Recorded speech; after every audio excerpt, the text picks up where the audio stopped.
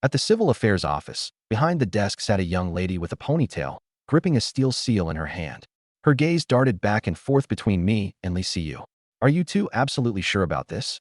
Her tone carried a trace of hesitation, like a final attempt to mediate. I took a step forward to the counter, standing tall at 6 feet 1 inch, broad shoulders that could bear the world, and sleeves rolled up over my toned, muscular arms. The overhead lights seemed to grow dimmer under my shadow. Lee Siyu?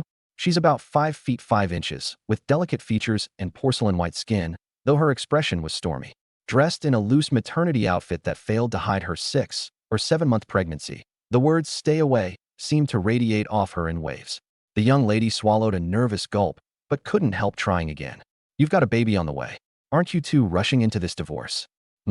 I furrowed my brow, not even with much force, and her shoulders instantly hunched as if recoiling from a blow. Her hands wavered, almost dropping the divorce application papers. Are all the documents in order? I asked. Why, yes, she stammered. Have we passed the cooling-off period? Passed. Are there any objections from either party?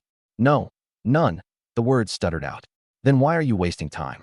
My voice boomed, and even the pen holder on the counter trembled alongside her shaking hands. Just stamp the damn papers. Your boy's got things to do this afternoon. The young lady flinched, her eyes reddening. With trembling hands, she quickly pressed the seal down. Please don't be mad. I'm stamping it. Right now. With a firm click, the stamp was done. 2 brand new divorce certificates, along with the now void marriage certificates, were pushed over to Lee Siyu. She didn't even glance at them, snatching them up and tossing them straight at my chest. Wang Gang satisfied now. Catching them midair, I let out a long, relieved exhale. My lips curved into a grin I didn't even try to suppress. Satisfied? Oh, I'm more than satisfied. Lee Siyu ground her teeth so hard I could hear it, her eyes glistening with restrained anger. Don't get too cocky. You're going to regret this. I spread my hands, all smiles. Regret what? The kid's not even mine, and I got to fool around for almost a year.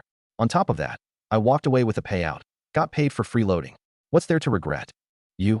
Her face flushed crimson with rage, and pointing a furious finger at me, she spat the words, "You scumbag," before storming off, her pregnant belly wobbling with every angry step. I shrugged it off, turning to find the young lady behind the desk leaning in, clearly caught mid-eavesdropping. By the time our eyes met, she'd stiffened like a deer in headlights and hurriedly pretended to organize some papers, her ears burning an unmistakable red. I chuckled, plopping an elbow onto the counter casually. Hey, kiddo, if you're just gonna listen in, do it openly. You think I'm some stingy guy who'd care? She let out a sudden laugh. Big bro, your attitude is something else. Gotta be. I shot a glance at my watch. All right then, time for me to get on with my brand new life. Take care, big bro. With long, confident strides, I headed straight for the exit. The moment I pushed through the glass doors, ding, a sudden electronic sound exploded in my mind without warning. My left foot hovered mid-step as my whole body froze in place, like somebody had hit the pause button. Ding, random identity system binding in progress. Binding, 1%, 5%, 10%. My pupils constricted sharply, but instead of panic, the corners of my mouth slowly curled into a grin. A low chuckle rumbled in my throat. Damn, 30-something years, and it's finally my turn. As a die-hard fan and VIP reader of system novels, I plowed through 8 of these a day. Sure, I grumble about cliches, but deep down, I knew just how awesome they were. And now, one had landed right in my lap. A semi-transparent panel popped up in front of me, progress bars zipping along. Binding successful. Initial gift package granted. A stream of information surged into my brain. The system would randomly generate an identity for me each month, which I could choose to accept or discard. Once accepted, it would become permanent. There'd also be random tasks issued, with rewards ranging from cash to skills to tangible items. My heart pounded faster. Open the gift package. Now, reward granted, $10 million. Reward granted, 1 identity draw opportunity. The 10 million flashed by my eyes for about half a second before being set aside in my mind. My attention locked firmly on the second line. System, draw the identity now. Congratulations, host, on acquiring identity. The blade, gun, and cannon of Lin City. I froze for a second. Lin City, blade, gun, and cannon? What kind of name was that? Where's my filthy rich heir identity? My billionaire CEO status? My retired legendary martial artist gig? What's up with this blade, gun, and cannon nonsense? But when the menu expanded to show the full details, I realized how short-sighted my earlier thoughts were. How could I have doubted my system's power? This identity was tailor-made for me. Implanted. Identity implanted successfully. There were no spinning rooms or soul-crushing pain. Just an addition to my memories, a new timeline that stretched across the past 16 years, as vivid and real as if I'd lived every second of it myself. Up until I turned 15, my life was the same as before. Dad passed away when I was 10, Mom at 15. My sister was academically gifted and stayed in school while I dropped out, with 80 bucks in my pocket to make ends meet in society. In my original timeline, I spent 3 years hauling tiles in a construction materials market. Later, I scraped enough together to open a small wholesale store. Riding the real estate boom, I amassed a modest 7-figure fortune and settled for a quiet life. But this new memory? It was different. At 15, I didn't go to the construction market. Instead, I entered an old boxing gym in the city. 2 years of punching bags, and by the 3rd year, I had a name on the streets. By the time I was 20, I had over 10 men following me, all trained fighters.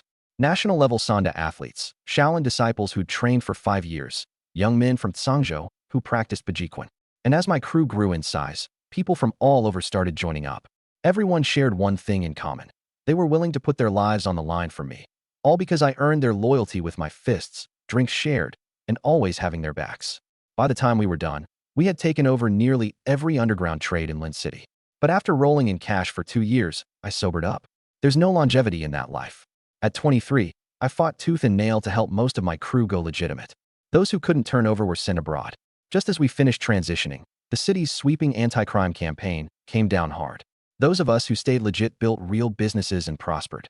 Hotels, karaoke joints, bars, bathhouses, used car dealerships, pawn shops, restaurant chains, liquor wholesale, construction companies, sand and gravel transport, construction equipment rentals, funeral homes. Lin City's daily life was practically covered by our operations. To this day, some of my crew are worth upwards of billions. Even the least ambitious of them make millions annually. For others who didn't have as sharp a mind for business, they found stable work in the enterprises of old brothers' families. We made it. We really did. Working at the company, the boss always said, "Nobody goes hungry, especially not family." As for me, I only own a real estate company and a chemical business. The real estate company is rock solid with over $1 billion in cash flow on its books and not a single abandoned project. The chemical business isn't huge, but those who know the industry understand. It makes really solid profits. I've still got that tile shop, letting a quiet but hard-working buddy run it. It's more of a sentimental thing now. 16 years in, I'm well connected throughout the city of lynching. From the streets to the boardrooms, people at least give me a little respect when they see me. I've got plenty of friends from out of town too, all heavyweights in their own rights, whether they're deeply entrenched in the game or legitimate entrepreneurs. They've got a nickname for me behind my back, the King of Lynching. Yet, I've always thought of myself as just a guy running a humble tile shop. I leaned against the steps outside the Civil Affairs Bureau, taking drags from my cigarette as I processed this new reality. My phone buzzed nonstop in my pocket, so aggressive it felt like it was having some kind of seizure. I pulled it out and stared at it. My contacts list had ballooned from around 500 people to over 3,200. I had unread green chat bubbles screaming $9.99 plus, and my new friend requests were endless. Pinned chats filled with intense group names popped up at the top. The Lynching Brotherhood, the Bin Road Project Command, the Chemical Park Security Council, the Old Town Relocation Task Force. I kept scrolling and scrolling, and with every new chat, my eyes grew wider. Damn, I swallowed hard, turning my phone screen off and then back on, then off again and on again. Nope, it wasn't changing. I took a long drag from my cigarette, nearly choking on it. My mind stuck on 2 words, repeating over and over again. Holy, SHD. What does instant success mean? This is instant success. I tilted my head to look at the overcast lynching sky. The industrial district smog turned the sun into a dirty, jagged egg yolk. After staring at it for 3 seconds, I suddenly broke into a smile. From today on, I won't eat beef. It's time to brighten up lynching skies. Wait, my smile froze. I think I might bet hat dark cloud. I looked down at my rough, calloused hands, thought about the brothers willing to throw down for me at a moment's notice, and the tens of billions in assets I controlled. All right, fine. If I'm a dark cloud, then so be it. Damn, it feels good. I stubbed out my cigarette on the trash can sand tray, patted my pants, and stood up. My steps were so light, I felt like I was walking on air.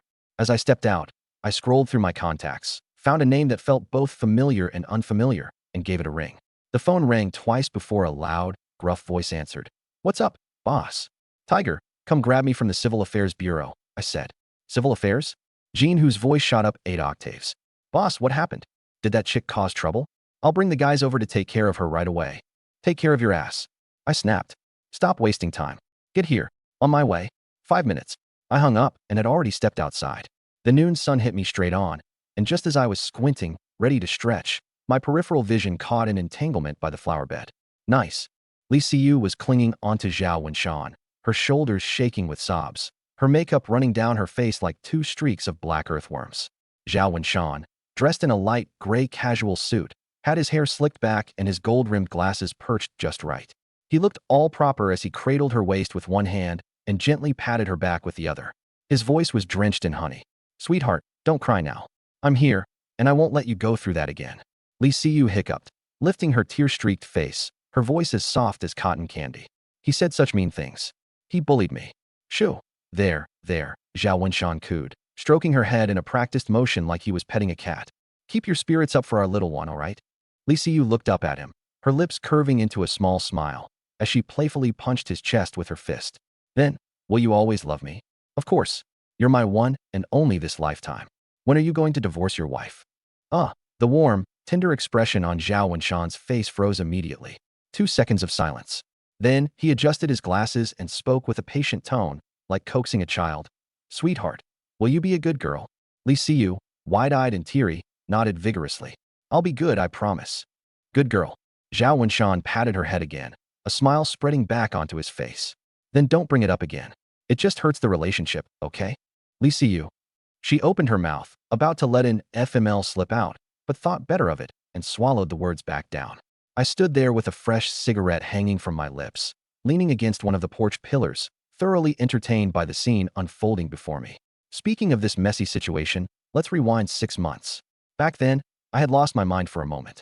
I mean, someone like me, a top-tier VIP at spots like Waterside Retreat, Sea of Plenty, and Heaven on Earth. What kinds of women hadn't I seen? But somehow, Li Siyu's gentle and virtuous act had me completely fooled. We met through a matchmaking setup, dated for 6 months. She cooked well, spoke sweetly, didn't spend much. So next thing you knew, I'd walk dumbly into the Civil Affairs Bureau to get hitched. Me, though? 16 years on the streets, I've got instincts. I can read people better than a fortune teller, and I remember dates down to the day. I distinctly recall, that month I was, let's just say, medically indisposed for certain activities. And while I was out of commission, she was very much in commission. The math wasn't adding up, and as expected, her pregnancy? The kid wasn't mine. I was casually sipping tea when I got the news, and I almost crushed the cup in my hand. I played it cool, but immediately called in favors at the hospital and had her medical records checked. Then I had someone dig into her background. Proof stacked up quickly. This woman was busy. While I was recuperating, she hooked up with this Zhao Wenshan guy, the guy now standing outside the Civil Affairs Bureau. Who knows how many attempts it took, but she got pregnant. I didn't yell or make a scene. I just drafted up a lawsuit. Divorce, no alimony. Return my 38,000 yuan dowry, plus a 50,000 yuan emotional damages fee. Li Siyu tried to kick up a fuss at first, until I smacked the evidence on the table and sent a couple of my guys to loiter around Zhao Wenshan's workplace. That shut everything down real quick. As for Zhao Wenshan, oh, he's a piece of work too. He's from out of town, married into a lynching family running a small hardware business. His wife had already given him 2 daughters, but his parents kept hounding him to continue the family line. But his wife had drawn the line, 2 kids, and no more. Itself was pointless to argue, so he swallowed his words in frustration. Push me to the limit again about the son, and the marriage is over. Let's see him walk out of the house with nothing. Zhao Wenshan, a man so utterly submissive that he had to report even a change of posture to his wife, didn't dare sass her back. But the fire brewing inside him wouldn't go away. What to do? Look for comfort elsewhere, of course. He made a promise to Li Siyu. Give me a son, and I'll give you $50,000 in cash, plus a monthly $2,000 for living expenses. Li Siyu, with misguided trust, actually believed him. She didn't even stop to think, how could a man like him, a live-in son-in-law with his wife controlling all his bank accounts and not a dime to his name, possibly come up with $50,000? I had just wrapped up some unfortunate calculations at the entrance of the Civil Affairs Bureau. Damn, that woman really had me fooled. Less than a year into our marriage, she had played the part of a frugal homemaker, cooked meals, stuck to a $50 limit for her shopping trips, and returned any gifts in exchange for cash. Altogether, she didn't even siphon $1,000 off me. Now a single visit to one of her favorite fancy lounges costs that much. Honestly, for the price, I'd call this deal a steal. With a cigarette between my lips, I puffed out a smooth ring of smoke and swaggered over towards them. Well, if it isn't my dear cousin, Zhao Wenshan, and Li Siyu froze on the spot. I cracked a grin, flashing my pearly whites. Cousin, does this make us partners in crime? Zhao Wenshan's face cycled through a whole RGB spectrum, lips trembling as he clearly wanted to fire back. But a side glance at my physique stopped him in his tracks. With arms thicker than his wife's thighs bulging under my tee, and a neck that could rival a bull's, I stood there like an immovable wall. He swallowed the insult he almost spat, let out a twitchy, forced smile, and fumbled a response. Darling, he said shakily to Li Siyu, tugging at her sleeve. Let's not stoop to his level. He took her hand and attempted to lead her away. But Li Siyu wasn't having any of it. She yanked her arm free, her delicate weeping willow demeanor crumbling into something unhinged. Zhao Wenshan, are you even a man? She shrieked loud enough to pierce through titanium, her tone on the brink of collapse. He's crapping all over us. You can't even stand up and fight back? You can't take him on? Arms crossed, cigarette perched on my lips. I chuckled faintly to myself as I leaned against the pillar. This entertainment? Way better than scrolling through meme threads on my phone. Zhao Wenshan's flesh deepened. He clenched his fists so tightly that his knuckles almost cracked. And for a second, I thought, finally, some action. He whipped his head around toward me, sparks flying in his eyes. I straightened up, flicking my cigarette to the ground. One sleeve rolled halfway up. I was ready to brawl. But poof, just like that, the fire in his eyes fizzled out. He let out a resigned sigh. His fists unclenched, he adjusted his glasses, muttered, let's cut him some slack, and shuffled 2 steps to the side, dragging Li Siyu reluctantly along. I blinked in confusion. That's it. That's all I'm getting? You got ticked off for all of 1 second. Li Siyu, meanwhile, was incensed beyond words, breathing hard as her tears streamed down like the Yangtze River's floodgates had burst. If I had to guess, her mind must have been one giant flashing marquee that read, am I blind? Was I drunk? How could I have married this useless coward of a man? The more she thought about it, the angrier she grew, and the harder she cried. She collapsed into a crouch on the ground, sobbing as if she had just lost her favorite purse in a house fire. I just stood there, utterly baffled. What the hell did I even do? I just said hi, and now they're combusting all on their own? Suddenly, the low growl of a V8 engine rolled in like thunder. A black Range Rover Sport eased to a halt at the curb in front of the Civil Affairs Bureau. License plate, temporary C11111. The door opened, and out swung a leg clad in taut denim, calf muscles rippling visibly under the fabric. The dude stepped out, all 6'5" of him, twice as wide as an average man. He was built like a grizzly bear, from his massive trunk to his neck so thick, it looked like it'd snap a normal shirt collar in half. And right over his left cheek, a wicked scar stretched jaggedly from his temple all the way to his jaw, a silver centipede etched into flesh. Gene, whose scrutinizing gaze landed on me. His lips quirked, revealing a sharp grin. Brother gang, he called, voice deep and resonant, its vibrations rippling through the shrubs. Instantly, Zhao Wenshan and Li Siyu stumbled back, color draining from their faces. Gene, who strode over, his heavy steps belying his unhurried pace. Squinting briefly at Zhao and Li's terror-stricken faces, he raised an eyebrow. Brother gang, what's going on here? With a flick of my wrist, I waved him off. Nothing of note. Just finished signing papers. Needed some air.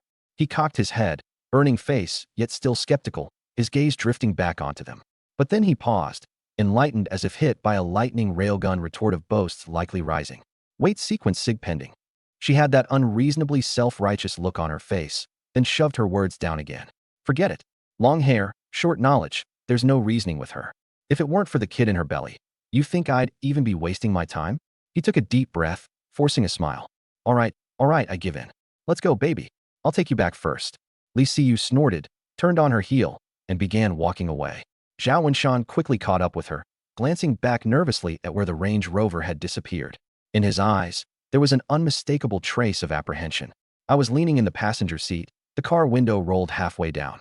The early summer breeze came roaring in, carrying the smell of cumin from barbecue stalls and the coal smoke of the industrial suburbs.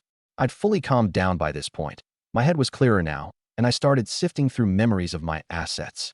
License plates like Lin C11111.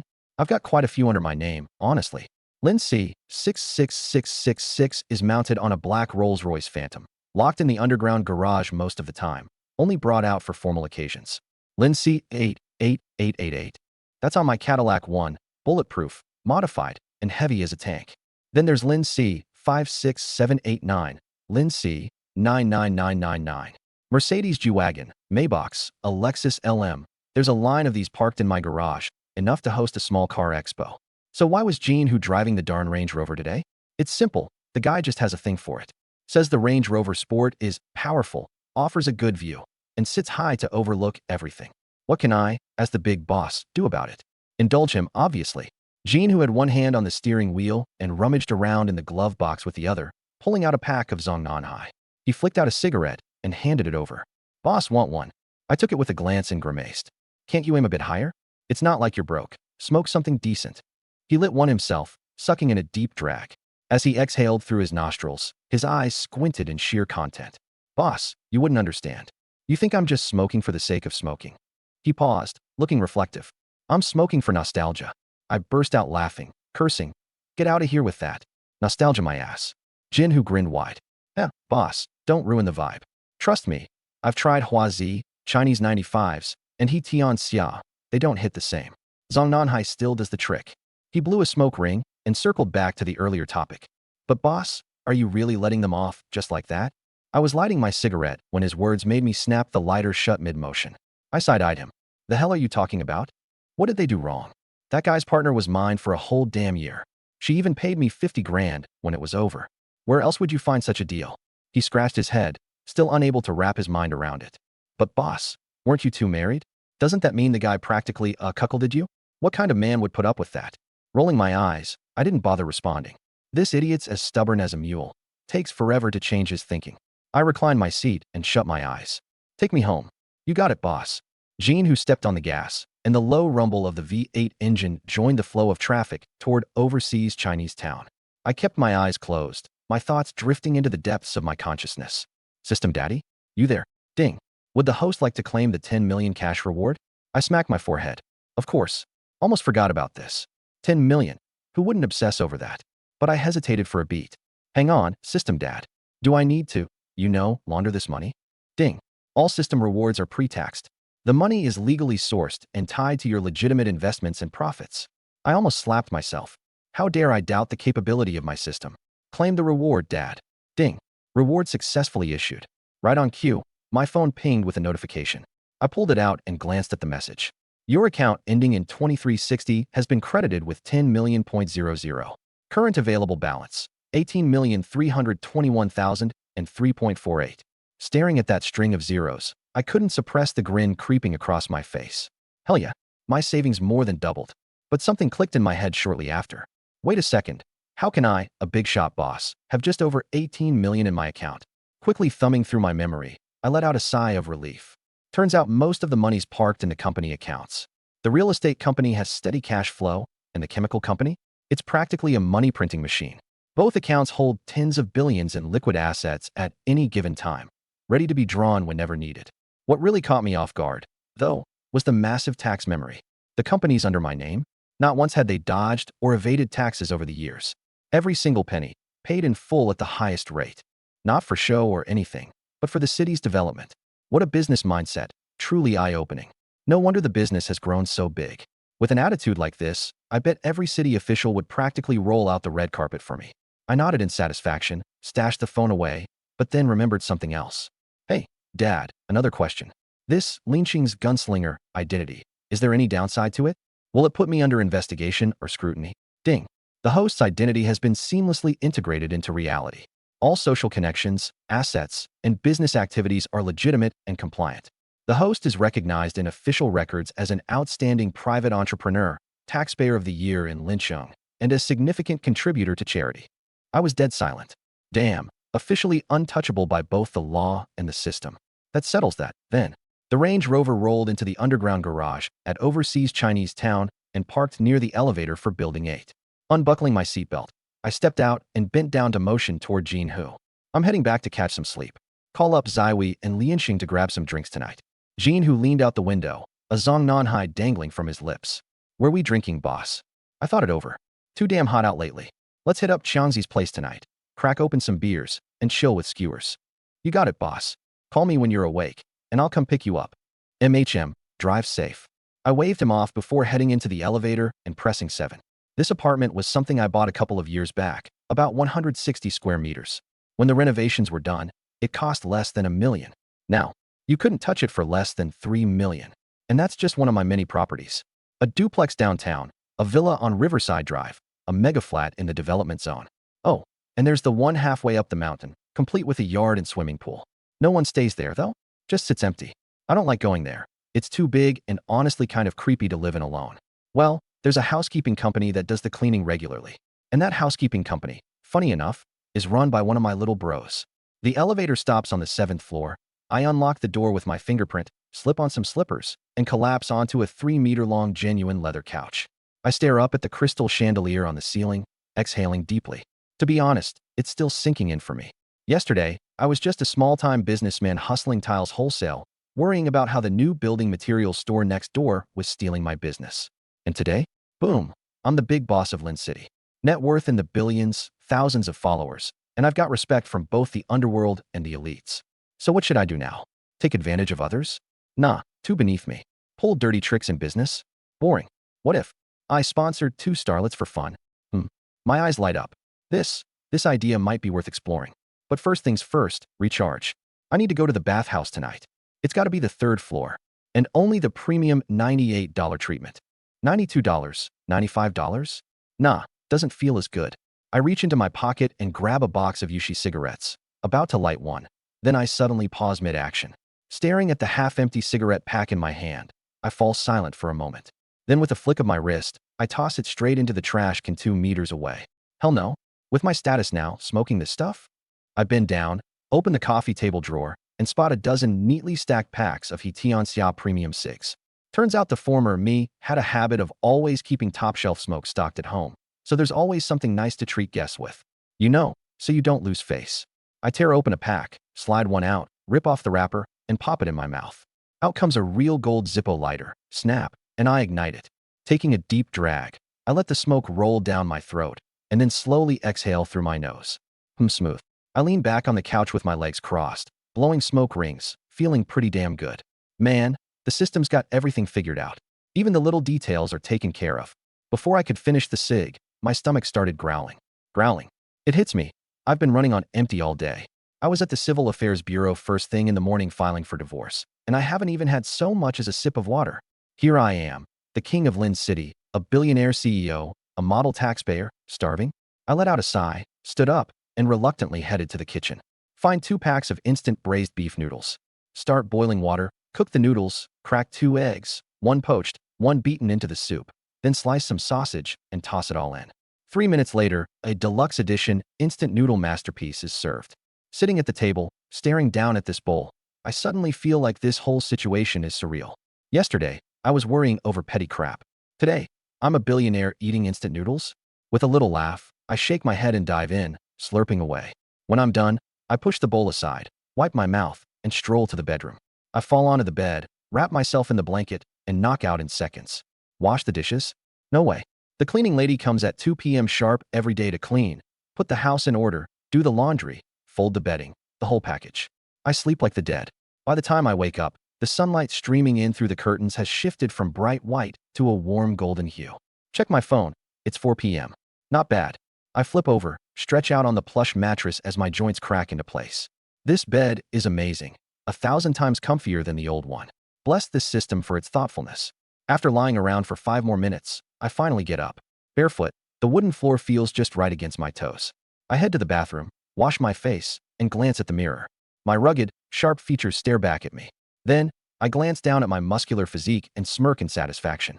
Yeah, with this face and this build, it's like I was born for the system life.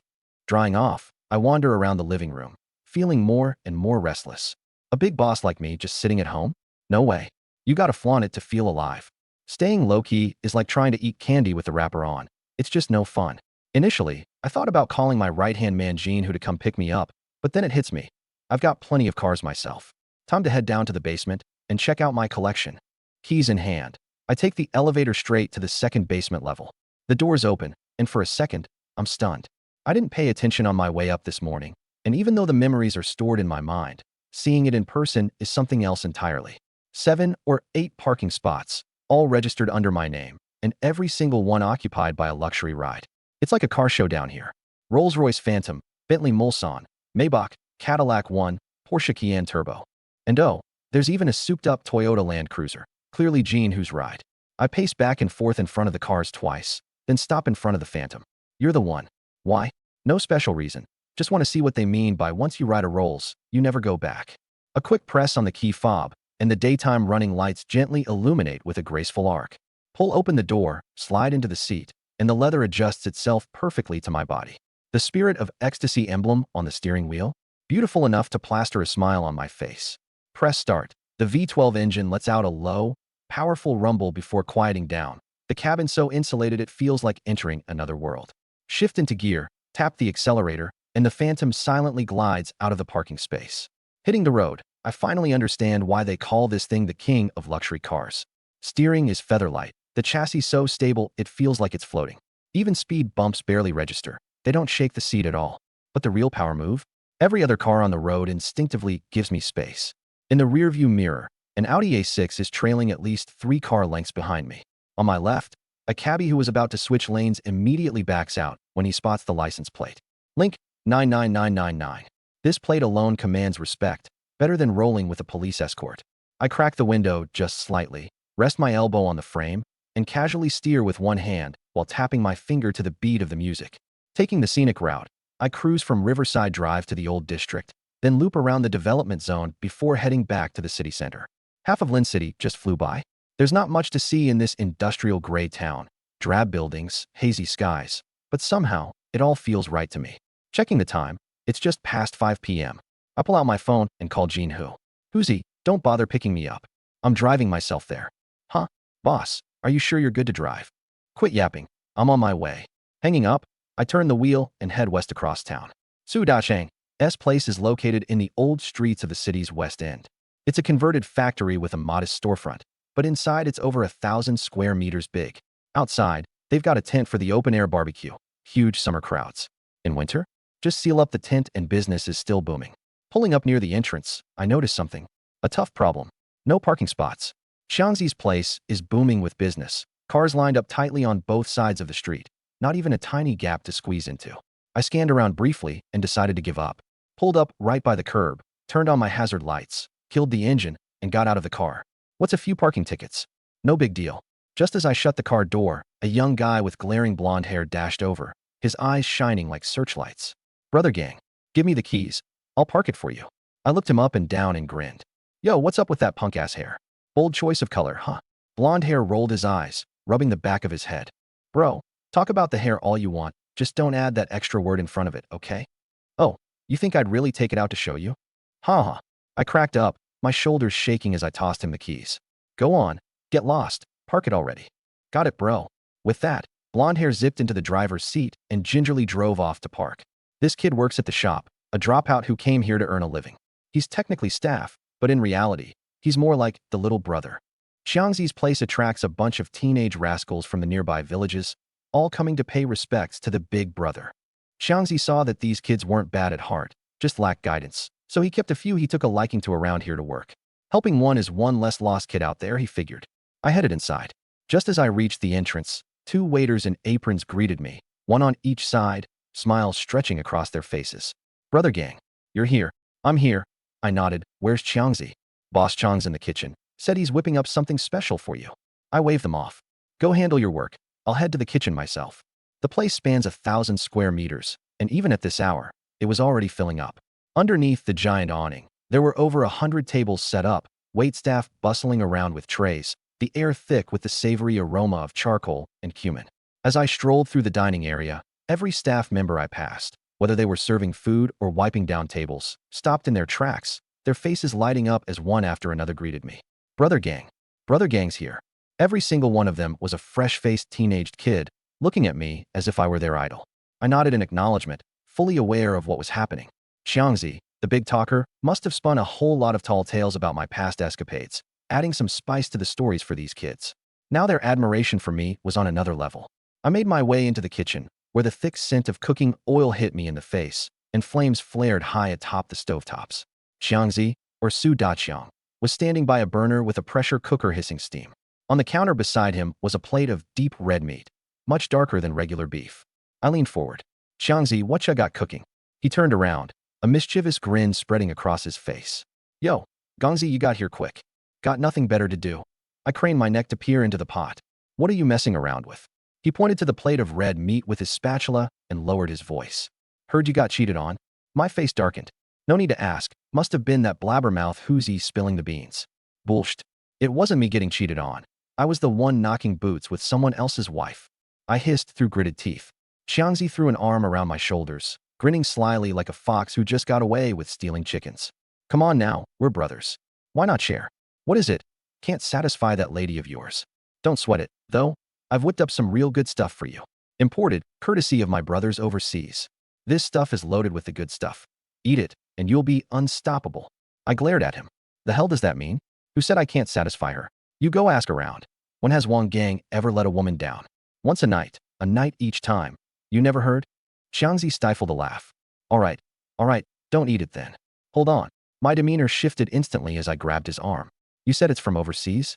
Which one of the guys? Old Lu or Dashin? Dashin sent it through a friend.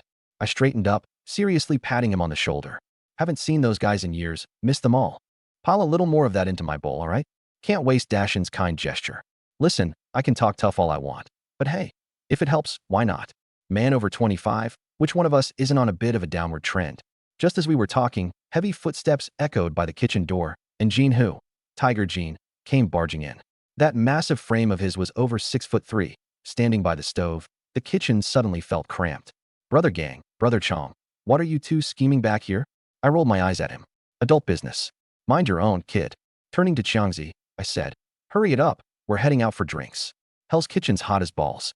Xiangzi gave me a sly grin. Just wait, this'll get you even more fired up. I couldn't be bothered to clap back and turn toward the exit. At the far end of the outdoor dining area, the largest round table already had 2 people seated. First, there was Gao Ziwei, wearing rimless glasses with his dress shirt, sleeves rolled halfway up.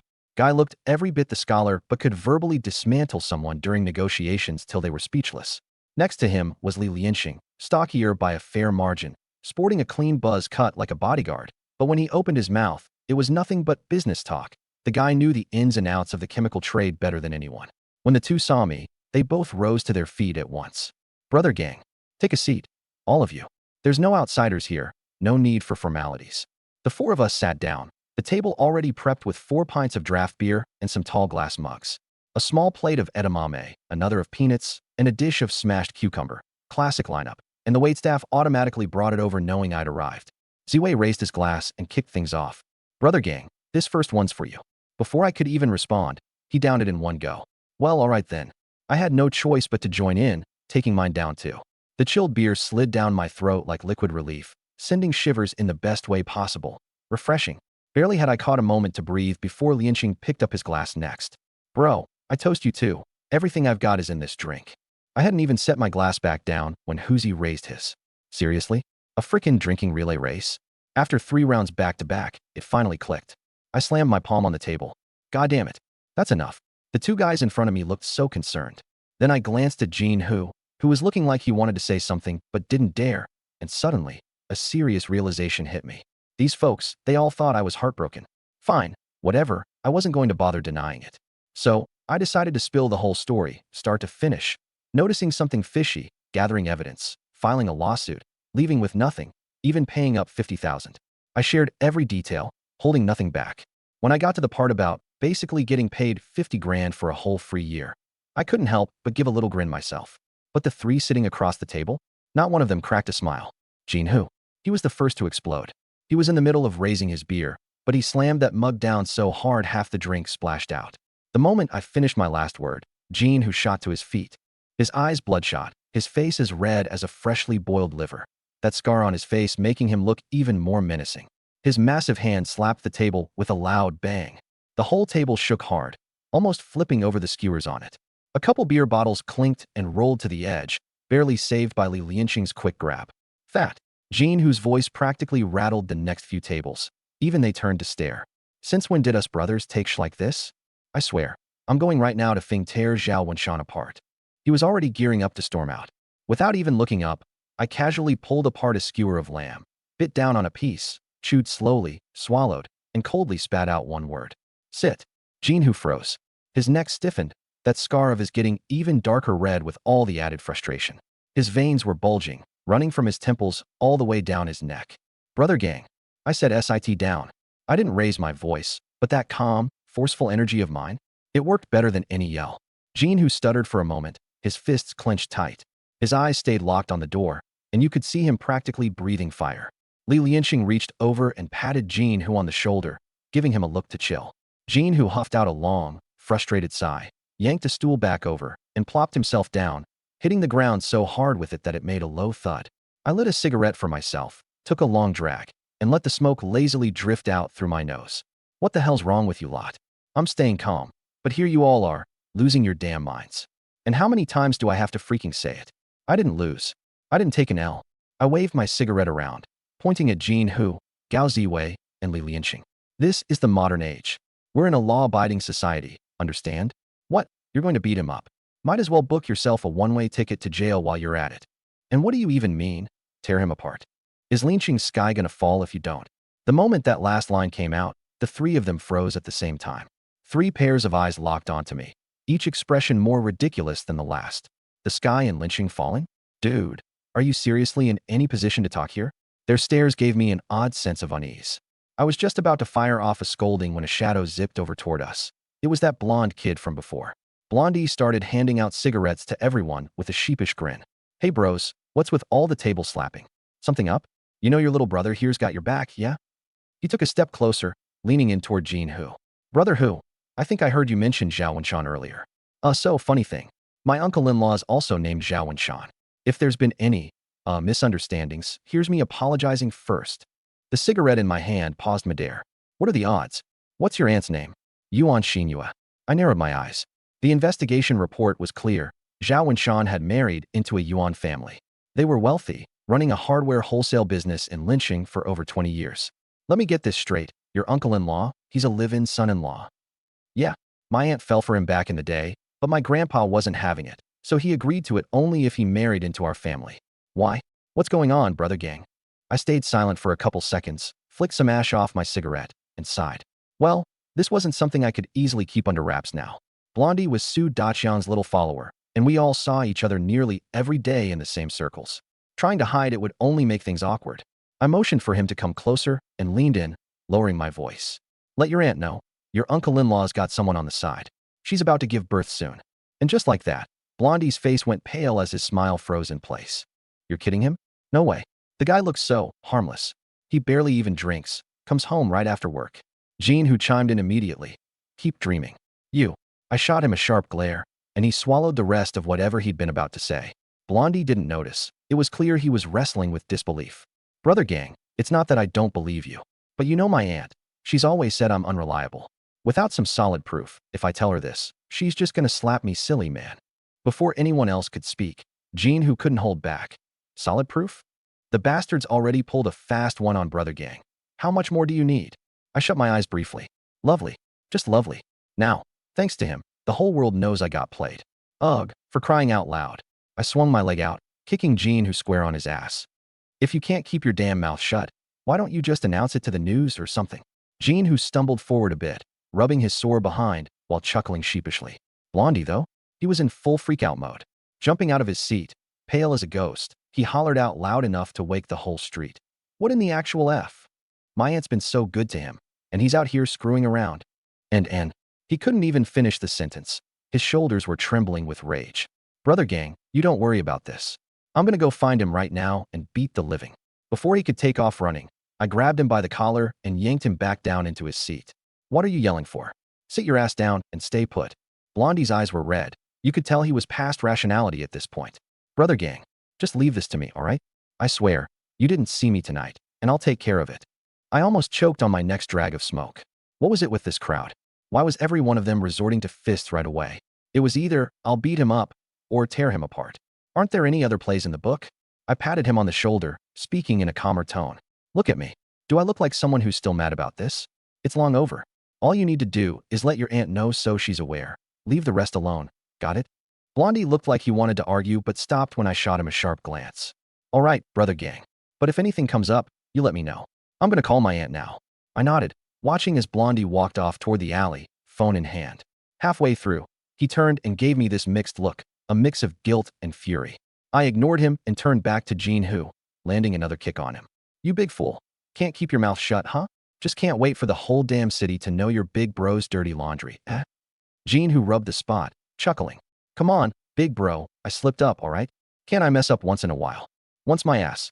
Shut up and drink your damn beer. For all my annoyance, I knew exactly where these guys were coming from. They were mad because they cared. What can you even do about brothers like that? Right then, Su Daqiang came out from the kitchen carrying a steaming hot girl. Arrogant. Hey, hey, hey, let's get fired up, boys.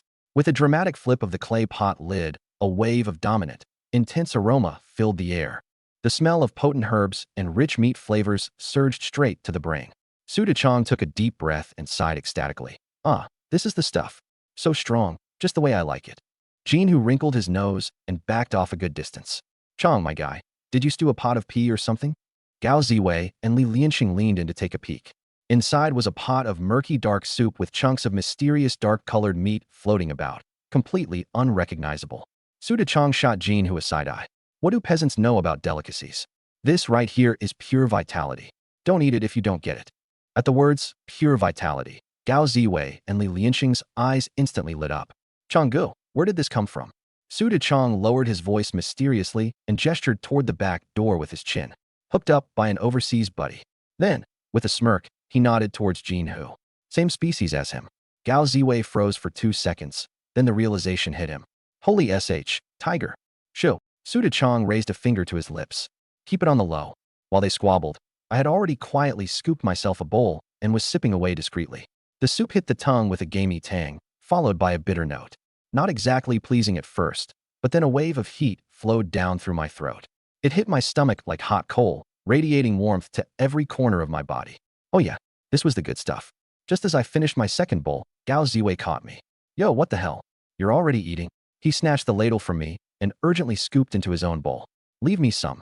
Li Lianxing moved quicker. He shoved his bowl straight against the pot, clashing spoons with Gao Ziwei like it was a full-on fencing duel. Su Daqiang finally lost it. He threw off his apron in exasperation. I slaved over this damn pot. Save me some too. Li Lianxing, mouth full of meat, mumbled. No way the chef starves. You probably ate more than enough in the kitchen while cooking. Caught red-handed but unapologetic, Su Daqiang just grinned, grabbed a bowl, and joined the chaos. Fine, just some broth for me. The broth's all I need. Meanwhile, Jin, who sat nearby, utterly bewildered, staring at us like we'd gone mad. Seriously? This stinks like hell. Y'all are acting like it's some precious treasure. Having had my fill, I felt warmth flooding through me and tapped Jin, who on his leg with my toe. Move it. Stop overthinking and get in on this. You'll know why later tonight. Convinced by my knowing look, Jin, who hesitantly scooped up a bowl, plugged his nose, and forced a sip. His face scrunched up immediately like a crumpled newspaper. But seeing how dead serious I was, he soldiered on and downed the whole bowl in silence. Before long, the pot was scraped clean, not a drop or morsel left. 5 grown men wiped their mouths and casually moved on to beer and barbecue skewers. After going from supercharged, heat-packed soup to icy beer, not one of us worried about upsetting our stomachs. We laughed and bantered, drifting conversationally from work to old times, from old times to women, and eventually to cars. Time flew by. Suddenly, it was already 10:30 p.m. The warm summer night was filled with the smoky, greasy scent of barbecue drifting lazily through the nearly empty streets. I leaned back in my chair, feeling the heat intensifying deep in my abdomen, an unrelenting energy that seemed almost alive. Glancing down at my pants. Oh boy, old General Wang down there had been flagging me down for a while now. I silently scanned the table. Gao Ziwei sat there, legs tightly crossed. Li Lianxing's hand hadn't left under the table for the last 10 minutes. And Su Daqiang. Man, his awkward sitting posture looked like someone had just thrown his spine into a blender. We exchanged glances, then smirked knowingly. It was time to take care of business. Just as I was prepping to stand up, a sudden commotion erupted from the table next to ours. A group of 6 or 7 young dudes, no older than 20, had just rolled in, shirtless with tacky tattoos covering their torsos and arms. They wasted no time cracking open beers and shouting loud enough to declare to the whole neighborhood, "We're here." Instinctively, I looked over. Just a glance. But that was all it took. A portly guy with glasses, shirtless, sweaty, and sporting an embarrassingly crooked dragon tattoo on his arm, locked eyes with me. His face, already red from booze, twisted instantly into a sneer. "The FK you staring at?" Huh. I blinked. All the fire in my belly ignited, blazing straight to my head. What the actual hell? I can't even freaking eat in peace without running into idiots like this. Between the pent-up frustration from my crappy day and the testosterone-pumping soup coursing through me, I was seconds away from losing it. Before I even managed to stand up, a shadow darted past me. Gene, who was already charging ahead. With a single kick, his foot connected with the portly guy's head. Fat Boy toppled backward off his plastic stool, flipping onto his back, the back of his skull smacking loudly against the table leg.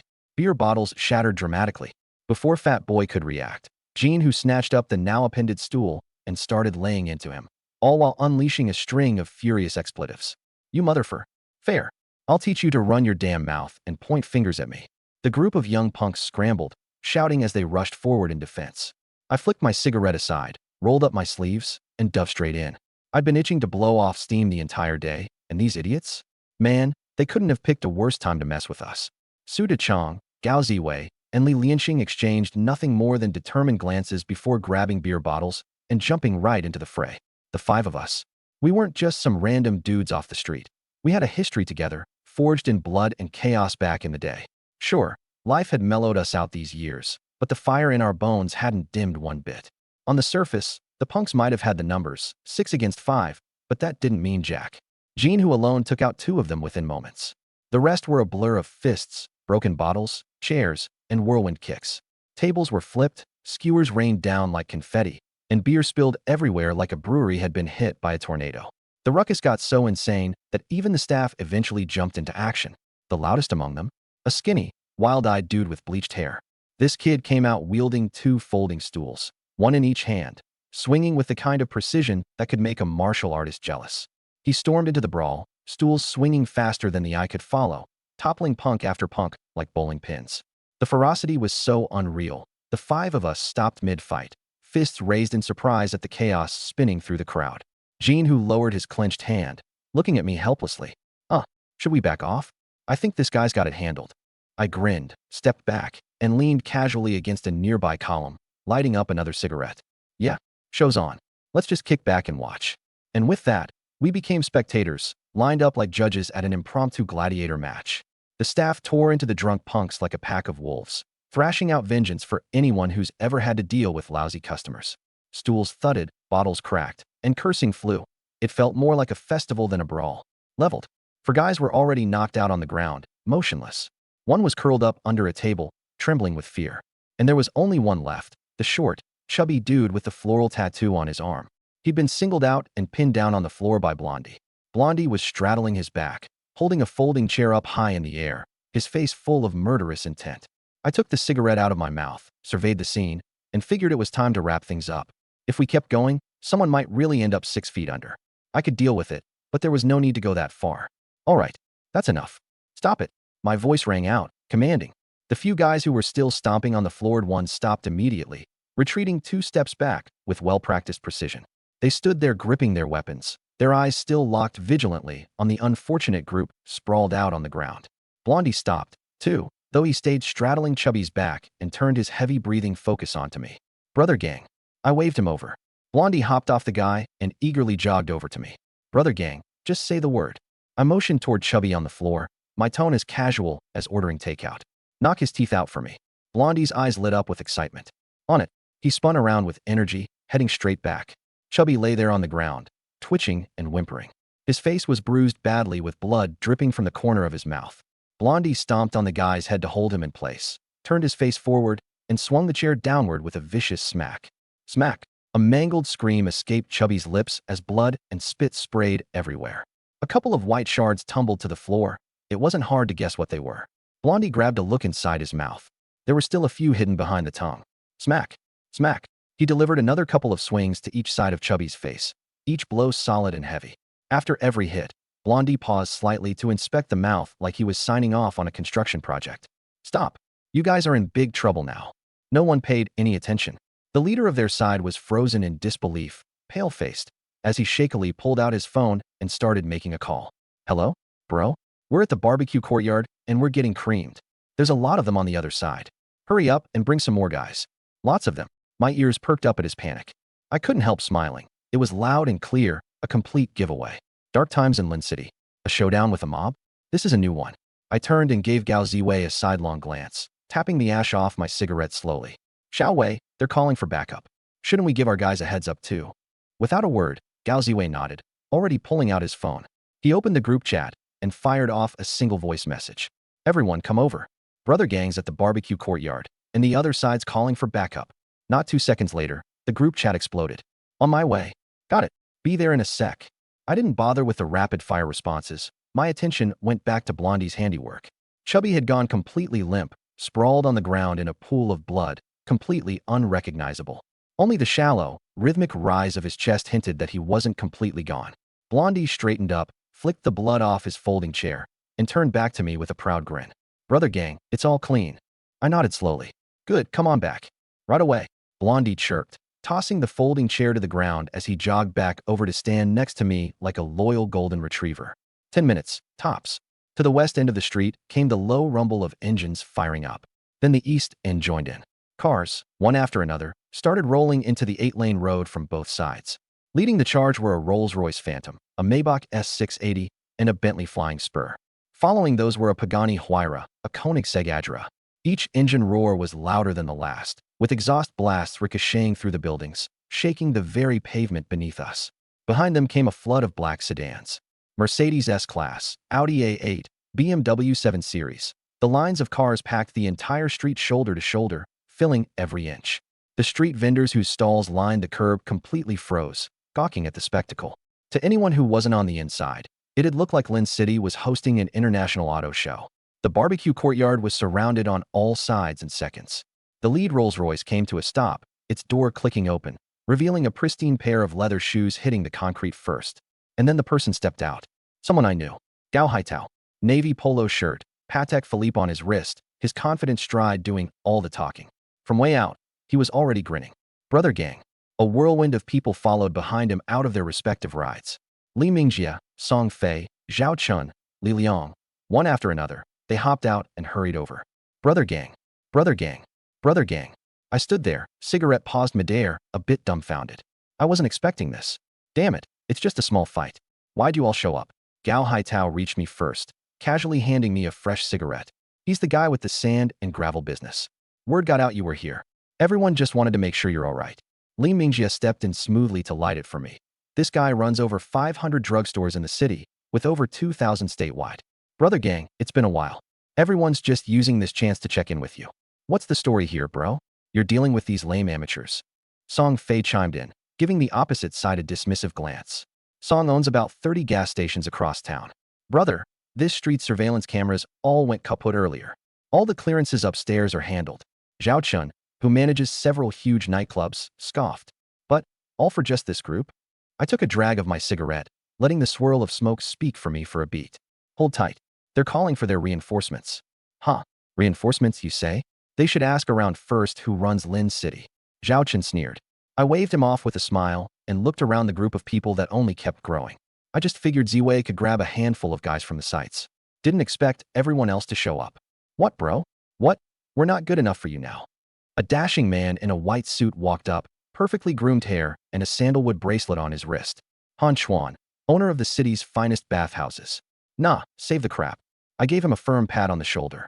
Actually, I was about to head your way after this. Han Chuan's eyes brightened, leaning in to whisper low just for me. Perfect timing. I just got some new exotic flavors in, bro, fresh off the boat. I raised an eyebrow. How exotic? Han Chuan gave me a knowing smirk, leaning even closer, voice dropping to a hush. Ukrainian. So fresh it's practically dripping. My eyes lit up at that, a grin spreading wide enough to let my cigarette roll between my teeth.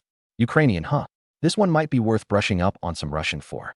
Stubbing out the cigarette under my heel, I rubbed my palms briskly together in anticipation. Let's wrap this up quick. No way I'm missing out on that. Before I could say more, the commotion shifted back to the street opposite. A sleek black Mercedes S pulled up. The SUV slowed to a stop, followed closely by 4 or 5 Jinbei vans. The door of the Mercedes opened, and out stepped a burly bald man. Tattoos, dragons, tigers, covered his arms and back, connected like a tapestry. A thick gold chain, about the width of a finger, hung over his neck, and in his hand, he fiddled with a string of beads. With an imposing demeanor, the bald man led his group toward us, the clamor of footsteps echoing around. Midway, he stopped abruptly. His eyes landed on the line of cars parked on the roadside, and his face momentarily froze. But he quickly composed himself, recognizing Gao Haitao's license plate. There's a familiar face here, no fights breaking out. He exhaled a sigh of relief before continuing forward with 30 to 40 men trailing behind. As they approached, his gaze swept over the scene of 6 young men sprawled on the ground, their misery evident. He visibly winced at what he saw. Han Chuan and I were in the back, discussing important matters, blocked from view by the crowd. The bald man looked past the throng and honed in on Gao Haitao. "Brother Tao," he started to greet. Before he could say much else, a shadow suddenly darted out from the crowd. Golden Tiger, hands somehow now holding a folding stool, charged forward with bloodshot eyes and swung it down fiercely at the bald man. Thud! The bald man didn't even have the time to register what was happening. His head took the hit first, sending him stumbling back 2 steps. Golden Tiger showed no intention of letting up. He swung again, the stool crashing down directly on that massive gold chain. "Who the hell do you think you are calling him, Brother Tao? Who gave you the right to address him like that?" The instant Golden Tiger swung, every one of my brother's eyes lit up like fireworks on New Year's Eve. "Let's go. Get them." Like a whirlwind, nearly 100 of my guys surged forward. The opposing group didn't even have time to process the chaos before they were scattered, torn apart like paper. Beer bottles, folding chairs, fists, and clunky shoes flew amidst curses and screams. The scene was absolute chaos, a brawling orchestra of violence. The bald man ended up face down on the ground, battered with 2 solid slaps across his face. His head was swollen, his gold chain was nowhere to be found, and it was all over within 3 minutes. The street was littered with people from his side, sprawled out, groaning. The sharper ones made a run for it, while the rest sat crouched by the roadside, clutching their heads, not daring to move. Panting, Golden Tiger retreated, tossing aside the stool and wiping the sweat from his brow. "Brother gang, all done." I stepped forward, standing over the bald man sprawled and dazed on the ground. "Wang Changjian. He runs a subcontracting construction gig, has some pull in Lincheng, but we don't run in the same circles." Clutching his face, Wang stammered, looking up at me. The color drained entirely from his already battered face. His lips quivered as he spoke, his voice almost breaking into sobs. "Brother gang, this is just one family not recognizing another. A misunderstanding within the same camp. This is all my fault. Brother gang, whatever you say, let's handle it your way." I looked him over, his pathetic state barely worth addressing, because honestly, my stomach was still churning from the tiger bone soup I had earlier. My head was filled with thoughts of a more exotic delight waiting tonight, straight out of Ukraine. "Changjian, we'll leave it at that for today." I flicked the ash off my cigarette casually. "Send the bill my way later. We live in a lawful society. Compensation payments, medical fees, get it settled." Wang Changjian, his puffy face all smiles, oozed submission down to his bones. "Brother gang, what are you saying? This is my own mess to clean up. Why would I ever trouble you with it?" I said send it, so send it. Less talk, more action. My tone grew sharp. The man jolted as if struck again, immediately bowing lower. "Thank you, brother gang. You're so righteous." Not wanting to waste more energy on him, I scanned the crowd before locking eyes with Li Liang. "Liangzi, tomorrow at noon, the brothers are gathering at your place. Set it up." Li Liang straightened his back confidently, patting his chest. "No problem, brother gang. I just brought in a new Cantonese chef. Perfect chance for everyone to have a taste." Li Liang ran 3 well-known restaurants in Lincheng. I motioned with a nod to the crowd. "You all heard that? Noon tomorrow at Liangzi's place. Let's have a proper gathering." "Hell yeah. No prob. We've been overdue for this." Truthfully, with so many brothers under me, getting everyone together at once was rare. Usually, it was smaller pockets of 2 or 3. These larger gatherings didn't happen often. Amid the cheers of agreement, I waved them off. "All right, scatter. See you tomorrow." With laughter and excitement in the air, the group climbed back into their luxury vehicles. One after another, high-end cars roared away, leaving the street, which had been packed just moments earlier, half empty, in no time. I kept Han Chuan with me, patting him on the shoulder. "Let's go, your car." Golden Tiger scrambled up without hesitating, squeezing into the back seat and flashing a grin. "Brother gang, I'm coming along too." I rolled my eyes at him. "Aren't bads the only thing you're obsessed with? Can still take a bath after having some of that wild flavor. Get lost." The 3 of us climbed into Han Chuan's silver Bentley flying spur. The low roar of the powerful engine hummed as we sped off into the night. Su Datian, Gao Ziwei, and Li Lianxing grabbed a ride with a chauffeur, following behind. Back on the now empty street, Wang Changjian remained, overseeing a beaten, bruised group of lackeys, all wide-eyed and speechless. As the cold night breeze swept through, Wang touched the swollen side of his face, then glanced down at one of his men, a round-faced kid sprawled on the ground, teeth knocked out. Rage surged in his chest. He turned and glared at the young man beside him who was attempting to contact reinforcements earlier. "Who the called for backup? Who's the guy you said could handle this?" The youth shrunk into himself, stammering nervously. "Boss, I didn't know they were." You didn't know? Wang shouted, landing a powerful kick to his side. You almost got me skewered on a freaking skewer. The kid stumbled, too terrified to dodge or fight back. Wang glowered at his crew scattered across the street. Then, glancing around at the mess, he reached into his pocket for a cigarette. The pack, crushed during the fight, was useless. Frustrated, he flung it to the ground and looked skyward at the dim, hazy night. What kind of luck is this? Everyone, hospital, let's go. The smell of grilled meat and a faint metallic scent of blood lingered as the night wind swept down the now empty street, carrying it southward. Meanwhile, that silver Bentley flying spur sped down Riverside Road.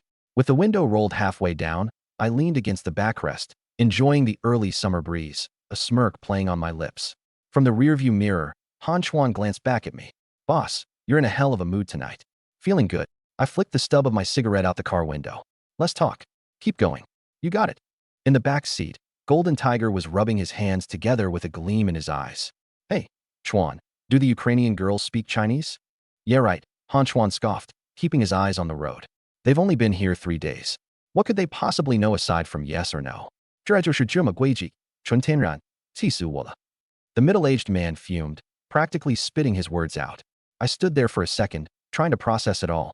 Honestly, the absurdity of the situation almost made me laugh. But I knew I had to keep a straight face. This wasn't the first time I'd had to deal with weird complaints in this place, but this might very well take the cake. Calmly, I nodded and looked at the lanky guy cowering in the corner. What's your story? I asked him with a raised brow. The lanky guy hesitated, rubbing the back of his neck.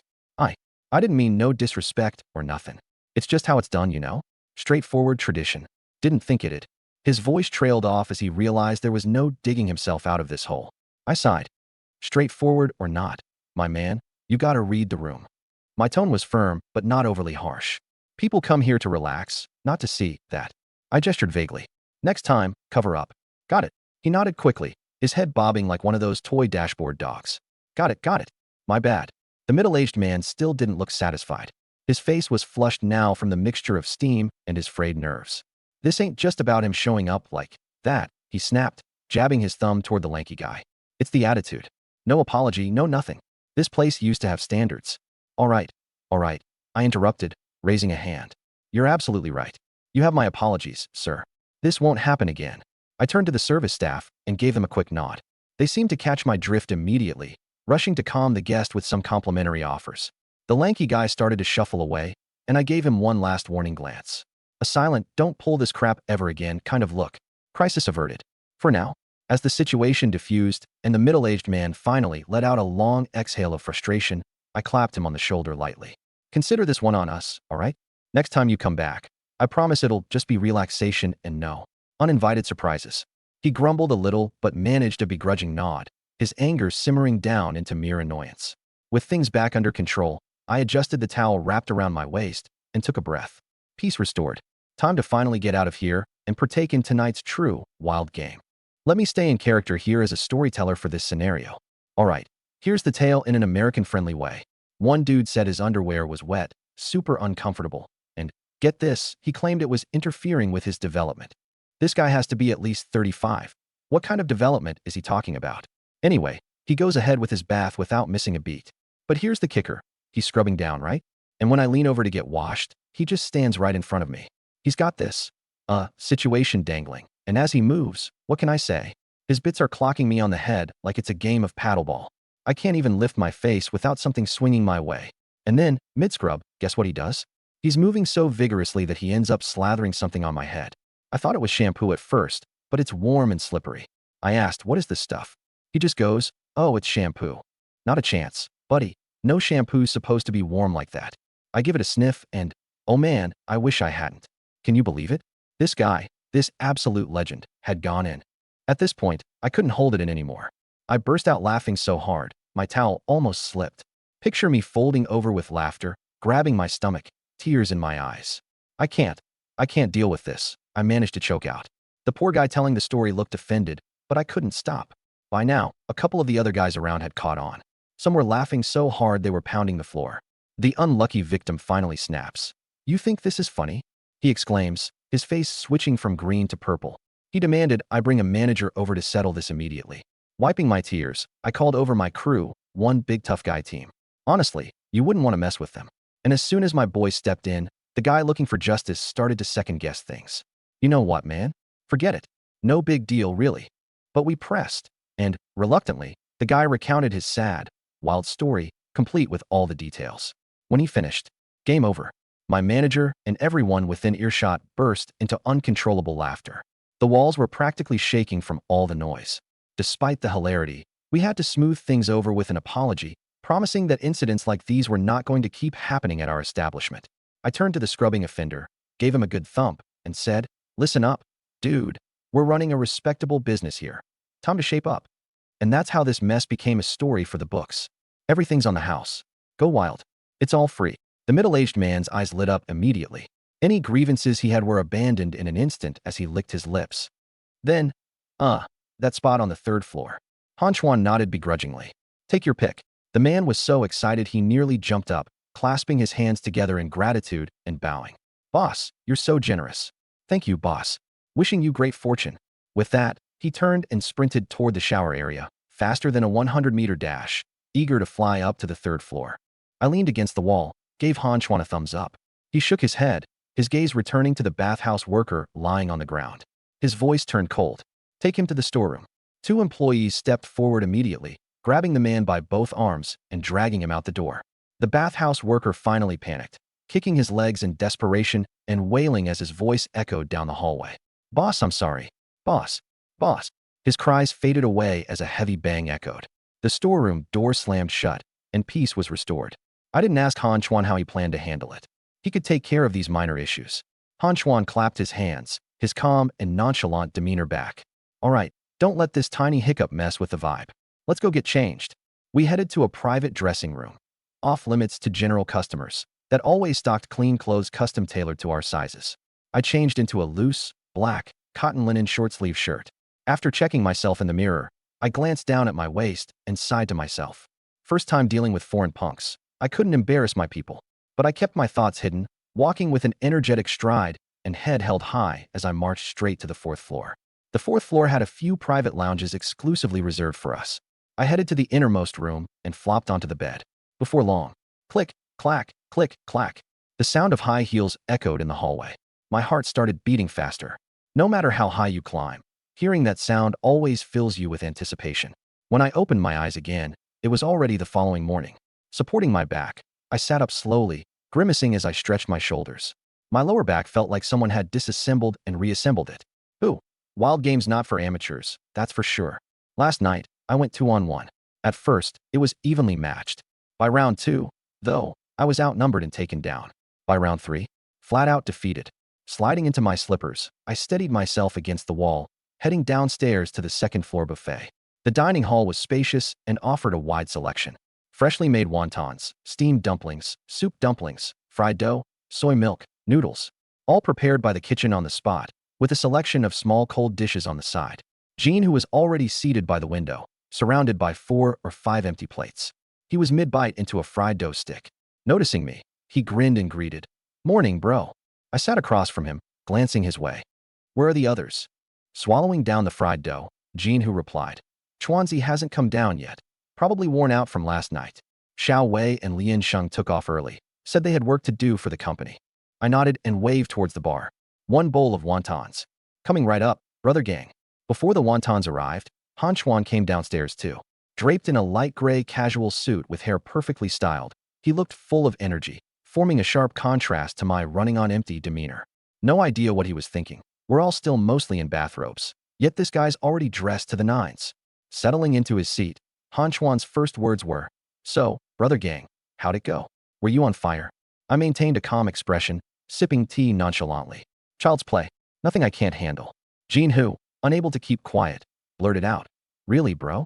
You were holding your lower back when you came downstairs. The teacup paused midair. I slowly turned my head, fixing Jean who with a calm, yet pointed stare. Unfazed, Jean who continued, obliviously adding, And the way you were walking, it was like, you know. A Bowsy landed squarely in his mouth, silencing him. I smiled warmly, though my eyes carried a hint of warning. Eat your food. Wouldn't hurt to talk less nonsense. With his mouth full of Bowsy, Jean who mumbled a muffled, okay, and finally caught on, choosing to shut up.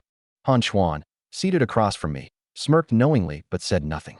Maintaining his quiet composure, He enjoyed his bowl of wontons.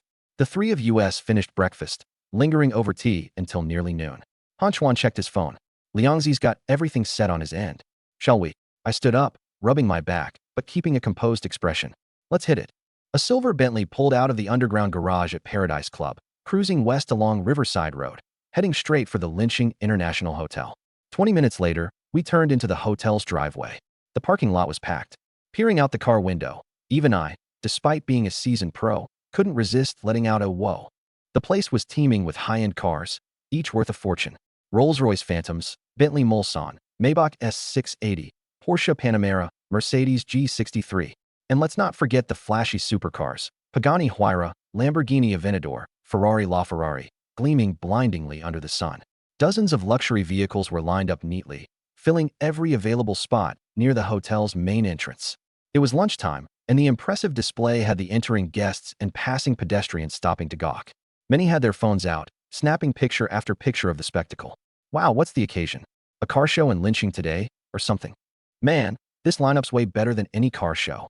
Look over there, that's a Pagani. There's only one in all of Lynching. That one belongs to High Master from Lynching Properties, doesn't it? And that one's Lord Lee's from Lynching Chemicals. Hey, what about that car with the Lin C88888 plate? That's Brother Gang's ride. Brother Gang? Who's that? Shoo, keep your voice down. You haven't heard of the King of Lynching? The legendary. Holy SH. Among the crowd, a few heavily made-up faux socialites quickly sidled up to the luxury cars, snapping selfies. After taking their pictures, they so casually peeked at the windshields, searching for the infamous note with a phone number for moving the car. Some cars did have numbers displayed, but most likely just the chauffeurs. Still, what if? What if it actually belonged to the owner themselves? They say money changes everything, especially how approachable young women suddenly become. Stepping out of the car, I adjusted my collar and led Han Chuan and Jean Hu towards the hotel entrance. We'd barely reached the door when we spotted Lee. All right, a deep navy custom-tailored suit, hands clasped in front, standing ramrod straight beside the revolving door. The moment he caught sight of me, he jogged over quickly, slightly bowing at the waist. Brother Gang, you're here. I gave a small nod. He turned to lead the way. Everything's arranged. Small banquet hall. All the brothers are here, 37 tables, packed full. I shot him a glance. Why are you standing here instead of being inside? What's the point of standing at the entrance? Scratching his nose, he let out an awkward chuckle. All of us brothers wanted to come out to welcome you, but I figured it wouldn't look good. So many people crowding the hotel entrance, it might give the wrong impression. I told them to head in first and stood here by myself, as their representative. I patted his shoulder. You little rascal, pulling this kind of nonsense with me? He suddenly stood up straighter. Brother Gang, it's because you've always treated us well. That's on you. But as your little brothers, we have to follow the proper rules and respect. I frowned, my expression darkening. What rules? We're brothers, real brothers. Don't mess around with such formal pretenses. Keep it in mind for next time. He gave a deeper bow. Understood, brother. The four of us entered the revolving door in single file, passing through the lobby, weaving around decorative rock gardens and water features, until we reached the doors of the small banquet hall. As the doors swung open, 30-something tables of people simultaneously stood up, the scraping sound of chair legs against the floor converging into one deafening chorus. Then, Brother Gang, Brother Gang, Brother Gang. I stepped inside, walking forward as my brothers on both sides instinctively made room, their eyes burning with respect and admiration. I nodded at them, one by one, as I passed. The faces in front of me perfectly matched the database of over 2,000 contacts stored in my brain, thanks to the memories embedded by the neural implant. I didn't miss a single one of them. Xiao Fei, didn't notice last night. Why are you looking thinner? I nodded toward a buff young man. Song Fei grinned widely. Haha, been trying to slim down, Brother Gang. I've been training for a marathon recently. Marathon my ass. You've just been running back and forth to gas stations, haven't you? Brother Gang, that's some injustice you're throwing my way. I mean it, I've been running. I turned to the rounded fellow next to him. Liangzi, how on earth have you gotten so fat? You should learn from Xiao Fei. Don't make me worry about you dropping dead from high blood pressure. The chunky guy slapped his belly with a smug grin. Brother Gang, I'm not fat. It's my stomach. Big stomach, loads of good food. The entire room burst into laughter. It had been a long time since the brothers had gathered like this. Lunch kicked off at 11:30 a.m. and stretched into the late afternoon, finally wrapping up past 3 p.m. I drank a lot. White spirits, beer, and even a few glasses of red wine that they snuck in. My head was spinning, but I didn't let myself get drunk. My tolerance had been forged in the streets back in the day, A bottle of white spirits was just the baseline. Beer was like drinking water. The only thing that really hit me was mixing all kinds of drinks. By the time the gathering ended, Liang arranged for a driver to get me home. My Rolls-Royce, the one with the Tempsey 88,888 plates, had been driven over from the barbecue courtyard by Blondie earlier this morning. It sat parked quietly in the lot. The driver helped me into the car, and I leaned back against the seat with my eyes closed, resting for a moment. Every year, the brothers hand me a share of the profits, but I've never once taken it. So, naturally, today's meal? Liang wouldn't dream of letting me pay. An unspoken tradition. It's always on the host, and they're more than happy to do it. After all, the chance to host Brother Gang for a meal is a badge of honor all on its own. As the car pulled out of the hotel driveway, my phone started buzzing. I glanced at the screen. It was an unfamiliar local number. Without hesitation, I answered. Hello. On the other end came a voice so obsequious it practically dripped with grease. Brother Gang, this is Wang Changjian. Sorry to bother you. It took me a moment to recall. Oh right, the shiny-headed subcontractor who got slapped around by Jean who last night. Oh, Changjian. My tone was indifferent. Medical bills, how much? Ah, Brother Gang, don't say that. His voice suddenly picked up in pitch. I wouldn't dare go there.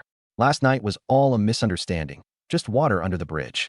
Brother, I've reserved a table tonight at Hongbin Lu. It would be an honor if you'd come so I can apologize to you in person. I scrunched up my face in disdain. Really? This guy thinks he's qualified to treat me to a meal? Changjian, don't worry about it. Last night's incident, water under the bridge, as you said. My tone was as relaxed as ever. I'll have Ziwei send you 1,000,000 yuan. See if it's enough to cover things on your end. If not, just let me know. Brother Gang, there's no need for. All right, that's settled. Bye. I hung up the phone, my face completely nonchalant. Scrolling through my contacts, I quickly found Gao Ziwei's number and dialed him. Ziwei, transfer 1,000,000 yuan to Wang Changjian, the shiny-headed guy who got roughed up last night. And send 200,000 to Chang for last night's guys. Let him know. What's his is his, but this is my contribution for the young lads. Understood, brother. Okay, talk later. Barely a moment later, the phone started buzzing again. I frowned slightly, assuming it was Wang Changjian again. I was about to swarm him with curses when my eyes caught the caller ID. The name on the screen instantly sobered me up, the fog of alcohol clearing halfway in an instant. My sister. Straightening my back without realizing, I cleared my throat before answering, my voice turning unusually saccharine. Sis, imagine the disbelief on my brothers' faces if they ever heard that tone. I'm Brother Gang, for crying out loud. When have I ever spoken like this on the phone? From the speaker came a gentle, warm, feminine voice. One that sounded ridiculously sweet, but carried a concealed edge of terrifying authority. Xiaojiang, bring Siyu over to the house for dinner tonight. Absolutely, sis. I'll be there in no time. I didn't dare ask too many questions, agreeing immediately. As for the whole divorce thing, yeah, no way am I bringing that up over the phone. I know exactly what would happen if those words left my mouth. Wang Shuji, my big sister, she'll tear into you first and ask for explanations later. No exceptions. Her tyrannical aura has been a part of my life since I was a kid. Better save that conversation for face-to-face. Well, that's that. Talk later. Beep, beep, beep. I stared at the phone screen for 2 seconds, twitching my lips. When was the last time I got hung up on? Never. But then I remembered. Ah, it's my sister. That's different. It's fine. Seriously, picture it. A burly 6 feet 1 inch muscle-bound guy cowering at the whims of a petite 5 feet 5 inches woman like a scolded pup. Yeah, that's us. That's my sister, Wang Shuji. 5 years older than me. She's 36 this year. We've been close since we were kids, so close that back when I was 15, without saying a word, I dropped out of school to give her the chance to continue her education. Everything in my life seemed to be a complete mess. I wasn't in the mood for much of anything. I couldn't help but recall back in the day when my sister had just gotten into college. Upon hearing that I had dropped out of school due to our family's financial struggles, she burst into tears and wanted to quit her studies to help. But I stopped her right there, saying, "Sis, I know what I'm capable of. I'm not cut out for studying. You go to school, and I'll work to support you." By the time she found out I had made up my mind, it was too late. That day, she cornered me in the yard and beat me up with a broomstick until I was running all over the place. But when she saw how stubborn I was, she finally gave in with teary eyes. She managed to finish college by scraping by with my meager wages from carrying bricks in the building materials market and by working part-time jobs herself. Eventually, she graduated, became a civil servant in our town, got married to her college sweetheart, Su Pengfei, and had a son. Their life was secure and smooth running. But as for me, her younger brother, I've always been her worry. With our parents passing so early, she had taken on the role of both sister and mother, and my marriage, or lack thereof, was something that weighed on her year after year. She'd even started getting a few strands of white hair. Last year, when I finally got married, she finally seemed to breathe a sigh of relief. But now, the news of my divorce. Just thinking about her reaction makes my scalp tingle. There's another layer to this. My sister is now the deputy director of the city government office, and my brother-in-law, Su Pingfei, has risen to be a member of the city's party standing committee, the deputy mayor of Lincheng, and the director of public security. I couldn't help but mentally give a nod of approval to the system that had seemingly orchestrated all this. In a different version of my life, Su Pingfei was just a local police station chief, and my sister was just an ordinary little staff member. The way things have turned out, the network they've built is airtight, granting me many windfalls in recent years. Without this solid foundation, I wouldn't be where I am now. This much is clear. When I arrived at Huaqiaking, I went upstairs for a quick shower and changed into a fresh outfit, a navy blue polo shirt paired with light-colored casual pants. I dried my hair and even spritzed on some cologne. After all, I couldn't show up at my sister's house reeking of alcohol. I'd get nagged to death for sure. At 5 p.m., the driver dropped me off near the gated community where city officials reside. Around here, the entrance is guarded by armed police, and every car has to register. So I told the driver to park 200 meters away and walk the rest myself. It wouldn't look good for a Rolls-Royce to pull up there. I can't let my sister and brother-in-law's reputation take a hit because of me. I stopped in front of Building 4, carrying a Lego set and a remote control car I'd bought for my nephew. Ringing the doorbell, I waited until the door cracked open slightly, and then a chunky little figure came barreling out, hugging my leg tightly and shouting up at me, "Uncle, uncle, hey." I laughed, bending over and scooping him up with one arm. Though he was already 7 and quite heavy, I easily hoisted him into the air and planted a loud kiss on his chubby cheek. "Miss me?" I teased. The little one nodded vigorously, but I noticed his eyes were already glued to the bag of toys in my hand. I chuckled. "You little rascal, you're only interested in the toys, aren't you?" He quickly averted his gaze and put on a serious face. "Not true. I miss you, uncle. The toys are just a bonus." Just then, my sister appeared from the hallway, dressed in a simple house dress and apron, a gentle smile on her face. "Xiao Cheng, get down already. You're too grown to be carried by your uncle." "Well, excuse me." I shot back. "I can pick up my nephew if I want to, no matter how big he gets." She rolled her eyes at me, but glanced subtly around me toward the door. Her smile faded slightly. "Where's Siyu? Why didn't she come with you?" My grin froze momentarily. I set my nephew down, handed him the toys, and ruffled his hair. "Go play, buddy." "Thanks, uncle." He darted off with his new treasures. I gulped and muttered, "We'll talk about it in a bit." The moment she saw my hesitation, she knew something was wrong. My sister knows me too well after all these years. Her expression turned stern, and she opened her mouth, clearly ready to let me have it. Before she could start, a warm, calm voice came from the living room. "Xiaogang, you're here? Why are you just standing at the door? Come on in." It was Su Pingfei, dressed casually in a light gray shirt with the sleeves rolled up to his forearms. His silver-framed glasses gave him a scholarly look, but I knew better.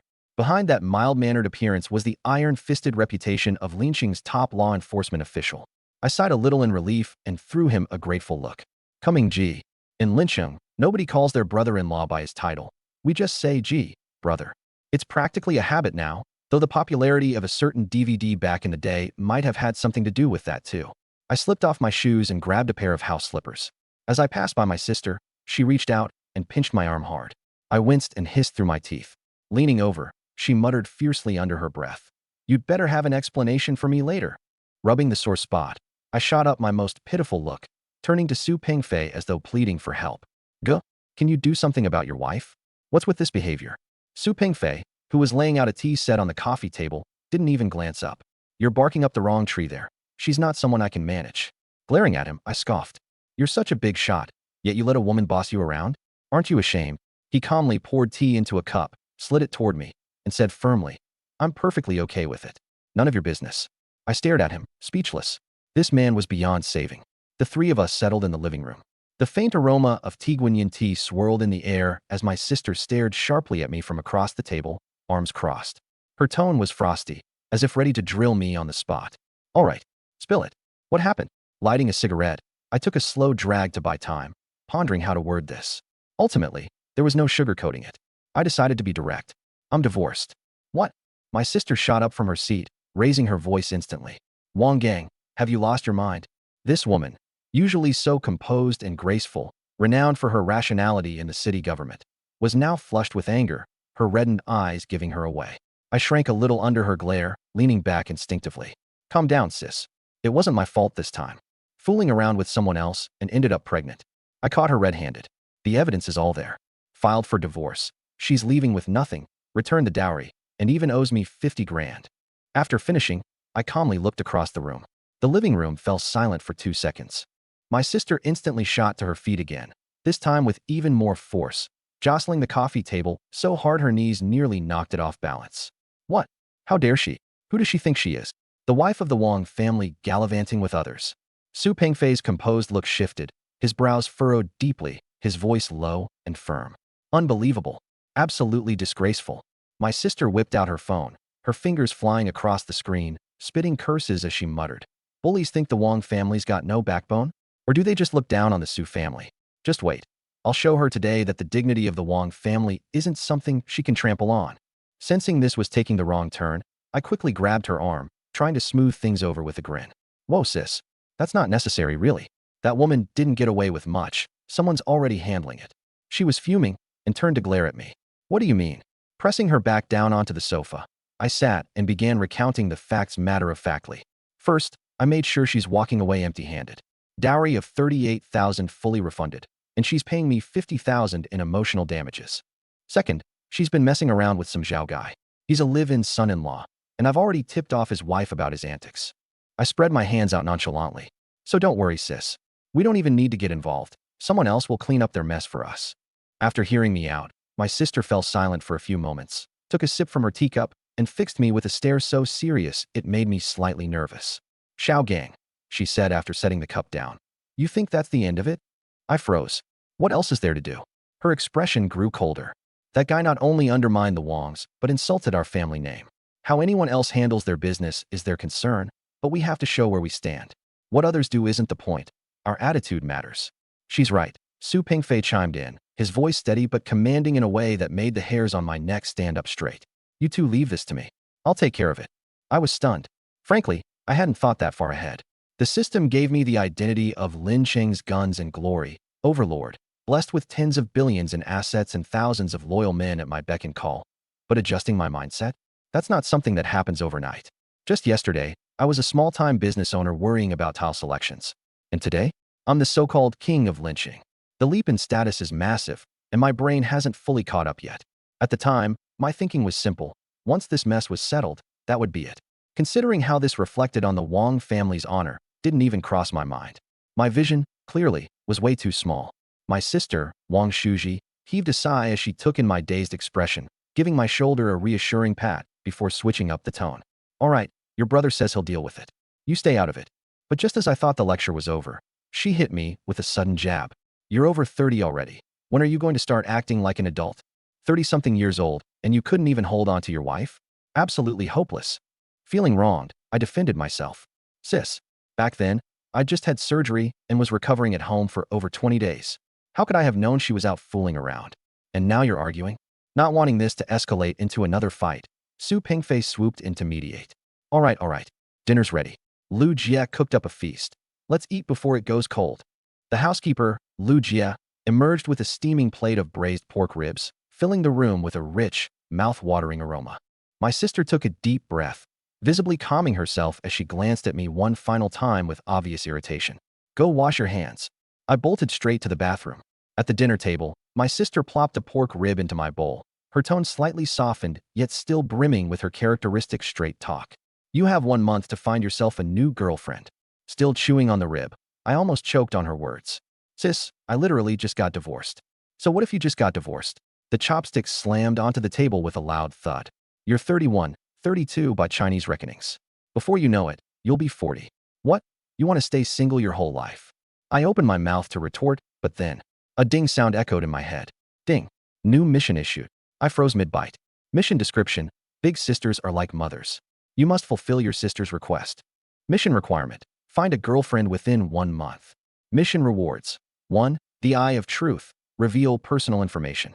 2. Physical enhancement card. Permanently double your physical abilities. For 3 whole seconds, I stared blankly, my chopsticks still hovering in midair. And then, I couldn't keep the smirk off my face. God bless my system, what a considerate mission this is. But the real kicker? The rewards. The Eye of Truth and a physical enhancement card. Who else's system doesn't just hand out cash or skills? Huh? This is next-level generosity. I'm down for this. Send me 10 more missions like this one, and I'll accept every last one of them. Plus, the task itself is a breeze. All I have to do is find a girlfriend. They didn't say it has to lead to marriage, be true love, or even require compatibility. Given my current assets and status, finding a girlfriend? That's child's play. Setting down my chopsticks, I faced my sister with the utmost seriousness. Don't worry, sis. Within a month, I promise I'll introduce you to your new sister-in-law. My older sister blinked at my earnestness, then nodded in satisfaction. Now that's more like it. Next to her, Su Pingfei chuckled quietly, spooning soup without commenting. The rest of dinner unfolded in cheerful spirits. Afterward, I spent some time with my nephew building Lego sets before realizing the time was pushing 9. I took my leave. Walking out of the gated community, I hopped into a cab. The mild, early summer breeze wafted through the open car window, carrying the faint scent of gardenias. Slumped back in the passenger seat, my mind was focused on one burning question. Where the heck should I even start looking for a girlfriend? Does pure love even exist in today's world? The more I thought about it, the more conflicted I became. Out of nowhere, I blurted a question to the cab driver. Sir, do you believe in love? The driver, a man in his 40s, kept his eyes on the road, arms resting casually on the wheel. His answer was flat and straightforward. Puke in my cab, and it's 500. I paused, baffled. Wait, wasn't it 200 before? When did it go up to 500? Sidelining a glance through the rearview mirror, he answered deadpan. Look at your size. You're not some dainty little girl. She pukes. It's a couple of ounces. You? You'd probably be heaving out 5 pounds of guts. 500 is already me cutting you a break. Me. All right. Hard to argue with logic like that. You win. Arriving at my condo complex in Huacheng, I paid the fare, went upstairs, and rinsed off in the shower. Once my head hit the pillow, I was out cold in under 3 seconds. I woke up naturally, well-rested and refreshed. A stream of bright sunlight peeked through the gap in the curtains. I reached for my phone and glanced at the time, 9:30 a.m. After washing up and changing into a loose t-shirt and shorts, I decided to head out for some breakfast. Those fancy dim sum places don't interest me much. What I really love is the lively street food stalls full of charm and energy. Just outside the east gate of the neighborhood, there's a street-side breakfast stand that's been around for 7 or 8 years. The owner, Mr. Zhou, and his wife run the place, and their business is booming. When I used to live here, it was my regular spot. Though life has changed since then, my taste hasn't. The stand was bustling when I arrived, the plastic tables and chairs nearly all taken. I found a small table off to the side and shouted to Mrs. Zhou, Sister Zhou, a bowl of tofu pudding, extra spicy, and a basket of soup dumplings. Got it, she shouted back cheerfully. Before long, the tofu pudding, creamy and smooth, along with the steaming, delicate dumplings arrived at my table. I added a splash of vinegar and a generous spoonful of chili oil to the tofu pudding. The vibrant mix of red and white was oh so appetizing. Biting into a juicy dumpling and following it up with a sip of the fiery tofu pudding was both scalding and satisfying. Important note, tofu pudding must be savory. Sweet tofu pudding is simply unacceptable. As I enjoyed my breakfast, I mulled over a problem. Finding a girlfriend within a month. Seems doable, but not so simple either. I mean, I've got the financial means, a car, a house, and a decent social status. If I really wanted to find someone right now, I could. But the question is, what kind of person do I want? The gold diggers and those chasing fame give me the ick. What if I go hunt for a campus queen near the university? I thought, then shook my head. Nah, too young, they're just kids. Maybe I'll go check it out later anyway, undecided. Or, I thought, what about a social media influencer? That idea quickly got axed too. No way. If my sister knew I was dating one of those influencers who call everyone their fam to the camera all day, she'd kill me with a broom. Just imagining that kind of relationship gives me a headache. Lost in my thoughts, my phone suddenly buzzed. The caller ID read Tiger. I hesitated. This dude calls for no serious reason 80% of the time. After a moment, I answered. What? Where are you, bro gang? A booming voice rang out. It was Gene Hu, or Tiger. Eating, I replied curtly. I'm coming to meet you. I nearly facepalmed. Don't you have anything better to do? Shouldn't you be at the shop helping out? I was there, he said, sounding wronged. But Xiaoling, that stubborn girl, kicked me out, said I was in her way. Sided I knew exactly what had gone down. We arranged for Tiger to help out at the tile shop, just to keep him occupied. But within his first days, the manager, Xiaoling, called to complain.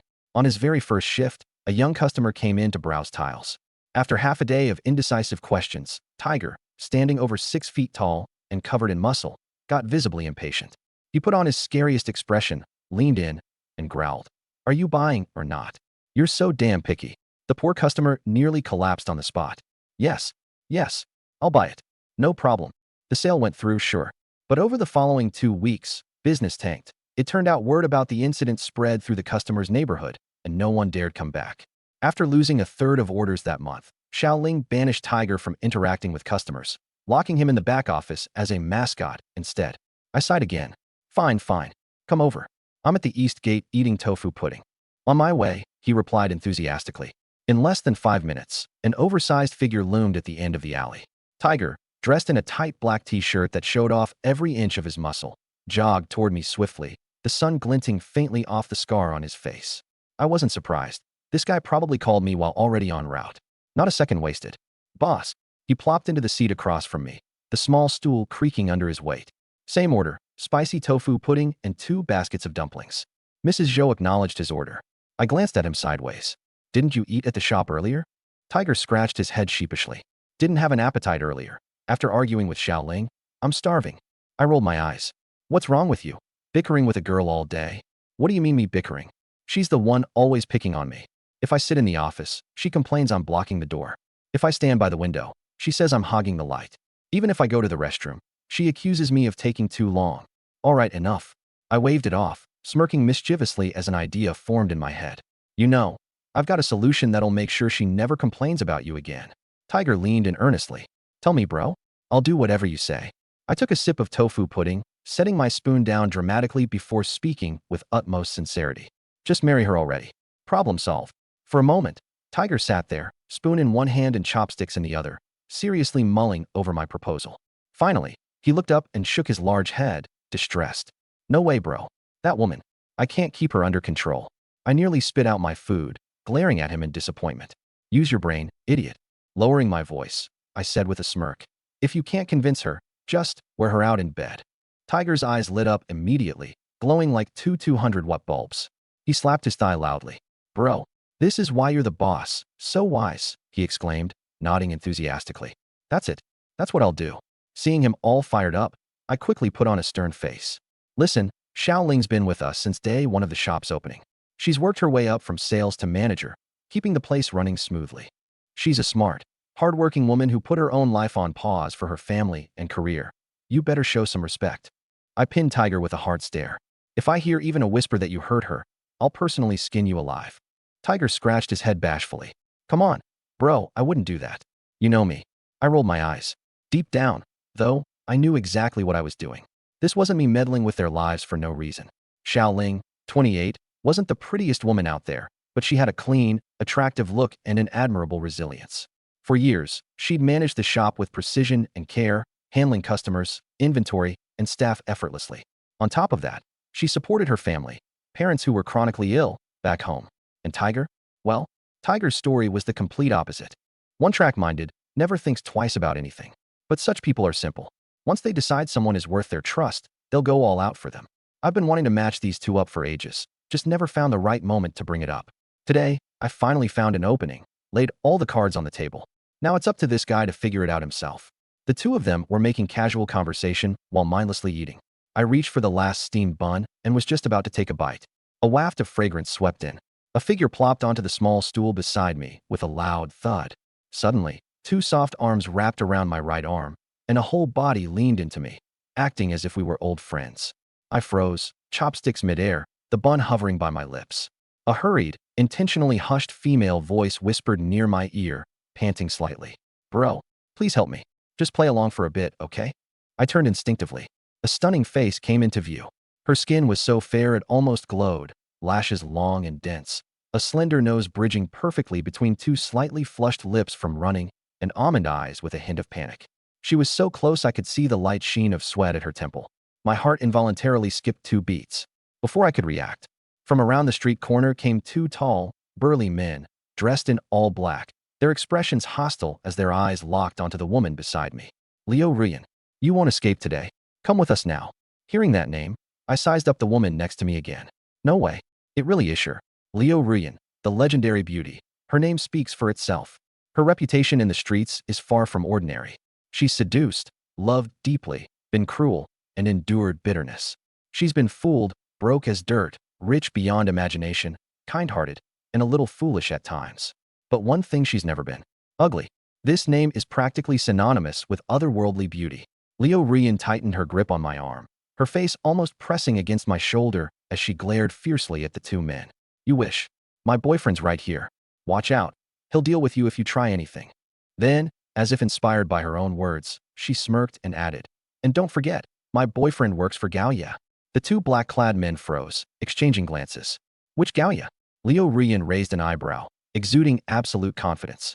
How many Gaoyas do you think there are in this town? Gaoya of Lingqing Realty. Their faces grew serious. They might have doubted her words, but they didn't dare take the risk, especially with us sitting here. One guy, my buddy, Jin Hu, built like a tank with boulder-like shoulders and a muscular, intimidating build. Me? Over 6 feet with a scar running across my face, glinting in the sunlight. Even just sitting here, we exuded a chilling, don't mess with us vibe. After an intense few seconds of silence, the two men growled threateningly. Fine, we'll give Gaoya a break today. But next time, don't think you'll get away that easily. With that, they turned and made their way out, walking twice as fast as when they arrived. Meanwhile, Jean, who had been sitting dumbfounded, holding his bowl of tofu pudding, until it clicked a few seconds later. Huh? Wait, what the heck just happened? Since when did Ziwei become my boss's boss? What am I supposed to call him now? Big boss. Elder top. Once the men were gone, Liu Rian exhaled deeply in relief, finally letting go of my arm. She shifted back a bit, her face lighting up with an apologetic smile. Big bro, I'm so sorry for dragging you into this. It was kind of an emergency. This meal is on me. She stood up, walked to the shop front, and called out to the owner. Boss, I'll cover the bill.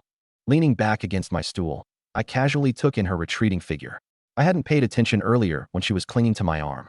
But now that she stood up, her silhouette was strikingly clear. A plain white t-shirt on top, light blue skinny jeans below, and a pair of nude-colored heels completing the outfit. No excessive embellishments, but that waist, those legs, those proportions, each curve accentuated to perfection by the simplest of clothing. My heart raced again. After settling the bill, Liu Ruyin turned toward the street corner to make her escape. Stop. My voice was calm, deliberate, but firm as it rang out behind her. She stopped dead in her tracks, slowly turning back, her guarded expression replacing her earlier relief. Bro. I already apologized and covered the bill. I gave her a half smirk and replied slowly. Didn't you just say I'm your boyfriend? What's this, then? Use me and then bolt like nothing happened? Her smile froze stiff on her face. She glanced nervously between me, my unconcerned yet slightly mischievous expression, and Jean who was staring at her like she owed him money. Tears threatened to spill from her eyes. Out of the frying pan, into the fire. Just her luck. I motioned toward the stool in front of me. Sit down. Liu Rian didn't dare protest. She obediently walked back, gingerly taking her seat. Her knees pressed together tightly, her hands resting stiffly on her lap, and her head bowed so low it was practically touching her chest. She sat there, looking like a frightened little quail. In a low murmur, she whispered, Big bro, I was wrong. Seeing her like this, my playful instincts kicked in. I intentionally raised my voice. Look up, she shuddered, lifting her head ever so slightly. Her delicate face was now filled with dread. I lit a cigarette, taking my time. I'm not an unreasonable guy. You just said I'm your boyfriend. So why not make it official? Be my girlfriend for real. Her face turned deathly pale, and she waved her hands frantically. Bro, that was just in the moment. It's not serious. Bullshit. I raised an eyebrow, fixing her with a stern look. Words once spoken are like water spilled. They can't just be taken back. Her eyes welled with tears as she tried to salvage the situation. Bro, I'm nothing but trouble. I've got sick family members and a mountain of debt. Whoever gets involved with me is cursed with bad luck. Please, just let me off the hook. I shook my head casually, replying evenly. I'm not afraid of trouble. I've got money. Stick with me, and I'll handle everything. You just handle being beautiful and carefree. I'll take care of the rest. Finally, she couldn't hold it in anymore and started crying in earnest, her voice breaking. Bro, just let me go. I'll never dare bother you again. Watching her truly panic, I decided to let up. Extinguishing my cigarette, I said lightly, all right. I'm just messing with you. Go on. She froze, clearly not expecting that. Tears still clinging to her lashes, she blinked and stammered. Oh, really? What? You actually want to be my girlfriend? I teased. No, not at all. Grateful to be spared, she scrambled to her feet, backing away while clasping her hands together in a gesture of thanks. Thank you, bro. You're a good man. As she ran off, the sharp clack clack clack off her heels echoed on the pavement, never once looking back. And there it was, the infamous good guy card. Realizing it was in my hands now, I waved dismissively. All right, Off you go before I change my mind." Without hesitation, she disappeared into the distance, her rapid footsteps fading away. Finally snapping out of his stupor, Gene, who put down his bowl and hesitantly ventured, "Hey, what just happened?" I swallowed the bun in my mouth and glanced confusedly in the direction she left before turning back to face my brother. "Hey bro, since when did you become Jiwei's sidekick?" Gold Tiger asked, looking dumbfounded. I replied with silence. "Goldie," I said, narrowing my eyes. "Huh," he responded. "Your brain is such a waste of space. Ever thought about donating it?" Gold Tiger scratched the back of his head, clearly lost. I couldn't be bothered to explain. I slurped up my bowl of tofu pudding, leaving it spotless, and stood up from the little stool, wiping my mouth. "Let's go. Back to the car. Let's take a drive to the University District." "University District?" he asked, shoving the last bun into his mouth. "Why there?" "To soak up some youthful energy. Hanging with you rough guys day in and day out. I feel like I'm getting pickled in brine." Gold Tiger gave a vague, "Oh," not fully understanding, but stood up to follow anyway. As we walked to the end of the alley, I glanced up absent-mindedly at the building across the street. That single glance made me freeze in my tracks, my pupils shrinking in shock. There, on the third-floor window of the opposite building, was a small child dangling precariously. He couldn't have been more than 2 or 3 years old. A little boy, clutching the windowsill with all his strength, his tiny body suspended in midair while his short legs kicked helplessly. He had no real strength to hold himself. With every kick, his grip slipped more. His flushed little face was a sign that he was seconds away from giving out. Pedestrians on the street had noticed, gathering in alarm and calling out, "Hold on, kid. Hold on. Don't move. Stay still. Someone, get something to catch him." My mind exploded in panic. Before I could consciously process anything, my body already launched into action. I started sprinting. What the hell? Who lets a kid get into a situation like this? I yelled angrily. With only slippers on my feet, they flapped noisily with every step, but I didn't slow down. Gold Tiger hesitated for a moment before realizing the urgency, then dashed after me. But it was too far. By the time I reached the building's base, the boy's tiny arms had completely given out. Both of his hands slipped from the windowsill, and his small body fell straight down like a leaf in freefall. "Ah!" A scream pierced the air as a particularly faint-hearted girl covered her eyes. Instantly, I pushed off the ground with all my strength, hurling myself forward, arm outstretched. With a dull thud, the boy landed squarely into the crook of my arm. The momentum knocked me off balance, sending me crashing heavily to the ground flat on my back, my elbow hitting first with a sickening force. I groaned involuntarily, biting down the pain, but my arms never loosened their hold on the boy, not for a second. There was a stunned silence, and then the street erupted into explosive cheers and applause. "Bravo! What a catch!" The reflexes on this guy are insane. Flat on my back, I gulped for air, my chest rising and falling rapidly. Looking down at the boy in my arms, I saw his big round eyes staring at me, completely frozen. After a 3-second delay, his little mouth puckered, and a wail burst out. A shrill, hearty cry. That sound let me finally exhale. He was fine. With my uninjured hand, I slowly sat us both up, quickly checking his head, neck, back, arms, and legs. Aside from being terrified, he wasn't hurt, not even a scratch. He just needed a good cry to shake it off. I let out another deep breath, getting ready to stand up, when a sharp, searing pain shot up my left forearm, a stabbing ache that burrowed straight into the bones. From years of knowing my own body, I realized instantly, damn it, it's broken. It took every ounce of breath to stifle the hiss rising in my throat. Sweat beaded across my forehead, but my face betrayed nothing. The move had been instinctual. My left arm had been closest to catching him, so it took the full force. Had I had the time to brace, adjust my posture, it wouldn't have cracked from an impact like this. Just then, a woman in her early 30s came running out of a nearby shop in a panic, shouting, "Xiao Bao! Xiao Bao!" She stumbled up to me, catching sight of her bawling son in my arms. Her knees nearly buckled, and she barely stopped herself from dropping to the ground. "My baby!" she wailed, snatching the boy into her arms. She checked him over frantically from head to toe, only breathing out slowly when she confirmed he was unharmed. But her relief quickly boiled over into anger. "What were you thinking? Who told you to climb up there?" she yelled, tugging hard at his ear as he cried harder. Unsatisfied, she gave him a couple solid smacks on his tiny butt. "You scared me half to death. I'll have you know better," she shouted, her voice breaking mid-sentence as she hugged him close, sobbing herself. Amused chuckles rippled through the onlookers, with one elderly man grinning as he egged her on. "That's right. Teach that rascal a lesson he'll remember. Better thank this young man, though. You've got to give him credit." It was only then that the woman turned to me. Her grateful expression melted into shock, and she abruptly tried to kneel before me. Young man, thank you for saving my child. I shot my right arm out to catch her. Ma'am, don't. Please don't do that. You'll shorten my lifespan doing something so dramatic. But then I added with a teasing smile, but that old man's got a point. This little troublemaker could use some straightening out. Understanding, she yanked her son before her. Bow to your savior. Right now. Wait, wait. I cut in, attempting to stop this, but the little guy caught on quick.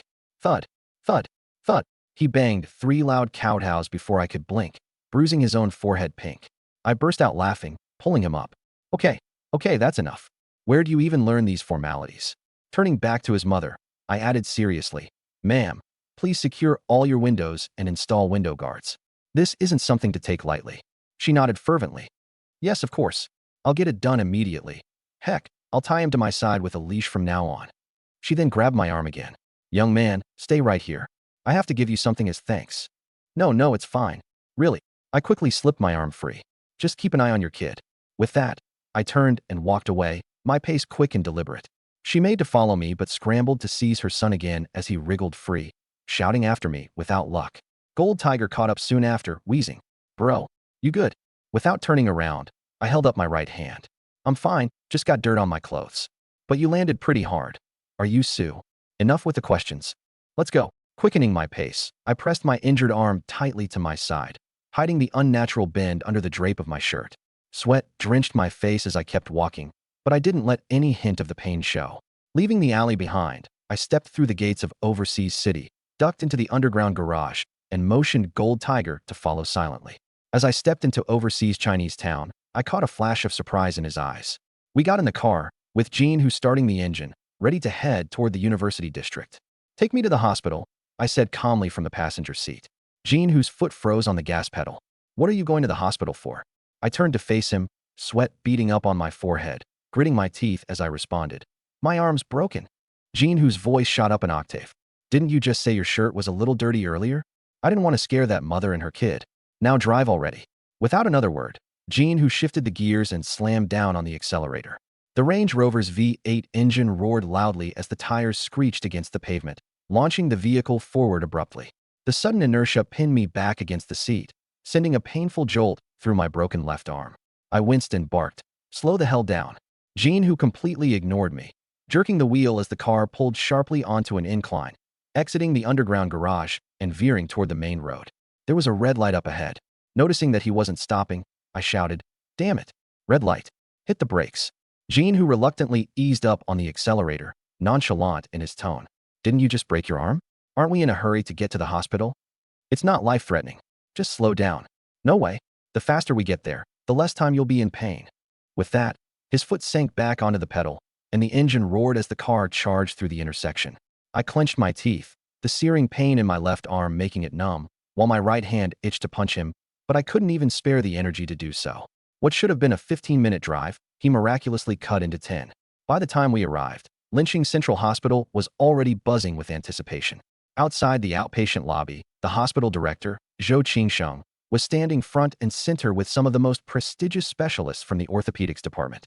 They formed 2 neat rows, all eagerly looking toward the entrance. Zhou, in his early 60s with graying hair, wore his white coat buttoned up and had both hands clasped in front of him. He occasionally glanced down at his watch. Passers-by, both patients and medical staff, couldn't help but gawk and whisper among themselves. Wise Director Zhou personally waiting at the entrance. Is someone from the city government coming to inspect? Even if so, why bring the entire orthopedics team out here? Even Director Han is here. Han Lihai? You mean the top orthopedic surgeon in the province? His appointments are backed up for months. Must be some big shots relative falling ill. Don't speculate too much. Among the chatter, a sleek black Range Rover sped into view, its engine roaring as it tore through the hospital campus. Screech. The vehicle came to a sharp halt right in front of the outpatient lobby. Zhou Qingsheng swiftly approached the car in 3 quick strides, personally opening the passenger door. Mr. Wang, are you all right? The orthopedic specialists followed closely behind him, their eyes all focused on me. I stepped out of the car, sweat still dripping from my forehead, although my expression had steadied. Stretching out my right hand, I shook Zhou's. Director Zhou, sorry for the trouble. Zhou clasped my hand with both of his face serious. No trouble at all. You're one of Linqing's most valued business leaders. Your health should always come first. He stepped aside to introduce someone, a lean, middle-aged man with gold-rimmed glasses. Mr. Wang, This is our head of orthopedics, Dr. Han Lehigh, the best orthopedic surgeon in the province. He's had a flawless surgical record over 23 years. Dr. Han stepped forward, extending his hand. Mr. Wong, it's an honor to meet you. I shook his hand as well. Dr. Han, I'm sorry to have inconvenienced you. No inconvenience at all, Han replied, glancing briefly at my arm hanging limply by my side. His brows furrowed slightly. Let's get some x-rays first, then arrange a consultation to formulate a treatment plan as soon as possible. I nodded. Sure, I'll follow your recommendations. When it comes to things beyond my expertise, I always defer to the professionals. With that, the entire group, led by Zhou and ringed by esteemed specialists, escorted me toward the radiology department. Jean, who trailed behind us, keys in hand, determined not to fall a step behind. At the CT room, a couple dozen patients waiting in line instinctively gave way, gawking at the scene before them. Zhou gave the nurse a subtle signal, and she rushed off to make arrangements. Following a series of thorough examinations and checks, I was wheeled from one department to another. Dr. Han scrutinized every single x-ray, meticulously examining them multiple times. His final diagnosis was straightforward, an ulna fracture on my left arm with slight dislocation. No surgery was needed. A cast and proper immobilization would suffice. In the treatment room, Han personally got to work. His movements were clean and precise. Layer after layer of bandages wrapped securely around my arm, from wrist to just below the elbow, until the final touch, smoothed over and sealed with medical tape. Mr. Wong, while your injury isn't severe, you still need to be careful. Avoid putting any strain on your left arm, especially during the first 2 weeks. It's critical for recovery, Dr. Han said, tidying up the supplies while giving firm instructions. Sitting at the edge of the treatment table, I studied the pristine white cast, then smiled nonchalantly. Dr. Han, I heal quickly. A few days, and I'll be fine. Don't worry about me. You've got more important patients to see. Dr. Han hesitated for a moment, but refrained from pressing further, instead handing me his business card. If anything feels off, don't hesitate to call me directly. As I stepped out of the treatment room, Zhou and the rest of the orthopedic team were still waiting attentively by the door. Zhou handed me a cup of warm water. Mr. Wong, are you sure you don't want to stay for observation? Taking the cup with my right hand, I took a sip before shaking my head. No need, no need. A small injury like this doesn't warrant a hospital stay. I'll be fine in a couple of days at home. Pausing briefly, I added, Director Zhou, thanks for all your trouble today. I owe you a dinner sometime soon. Zhou waved his hands dismissively. You're too kind, Mr. Wong. I'll look forward to it. Surrounded by the group, I made my way to the outpatient lobby. Jean, who stayed glued to my side, clutching a wad of tissues like he was waiting for the chance to wipe my sweat. I shot him an annoyed glare before he sheepishly stuffed them back into his pocket. Just as we were passing through the billing area, I suddenly stopped in my tracks. Through the crowd, my eyes zeroed in on a familiar figure at the billing counter. It was Lu Ruyan. She was practically leaning into the counter, her upper body half inside the window, both hands gripping the edge as her voice quivered with desperation. Doctor, I'm begging you. Can you transfer the medicine to the pharmacy first? My mom needs it urgently. I promise I'll figure out the payment. Behind the counter, a woman in her 40s dressed in a white coat with a hospital badge on her chest looked visibly uncomfortable. Young lady, I wish I could help, but you've already accrued over 10,000 yuan in unpaid bills, unless you can pay Davulj. Gee, I can't give you the form. The hospital has regulations.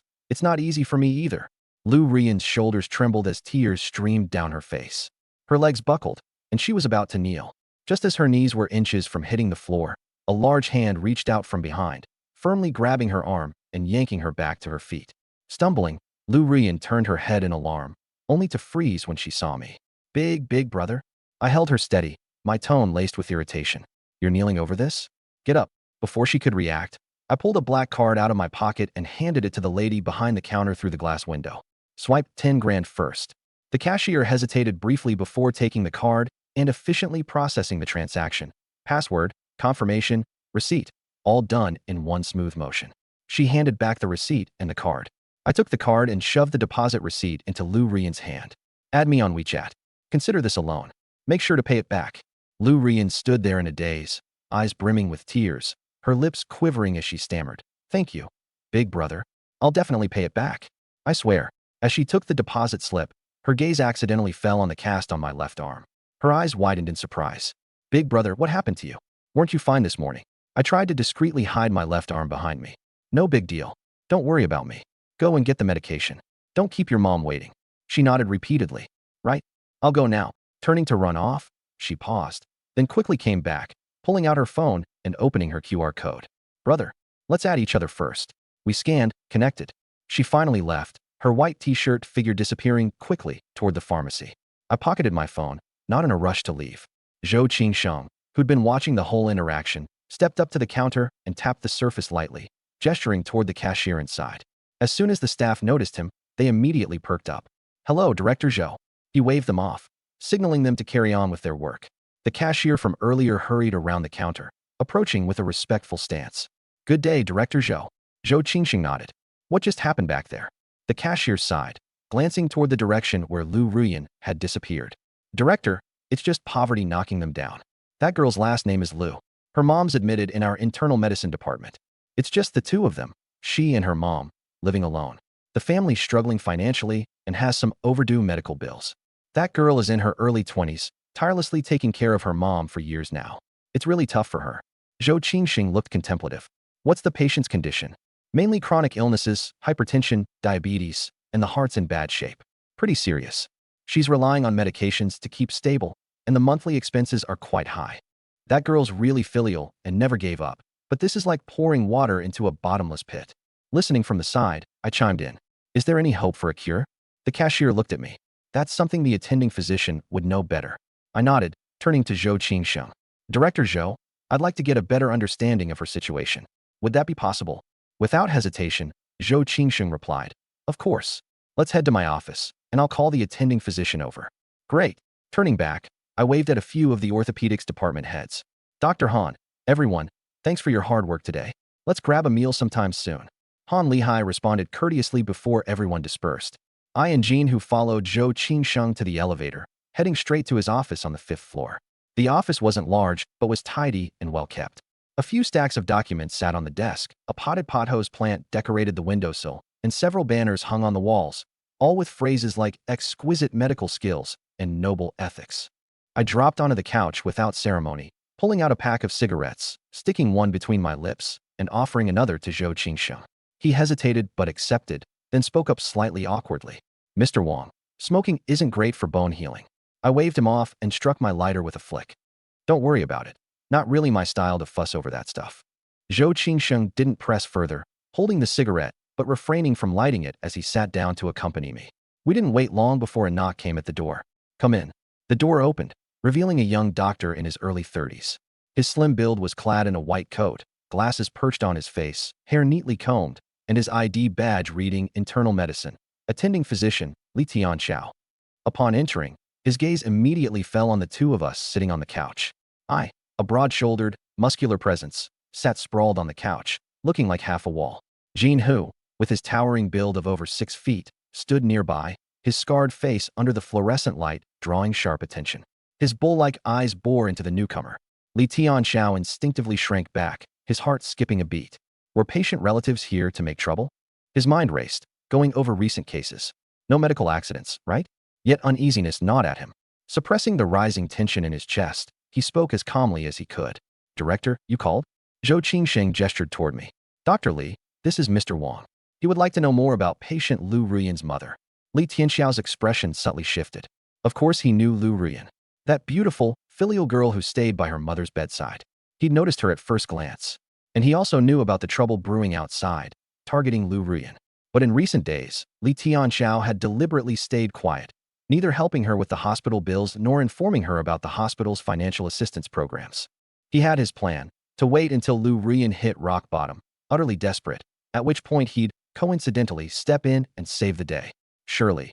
Then, she'd be filled with gratitude, even willing to offer herself in return.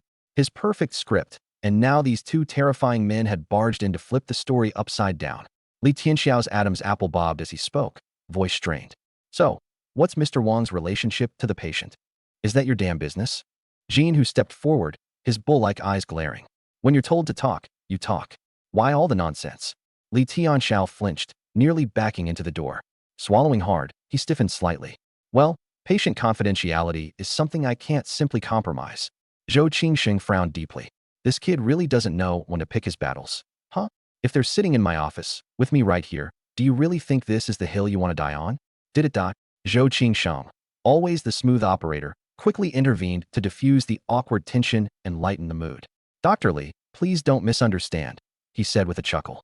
Boss Wong here just generously covered 10 grand in medical bills for a patient at the payment window. He's always been passionate about charity, and this was just him acting out of kindness. I froze for a second. Wait, what? I'm a philanthropist now? All right, I see you, old Joe. Nice move. Great save. Li Tianxiao was visibly taken aback. 10 grand. Paid up front. His mind was racing, a cascade of thoughts about how this shift threw off everything.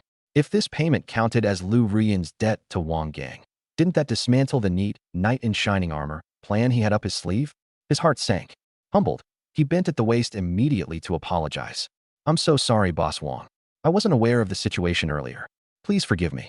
I took a slow drag off my cigarette and squinted at him for a couple of seconds. Those sneaky ulterior motives of his were painfully obvious, but I couldn't even be bothered to expose him. Just give me the rundown on the patient, I said bluntly. Li Tianxiao straightened up, coughed to clear his throat, and began. The patient, Lu Xiaofan, is 58 years old. Her primary issues are hypertension, hyperlipidemia, and hyperglycemia, commonly known as the three highs. Most pressing, however, is her severe coronary artery disease, with significant arterial blockages causing critical blood flow deficiencies to the heart. The best course of action would normally be a coronary artery bypass graft to address the blockages, but unfortunately, her body isn't in the right condition to undergo surgery. Weak cardiopulmonary function, coupled with the high risks associated with anesthesia, makes the procedure too dangerous. As such, the recommendation is conservative treatment focused on medication to manage the symptoms. The medical jargon was making my head spin, so I cut him off with a wave of my hand. Enough of the fancy talk. Just tell me straight. Can this be cured without surgery or not? Li felt briefly silenced by my bluntness, but after a moment, he responded. It can, technically, but... He hesitated. It requires imported specialty medications, which are significantly more expensive. Given the costs, the patient's family has been relying on more affordable domestic alternatives. Expensive. I interrupted, leaning forward. How expensive? Be specific.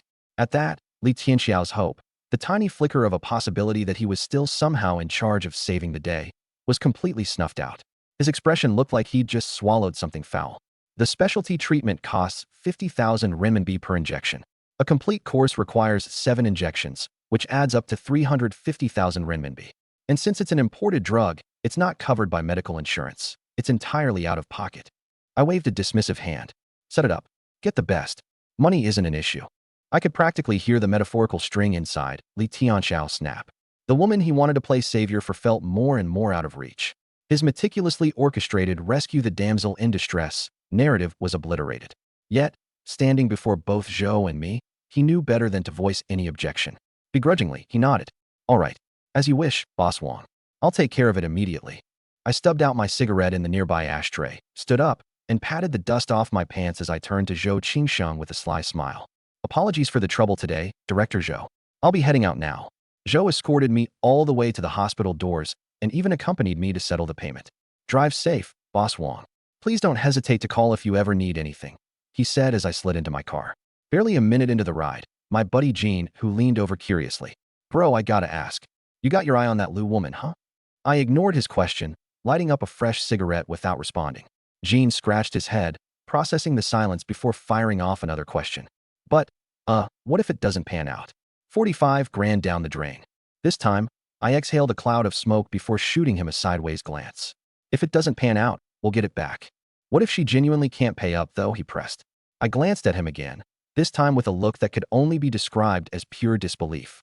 Then she'll pay me with something else. It took Jean a couple of seconds to connect the dots, but when he got it, he let out a knowing, mischievous, oh, before laughing. Man, Boss Wong, your methods. I gotta hand it to you. Deep, real deep. Quit yapping and drive, I said unfazed. Got it, boss. Right as he started the car again, my phone buzzed. I pulled it out and saw a new message pop up on WeChat. The profile picture? Lu Rian's selfie. It read, "Thank you, boss," followed by a string of crying emojis. I typed back casually. No big deal. Seconds later, she replied, "Boss, Dr. Li told me everything earlier. How about I take you out to dinner tonight as a thank you?" My reply was quick. Dinner? What? You think one meal's enough to settle this? Her response came in just as fast. No, it's not like that. I swear, it's just a genuine thank you. Fine. We'll grab some spicy hot pot. My treat. I added before closing the app. Simple, to the point. 6:30 that evening. The city lights were just beginning to flicker on. I drove my Rolls-Royce. rolling leisurely toward the bustling pedestrian street.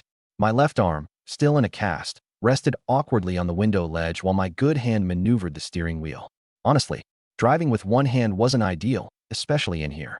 Too many people milling about, e-scooters zigzagging unpredictably, and not a parking spot in sight. Frustrated, I pulled my car over momentarily, grumbling under my breath while surveying the chaos in front of me. Screw me, huh? A boss my size forgot to arrange a chauffeur. Ridiculous. You know what? First thing tomorrow, I'm hiring at least 4. A driver, a navigator, someone to hold an umbrella, and someone to carry my stuff. All of it. Eventually, I just parked haphazardly along the sidewalk. Proper parking spots? Non-existent. But my Rolls parked by the curb attracted all kinds of attention. Its sleek black and silver exterior gleamed under the streetlights, effortlessly making the economy cars around it pale in comparison. People whispered, snapped pictures, skirted around it cautiously. Even someone on a scooter, just rounding the corner, slammed on the brakes at the sight of it. After hesitating for a second, he rode up onto the sidewalk like it was safer to keep a comfortable distance. I stepped out of the car, my left arm still dangling useless in its cast, while my right hand brought another cigarette to my lips.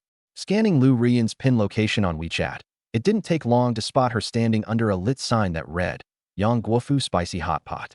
Waiting by the restaurant entrance, she seemed particularly put together tonight, sporting a clean, white floral dress, matching sneakers, and a simple shoulder bag that tied the look together neatly.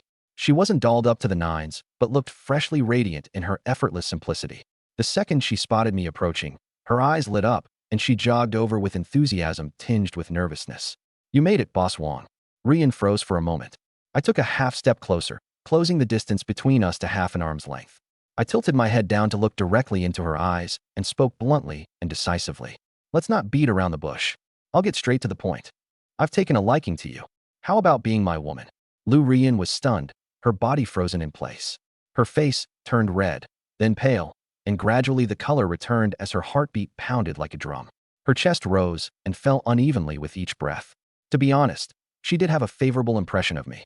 Not just because I handed over 100,000 yuan in the hospital earlier that morning or arranged the best treatment plan for her mom, but also because, at her lowest point, when she was on the verge of collapsing to the ground, it was me who pulled her back up. She'd been under too much pressure these past few years. Her mother's illness, mounting debts, relentless harassment. She had borne it all alone for so long that weariness seeped into her very bones. My arrival was like an umbrella suddenly appearing during a storm.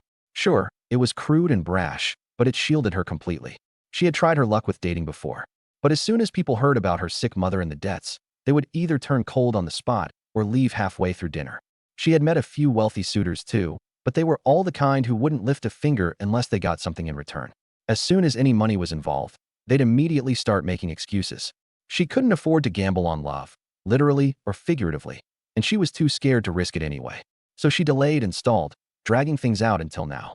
But my timing was impeccable. It was so perfect that it managed to crack the fortress she'd built around her heart. Ruyan lowered her head, twisting the hem of her skirt with her fingers. Her voice was soft, tinged with hesitation. Brother Gang, I know you're capable. And to be honest, I also have some feelings for you. I listened quietly, my face calm and composed. I've seen this script before. This kind of opener usually comes hand in hand with a but. Sure enough, she lifted her head with reddened eyes. But there's trouble following me. If we were together, I'd only bring you problems. The people after me, they're dangerous. They'll stop at nothing to get their way. Brother Gang, being with me won't end well for you. I stared at her for 2 seconds, not saying a word. Then, at my own pace, I lit a cigarette and took a slow drag. The smoke trailed out from my nose as I finally responded. If there weren't any of these problems, would you want to be with me? Her ears flushed again. She bit her lip, hesitated briefly, then gave a small nod. Yes, I would. I grinned, stretching out my right arm to pull her into my embrace. Huh, that's all I needed to hear. From today on, you're mine. You're Brother Gang's woman. Lu Rian froze momentarily when I hugged her, but soon relaxed, leaning softly into my chest. Through the thin fabric of my shirt, she could feel my warmth and steady heartbeat. Her tense shoulders gradually loosened until she nestled fully into my arms, her nose brushing against my chest. Oddly, she felt safe. I patted her gently on the back and asked, Now tell me, who are these people? She sniffled, her voice muffled. Loan sharks. When my mom got seriously ill, I couldn't come up with the deposit. I had no choice but to borrow 50,000 yuan. But it turned into a bottomless pit. The interest kept compounding. I've already paid back nearly 100,000, but they still say it's not enough. Lately, they've ramped up their threats, demanding I work at bars and escort clubs. Her voice cracked. They said if I refuse, they'll get my mom kicked out of the hospital. I tried calling the police, but they said it's a civil dispute at most, so their hands are tied. Even when the thugs get detained, they're right back at my doorstep the same day. Tears started to pour freely now, soaking through the front of my shirt. She choked back sobs. I've got nowhere to run. I can't even keep a stable job anymore. All I can do is take whatever odd gigs I can find. Brother gang, I'm so scared. I'm scared one day they'll hurt my mom. Her last few words dissolved into a torrent of crying. I kept the cigarette clamped between my lips, patting her back rhythmically.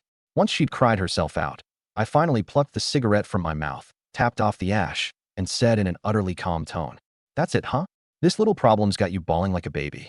I released my hold on her and tilted my head down to meet her tear-streaked face, an amused smile dancing on my lips.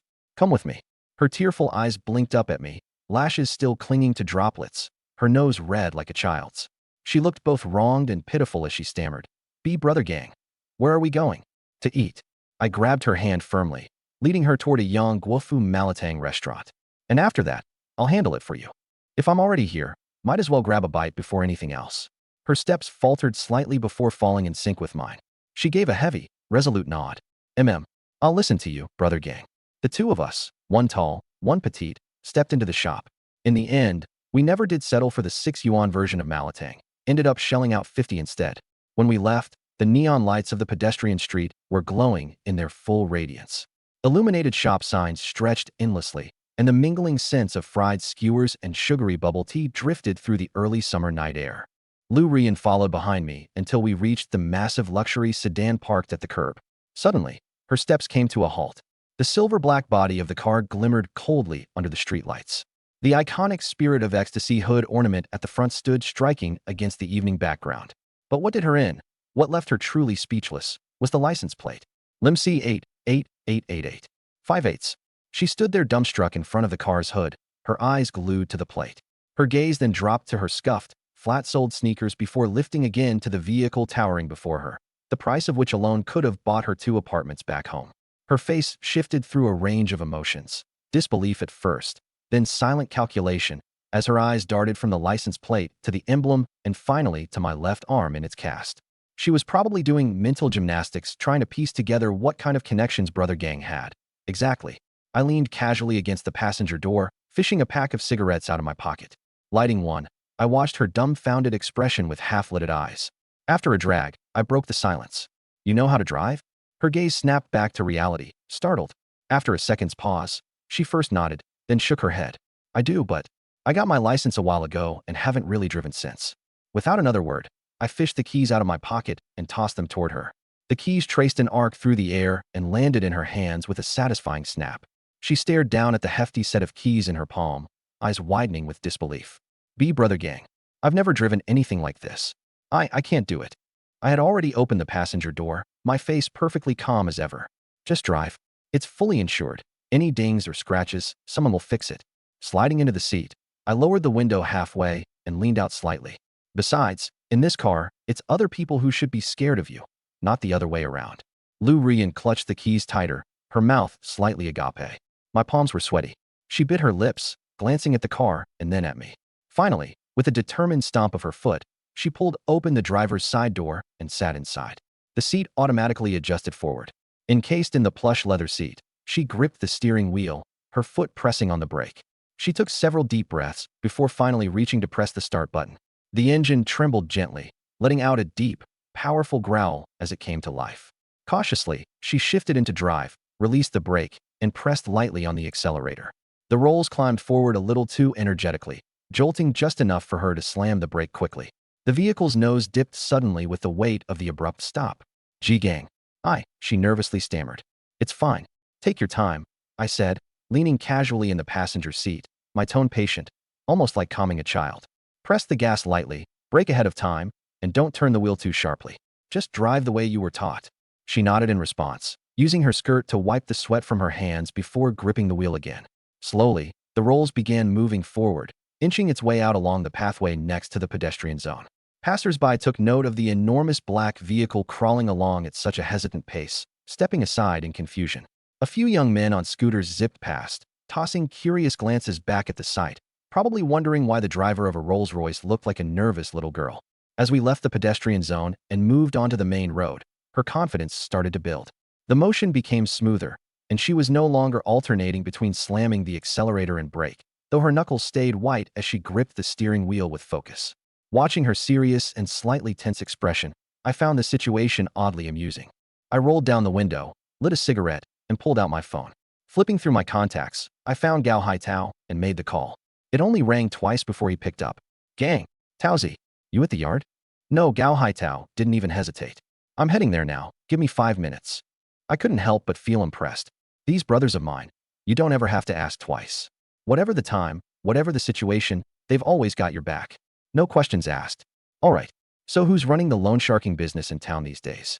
There was a slight pause on the other end. Gao Haitao's voice deepened when he responded. "Gang, ever since we got out of that mess all those years ago, we haven't touched that kind of dirty work. Haven't paid attention to who's dealing in it now, but give me 2 minutes, I'll find out." "No need. We'll talk when I get to the yard." "Got it." Hanging up the phone, I turned to glance at Lu Ruyan, who was wholly focused on driving. "Do you even know who owns the company you borrowed from?" She thought for a moment, eyes locked on the road ahead. "Not the person's name, but I think the company is called Huilong Finance." I nodded, mentally jotting it down. "All right, just drive." A 15-minute trip stretched into over half an hour at her careful pace. When we finally rolled into the sand yard at the city's east side, she exhaled audibly, her palms visibly damp. The huge place was dotted with black piles of gravel that loomed like small mountains. In contrast, the office section of the yard was lit brightly by a high-powered floodlight above. 2 vehicles were already parked outside the office, a sleek black Maybach and a white Land Cruiser. 7 or 8 men stood near the cars. Leading the group were Gao Haitao and Song Fei, with a handful of sharp-eyed, lean guys behind them. As Lu Rian parked the car, her eyes locked onto the tough-looking crowd outside. All of them broad-shouldered and built, with an air of presence that demanded space. Especially Gao Haitao, towering at nearly 6 feet, with muscles straining at the seams of his snug dark gray shirt. The wristwatch on his arm caught a brief, striking glint under the floodlight. Song Fei, dressed in a more flamboyant floral shirt, carried himself with a daring, edgy vibe, his gaze revealing that he wasn't someone you'd want to mess with either.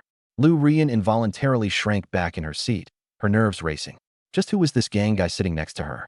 Moving quickly, Gao Haitao jogged over and opened the car door first, dipping slightly in a respectful half-bow. "Gang, you're here." Trailing a half-step behind, Song Fei silently cursed his luck. "Does this guy ever let me be the one to open the door? Next time, I'm outpacing him for sure." Sliding out of the passenger seat, I walked over with casual ease.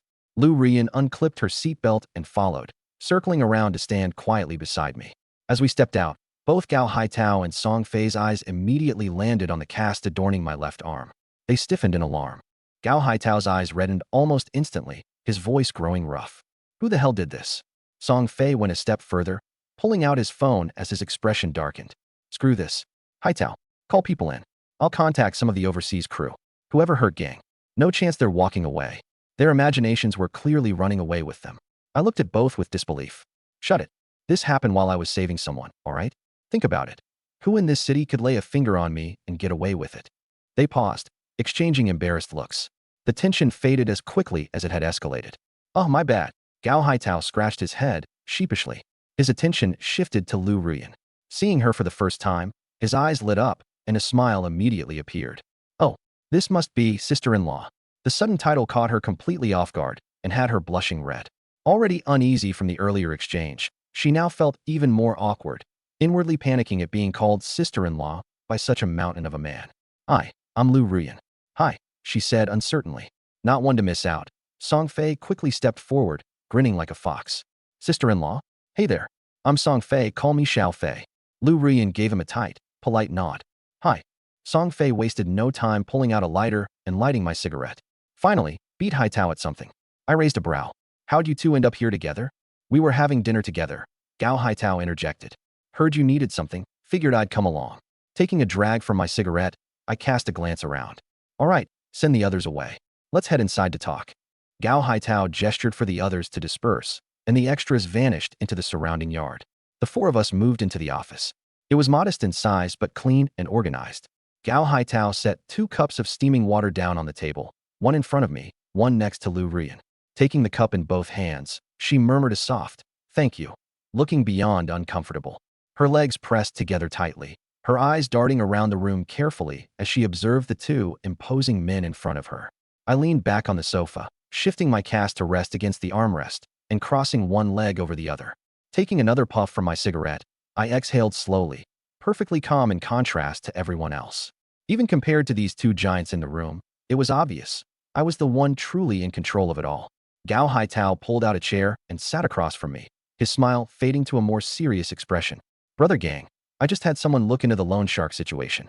In Lincheng, there are really only two main people handling that business, Song Lao Lu and Li Lao Hu. I squinted my eyes slightly. Those two names rang a bell. They've been in Lincheng for over 10 years, seasoned veterans in this kind of scene. Back in the day, they started out by collecting debts for others, then eventually began running private lending operations. They have some connections up top. Word is they're on good terms with a few deputy directors of precincts in the southern part of the city. Because of that, they've managed to do their thing pretty steadily without causing any big trouble. Of course, those so-called connections mean nothing to me. So, is Huilong Finance linked to either of them? I asked. Gao Haitao hesitated for a moment. No, it's not directly theirs. Probably belongs to some of their underlings. Song Fei chimed in. Brother, does it matter whose it is? If there's an issue, just give the word. Let us handle this. No need for you to bother yourself with this small fry. I didn't respond immediately. Instead, I turned to glance at Lu Ruyan, who was sitting nearby. She was curled up on the couch, hands cupping a mug, her gaze lowered. The long lashes cast faint shadows under the lamplight. I couldn't quite tell what was on her mind. I flicked the ash off my cigarette and spoke casually. This company, Huilong Finance, gave your sister-in-law a usurious loan. The money was repaid, yet they still won't leave her alone. I paused briefly. Now, they want to drag her into working at nightclubs as a hostess. As soon as the words left my mouth, Gao Haitao and Song Fei shot up to their feet. What the hell they think they're doing? Gao Haitao's face turned beet red. He knocked over his paper cup in the process, water spilling across the table, but he didn't even care.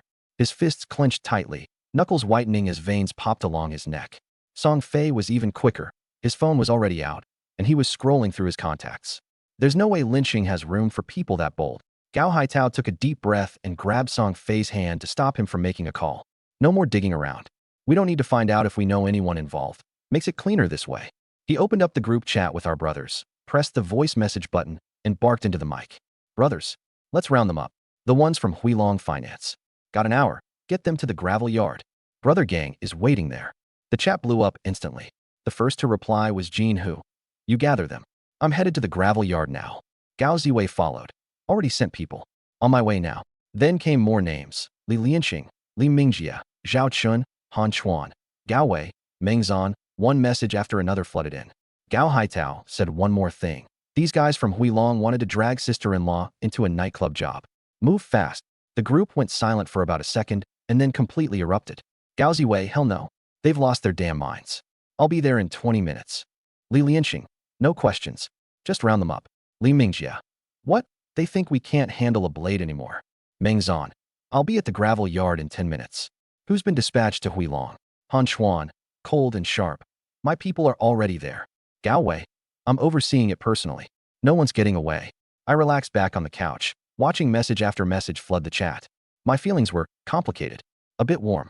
Maybe even hot. Definitely reassured. These brothers of mine, they'd always have my back. Honestly, I hadn't planned for things to escalate this much. But these two just moved way too quickly. All right then, just treat it as an impromptu team-building exercise. Gao Haitao slammed his phone onto the table and gave me a sharp look. Brother gang, don't worry. No one's getting away. Throughout this, Lu Ruyan sat beside me clutching her mug. Her eyes grew wider and wider. She hadn't said a word but had heard everything. The voice messages, the cold, cutting words like, round them up. Her fingers gripped the paper cup so tightly it started to crumple. She snuck a glance at me. I sat there unfazed, exhaling smoke slowly upward, as steady as a rock. A thought flickered in her mind. So this is what it feels like to be the boss's woman? So this is the kind of guy I should have been with all along? All that hiding and scraping by before, what was even the point? The way she was looking at me now, you could practically see the admiration in her eyes. She even instinctively crossed her legs just a bit tighter. I flicked more ash off my cigarette, glanced over, and noticed her cheeks had a hint of redness. I reached out and patted the back of her hand. This'll be handled soon, I said. She bit her lip and nodded. Outside, the sound of engines revving and tires crunching gravel tore through the silence, getting louder and louder. I stood up, walked to the door, my left arm still in a cast, and pulled it open with my right. Beyond the large iron gate, headlights flickered one after another on the main road. First to arrive was Jean, whose Range Rover. The horn honked twice, scaring the nearby stray dog into letting out a bark. Next came two Mercedes S-classes pulling in side by side, followed by a sleek black Audi A8. And after that, Bentleys, Maybachs, Rolls-Royces. One by one, they turned into the gravel yard, forming a line as they arrived. The beams of their headlights crisscrossed through the night sky, dimming even our floodlights. In just a matter of minutes, the gravel yard's empty ground was entirely packed. From above, it looked like a high-end luxury car exhibition. I leaned against the doorframe and watched door after door open while familiar faces spilled out, all streaming toward me. A sea of footsteps pounded into the gravel, gathering tighter and tighter. Brother gang, what happened to your arm? Damn, who did this? Say the word, and we'll take care of him now. Jin Hu, Gao Ziwei, Li Lianxing, they were the first to reach me. A mixture of anger and concern was written all over their faces, their eyes locking onto the cast on my left arm like laser beams, a fiery rage simmering beneath their expressions. Broke it saving someone, not a big deal. I waved it off lightly.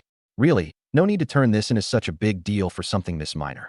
But Jean, whose gaze was already darting past me, landing on the white floral dress next to me. He froze for a couple of seconds, then let out a knowing grin. Wow, brother, you sure move quick. This morning, she was a stranger. Tonight, she's sister-in-law. Solid work. His playful shout shifted everyone's attention toward Lu Ruyan. Originally sitting slightly behind me, she now found herself surrounded by 20 or 30 burly men. She was already starting to feel weak-kneed. Now, with all their gazes honing in on her, it was like she was standing under the brightest spotlight imaginable. Hello, sister-in-law. Gao Ziwei broke the silence first, stepping forward in a sharp navy blue suit. He smiled politely, but with sharp, calculating eyes. I'm Gao Ziwei. Just call me Ziwei. Hello, sister-in-law. Li Lianxing followed suit. Short in stature, he flashed a bright white smile. I'm Li Liansheng. Just call me Xiao Sheng. Sis-in-law, I'm Li Mingjia. Sis-in-law, I'm Zhao Chun. Sis-in-law, I'm Han Chuan. One by one, the names were announced, and Lu Ruyan's heart skipped a beat each time. Gao Ziwei of Linxing Real Estate, Li Liansheng of Linxing Chemicals, chain pharmacy owner Li Mingjia, gas station tycoon Song Fei. Any one of these names carried enough weight in Lin City to shake entire industries. Now, this group of influential men stood grinning before her, smoothly calling her sis-in-law like it was second nature. Her legs felt weak, and if it weren't for my arm holding her up, she might have collapsed on the spot. Her mind buzzed. That morning, she had used Boss Gao's name to scare off debt collectors. Back then, she thought Boss Gao was someone powerful and unapproachable. And now, Boss Gao himself stood in front of her, calling her sis-in-law. So just who was can go? She quietly clenched the corner of my shirt. In her heart, the small, timid version of herself seemed to straighten its back with newfound confidence. Had she just become the woman of the king of Lin City? Perfect. She had to seize this opportunity. She had to become the perfect sis-in-law. She was done with the days of running from debt collectors. This time, she had to win. Still in a daze, Lu Ruyan nodded at each introduction, her face frozen in an awkward smile. Nice to meet you. Nice to meet you, she murmured, barely aware of what she was saying. All she could see were smiling faces. All she could hear was sis-in-law echoing in her ears. The sweetness of it all made her feel like she was floating. Meanwhile, on Cultural Road in the city's west side, a finance company, Huilong Accounting, operated out of a two-story building located mid-block. Its sign, white with red characters, looked cheap, like something printed at a $20 copy shop. Cultural Road was quiet at night. Most stores had pulled down their shutters, leaving the dimly lit street in half-shadow. But in the distance, lights began to gather, a growing constellation. Car after car began parking near Huilong Accounting, lining the curb, their suspension groaning under the weight of the passengers. Out stepped Gao Wei, a towering figure of a man from his hulking Hummer. He was the king of liquor distribution. Matai, Wulianya, Fengjiu, Jian Nanshan, every bottle sold in Lin City came through him. 80% of merchants got their supply from Gao Wei.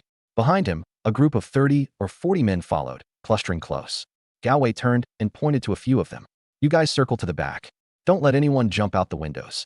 The chosen men gave a curt nod, then disappeared around the building.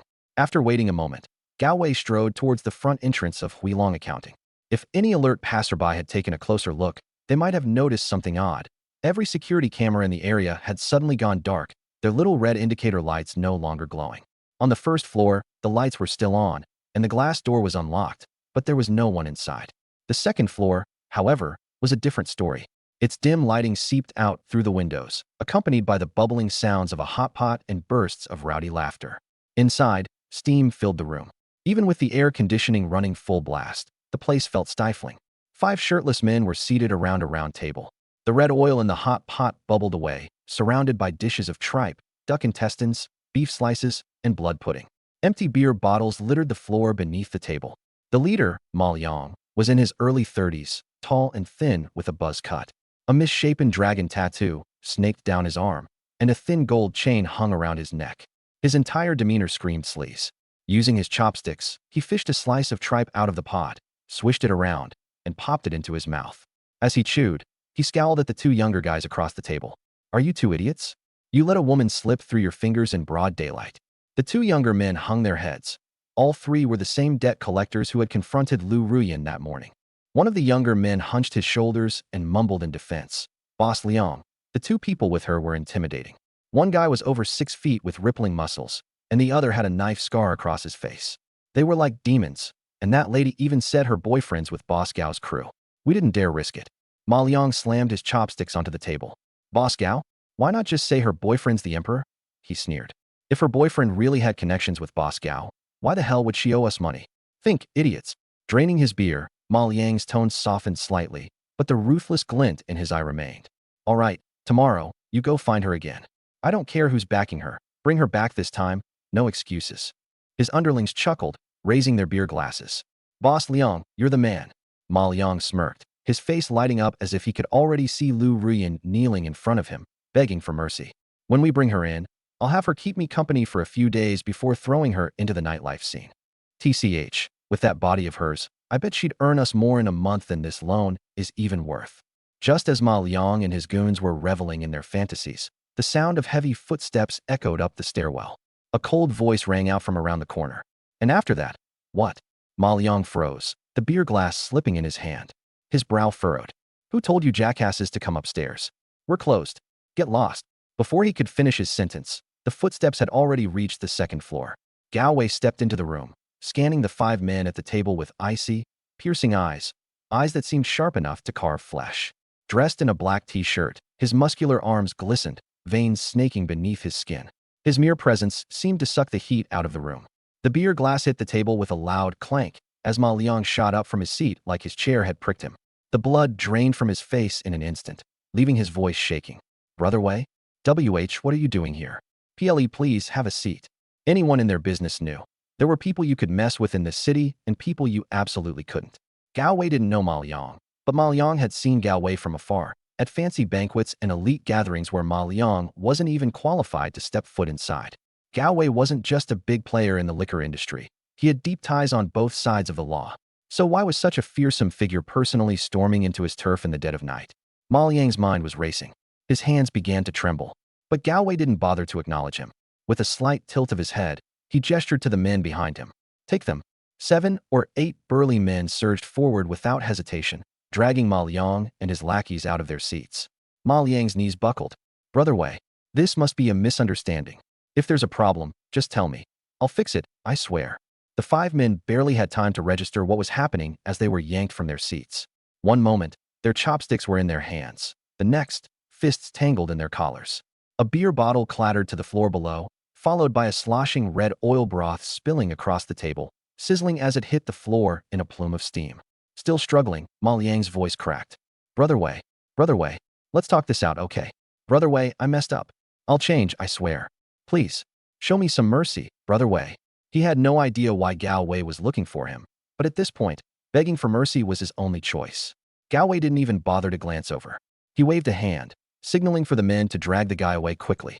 2 underlings grabbed Ma Liang by the arms, one on each side, and started dragging him downstairs. His legs flailed on the floor, one of his slippers flew off, and he was still shouting, "Brother Wei, I was wrong. Brother Wei." Gao Wei picked up a napkin, wiped his hands clean of spicy hot pot oil that had splattered on them, tossed the tissue on the floor, and turned to instruct the lackeys left behind to clean up. "Clear the scene. Handle the security surveillance from the nearby shops, too." "Got it, Brother Wei," one of them replied. He turned and walked downstairs, leaving behind a chaotic mess. Elsewhere, the yard at the gravel lot was so jam-packed with cars that there was no room left to park. The latecomers had no choice but to park along the roadside outside the gates. The open ground was packed with people in every direction. I scanned the crowd. A conservative estimate put the number at nearly 1,000. No exaggeration. If a missile were to hit this place at this moment, half of Linqing's economy would grind to a halt. Key figures from every industry, bosses of upstream and downstream suppliers, major players in every business chain. They were all here. Normally, even seeing this many of them at a single dinner gathering would be a rare event. But tonight, they were all gathered for one reason: to deal with a few people. A black Hummer led the convoy, and the vehicle stopped just outside the gravel lot.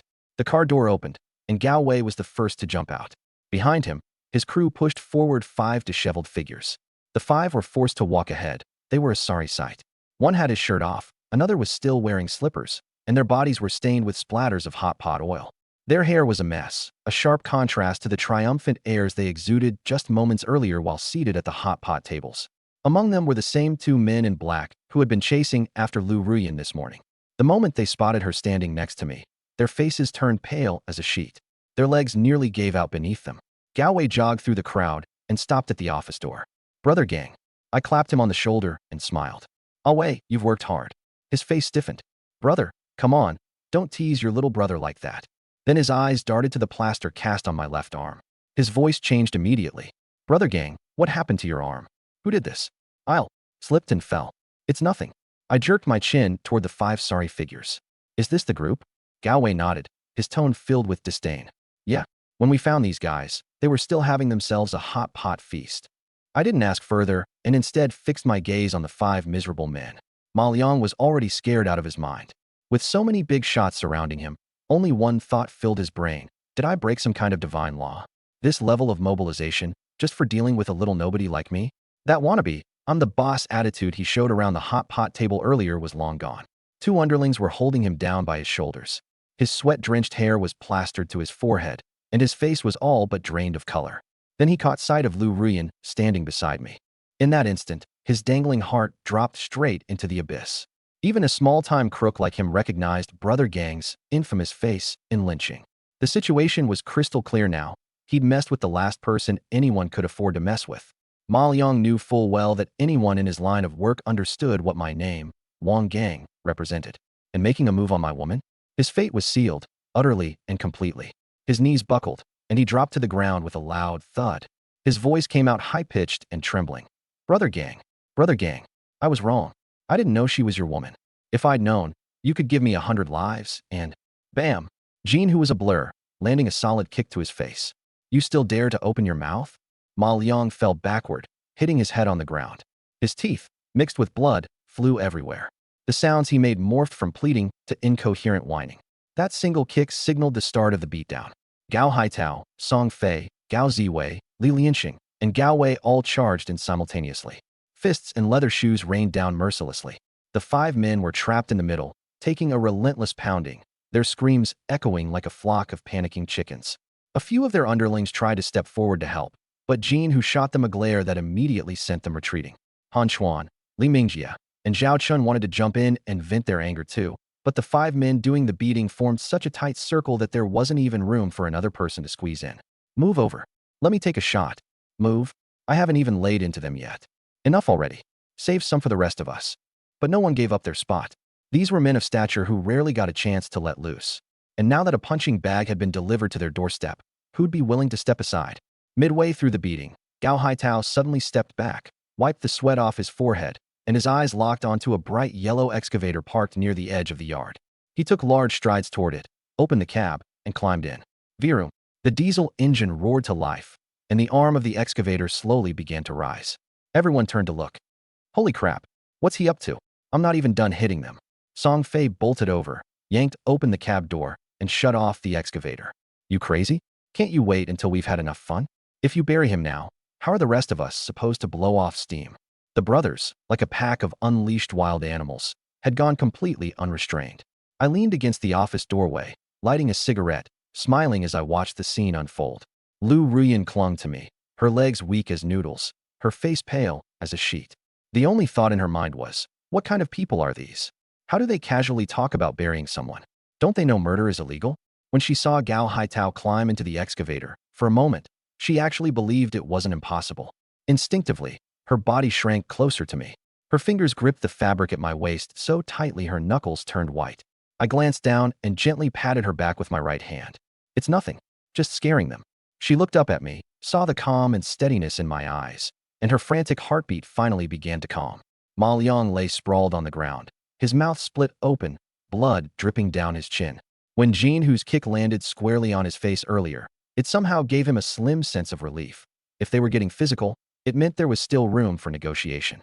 But the moment he heard the excavators roar, he lost all control. Regret, boundless regret, consumed him. Why had he ever entertained such thoughts? Why couldn't he resist the temptation? Why had he seen Lu Rian as an easy target? Life had been fine, just running small lending operations, safe and steady. Why did lust blind me like this? If heaven gave me one chance to redo everything, I'd stay honest, do business by the book. I'd even go as far as cutting off the root of all my troubles if that's what it took. Enough. I stubbed out my cigarette and barked. First, grab your sister-in-law's documents and get business handled before fun, the voice commanded. Got it. Gao Haitao clapped his hands and squatted in front of Ma Liang, speaking as calmly as if he were asking for directions. Where are the documents? Ma Liang didn't hesitate. Bottom drawer of the desk, in a brown envelope. Gao Haitao signaled someone to fetch them. With business out of the way, the group fully cut loose. The 5 captives were tied together with rope, dangling like wind chimes from the digger bucket, swinging in arcs under the spotlight as the arm slowly lifted. Haitao climbed back into the cab of the excavator. Song Fei stood beside him, calling out instructions. Higher. Go higher. Swing it around. A mix of screams, begging, and cheering filled the night, turning the quarry into a rowdy scene. Once everyone had their share of fun and burned out their energy, the 5 captives were lowered to the ground, motionless and barely breathing. Ma Liang's face was smeared with blood and tears. Water dripped from his pant legs. He couldn't utter a sound. The younger guy sent to fetch the documents returned. Gao Haitao scanned through the envelope briefly and handed it to me. Brother gang, it's all here. Want me to take care of these guys? Not even glancing at the papers, I patted Lu Ruyan's shoulder. You decide what happens. Tonight, I'll follow your lead. Still trembling slightly, Lu Ruyan composed herself, reminding herself that she aspired to be the woman standing beside a big boss. There was no room for fear or embarrassment. Taking a deep breath, she straightened her posture out of my embrace. Her legs wobbled slightly, but she forced her voice to sound steady. Brother gang, now that we've got the documents, let's call it even. These guys have already been punished enough. I looked at her, my lips curling into a faint smile, and nodded. Turning to Gao Haitao, I said, you heard your sister-in-law. Leave them tied to the excavator for a couple of days. Let them reflect on their mistakes. Understood, brother. I handed the document envelope over to Lu Ruyan. Make sure everything's there. You'll handle it yourself later. Accepting it, she clutched the edge of the envelope tightly, her eyes getting misty. She nodded resolutely. Got it, brother gang. The night breeze swept across the quarry, lifting the hem of her floral dress and tucking loose strands of her hair behind her ear. Standing there amidst a sea of men, holding evidence of their debts in her hands, she felt exhilarated. What kind of life had she been living before this? She regretted not meeting Brother Gang earlier. Driving back, Lu Ruyan was at the wheel, handling the car with noticeably more confidence than on the way there. The window was halfway down, letting in the cool night breeze, with some soft radio music playing in the background. Leaning in the passenger seat with my eyes half closed, I appeared to be resting, but my mind was running through the same question over and over again. Where was the reward from my system? Wasn't the mission considered complete? I got a girlfriend now. Shouldn't I be getting a reward? Or does the system only recognize certain relationship milestones? Does it only count when things go further than this? The more I thought about it, the more plausible it seemed. I opened my eyes and glanced over at Lu Ruyan, who was focused on the road. The streetlights passed over her face in strips, her fair skin glowing, her delicate nose well-defined, and her lips pressed together with what seemed to be an unintentional seriousness. The more I looked, the itchier my heart felt. I've always been a man of action, not one for beating around the bush. Tonight, you're coming home with me. Lu Ruyan froze, visible heat rising to her ears. She bit her lip, but kept her gaze on the road. Her voice was so soft it sounded like she was talking to herself. Okay, brother gang. There was a slight pause before she added, let me find a caregiver for my mom at the hospital first. I nodded. This woman knew how to prioritize. She wasn't just sensible, she was decisive too. That kind of attitude made her incredibly likable. At a red light, she took out her phone and made a couple of calls. She reached out to a caregiver she usually worked with, but no one answered. Then she rang up the hospital's care coordination center, who told her they were fresh out of caregivers for the night. She hung up and looked at me with visible frustration. Brother gang, No one's available. Is that all? Leave it to me. I waved her off, pulled out my phone, and scrolled through my contacts until I hit Li Yifei's number. Li Yifei, a former protege of mine back in the day, had started small in the domestic service industry, eventually building it up to include maternity centers. He ran a big team of nannies, caregivers, and child specialists, essentially the go-to guy in lynching. The call went through. I kept it short. Yifei, get a reliable caregiver to the central hospital to take care of your sister-in-law's mom. Needs to happen now. No hesitation. Got it, brother. Someone will be there in 20 minutes. All right, hanging up. Sliding my phone back into my pocket, I raised an eyebrow at Lu Ruyan. Done. She looked at me, her eyes practically shining.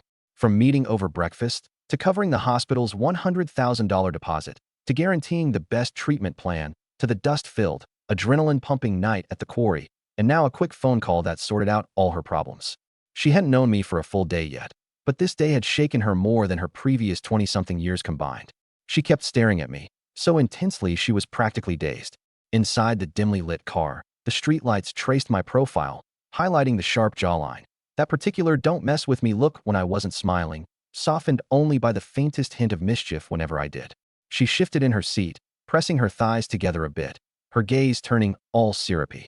Out of the corner of my eye, I caught her flustered expression and couldn't help snapping at her. What the hell are you staring at? Eyes on the road. Damn it, you're still driving. Don't get all distracted and flirty. The loud scolding shocked her out of her daze. She immediately refocused on the road, though her small ears burned crimson. In a small voice, she tried to deny it. I wasn't like that. She stammered shyly, but when she pressed the gas too suddenly, the car jerked forward. I couldn't stop myself from laughing at her sheepish, nervous demeanor. The car entered the basement parking lot of the Huaqing district and came to a stop by the elevator of Tower 8.